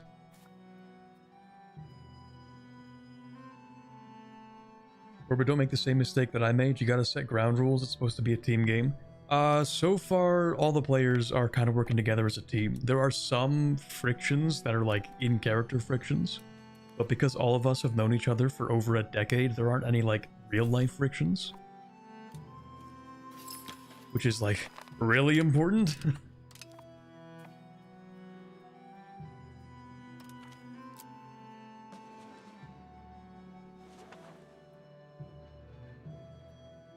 Who to integrate? Who to integrate?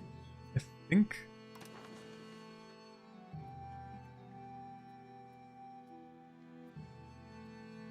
We'll get... yeah, we'll get a little bit out of this. It'll just take forever. What is that, 16 years? Yikes. How early in the game can you realistically go for maritime presence style of control? As early as you can pick up banking and then research docks. So, pretty early on, to be honest. In fact, I'm actually going to research docks and then barks. After this proximity cost.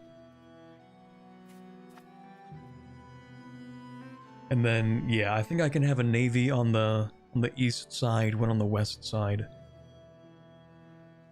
And then fix proximity a little bit that way. I think it's actually really nice to have Florence as a capital. Because you get all this proximity towards the coast. And then you get a little bit towards here. Like, it's really just two locations, right? So, this is 56% proximity. This is 66%. And then, if you do well enough with naval, then you can stretch that pretty far.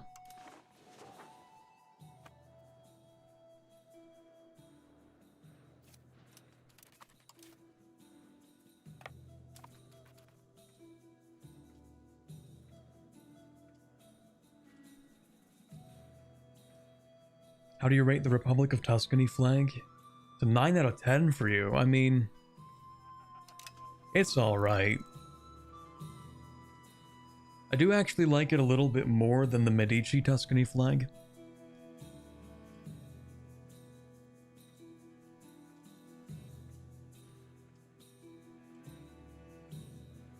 Florence is really good as a capital when you get cities and pound-locked canals all the way down the river. True.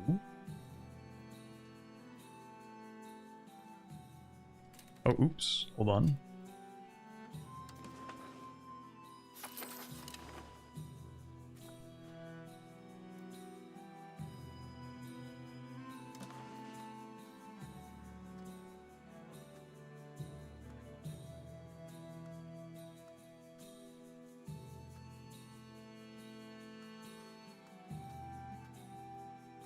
Yeah, I think maybe I should turn both of these into towns and then try to elevate them into cities, so that each of them can get a pound-lock canal.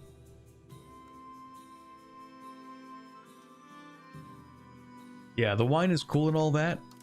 That's gonna be a town, though.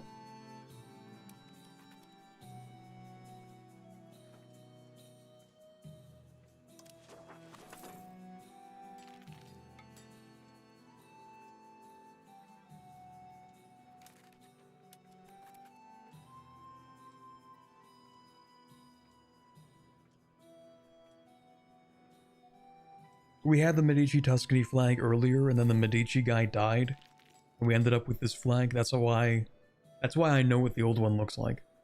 The Medici one looks a little bit ugly. This one's fine.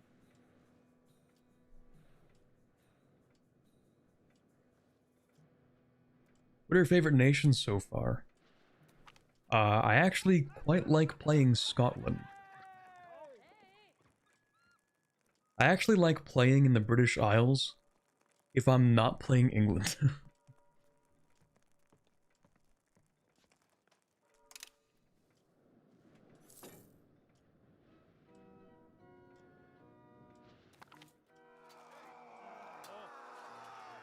Victory for the Ghibellines. Let's go. Oh, we had everybody to the HRE? I didn't even think about the consequences. I just kind of... I only led that faction out of political convenience.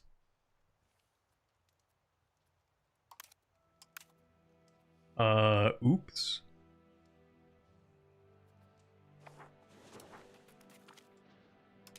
Well, that's awkward. I guess we're still part of the Holy Roman Empire.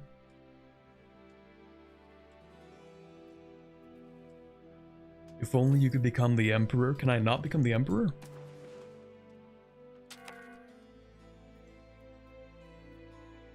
Oh, I'm in a republic. I'm stupid. Yeah, of course I can.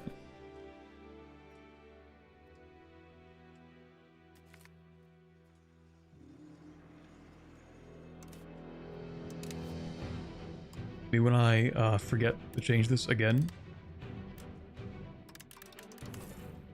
Okay, we're keeping this at like -1.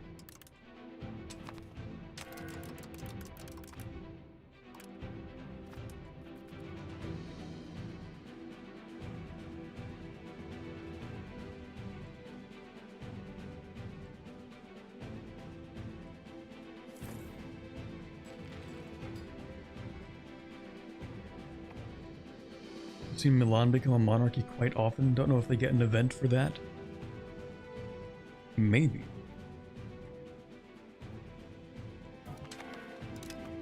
Maybe it's just an early... No, that would be the opposite, wouldn't it? What did they call that republic that they had that one time? Like the Golden Republic? The... Savonarola guy? I think that was his name.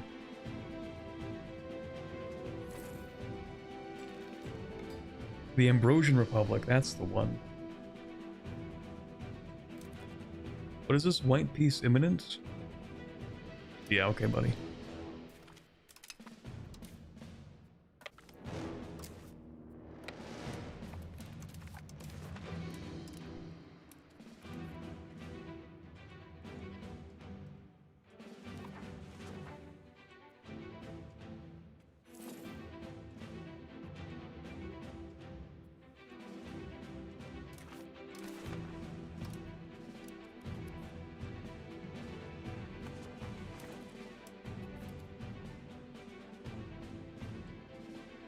Savonarola was Florence? Man, I am not on my game today. I am mixing up all of the Renaissance republics and the people in them.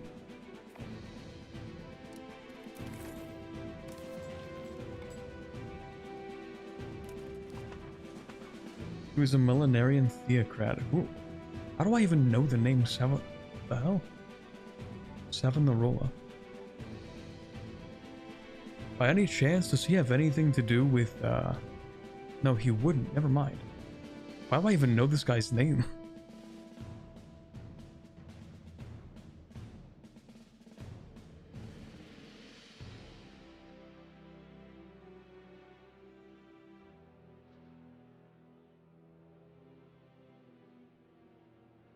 I don't know. He was in Assassin's Creed 2. I've never played an Assassin's Creed game.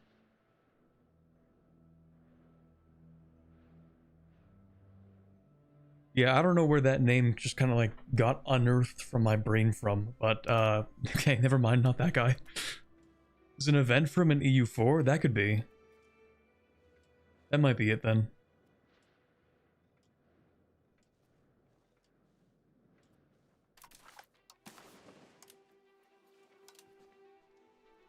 Alright, what if I take this? What if we exile Genoa? I sentence you to Anatolia.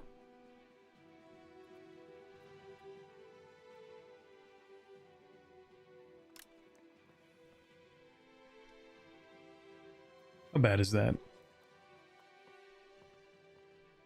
Not great. Definitely not great.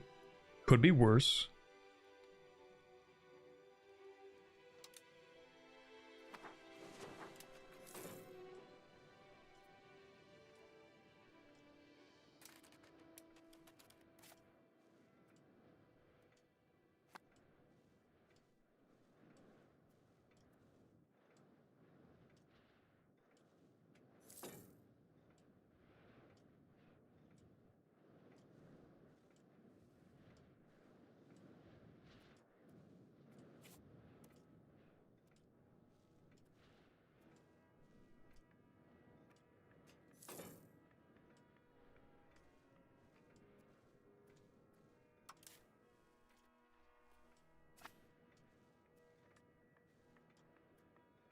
We're fine, I think.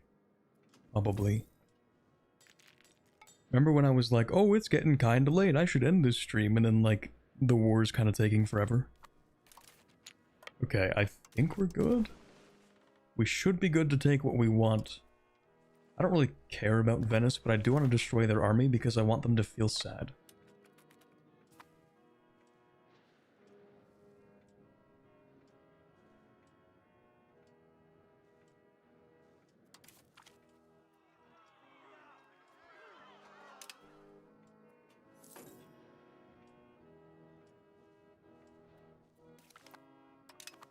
Proximity cost, let's go.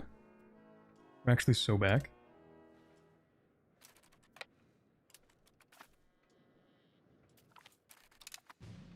There we go.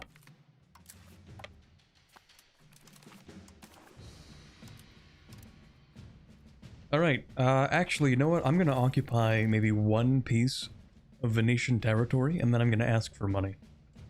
I know you have money. You're Venice, how do you not have money?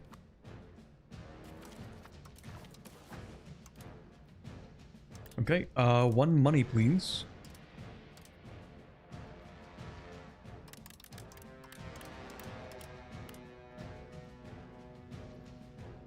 Works for me. Well, what if I just, like, you know, the war is not gonna end itself anytime soon. That might do it, actually. Close enough. Yeah, that's fine.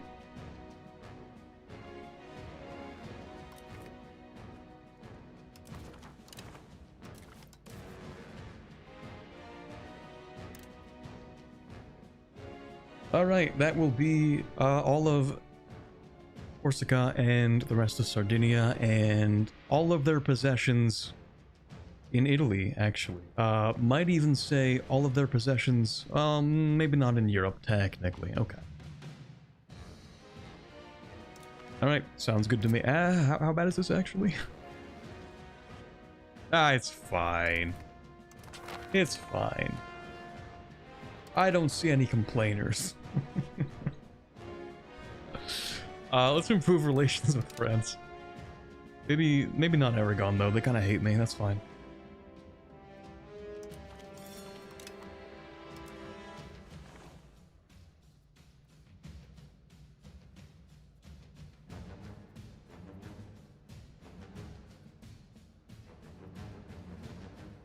Okay, we have a lot of territory to incorporate.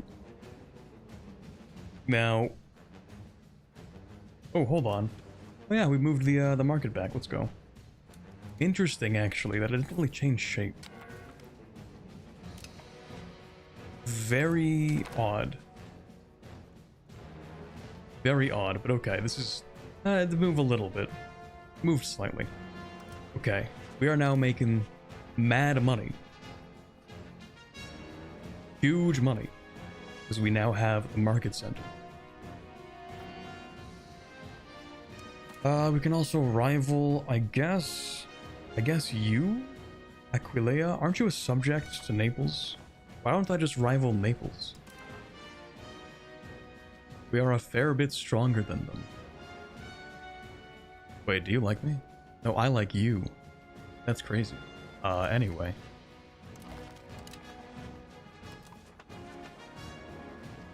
So, in terms of things to give out to subjects, I mean... I actually have some decent proximity here. You know what? I'm gonna keep that. I'm not gonna keep this, though. You can have that. I'm gonna keep this, though, for sure. As for this, of course, you can have that. Is Corsica just one state? Oh, what is that, 3? It's 2, okay. We don't really have good proximity here, but we could make it good. It wouldn't be that hard. You know what, I'll keep that too. It'll just take a long time to integrate. Okay, I think this is where we're going to end things off for today. We did a pretty good job, I think. Starting off as Florence with just like a few pieces here and there. A lot of border gore. Had some solid wars. Some pretty good expansion. We are the number 19 great power. We make a lot of money. You love to see it. Yeah, good stuff. Now, we are going to be back tomorrow, not with this, though. Not with this campaign. We are going to... We're gonna play some Victoria 3. I'm pretty sure I got the timing on that correct. I did make a schedule for the first time in a while. I am pretty sure... December 10th, 12 p.m. Yep, that looks about right. Okay, so tomorrow, we're going to play some Victoria 3 instead, a little earlier than today's stream. Especially because I can only stream up until a certain point, and then I have to, like, organize the actual D&D campaign, because that's tomorrow. So, there's that. Let me actually go ahead and save a second time, because I'm paranoid. Alright. We're gonna end things off for today. I don't know if anybody's streaming at the moment. YouTube or Twitch that I can go ahead and raid. Let's take a look on YouTube. Is there anybody to raid? Redirects. It does not look like it. Okay. So not on YouTube. How about on Twitch? Anybody available on Twitch to raid?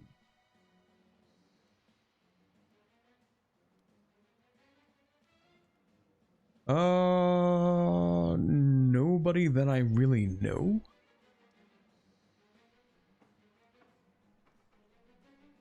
Europa. Oops.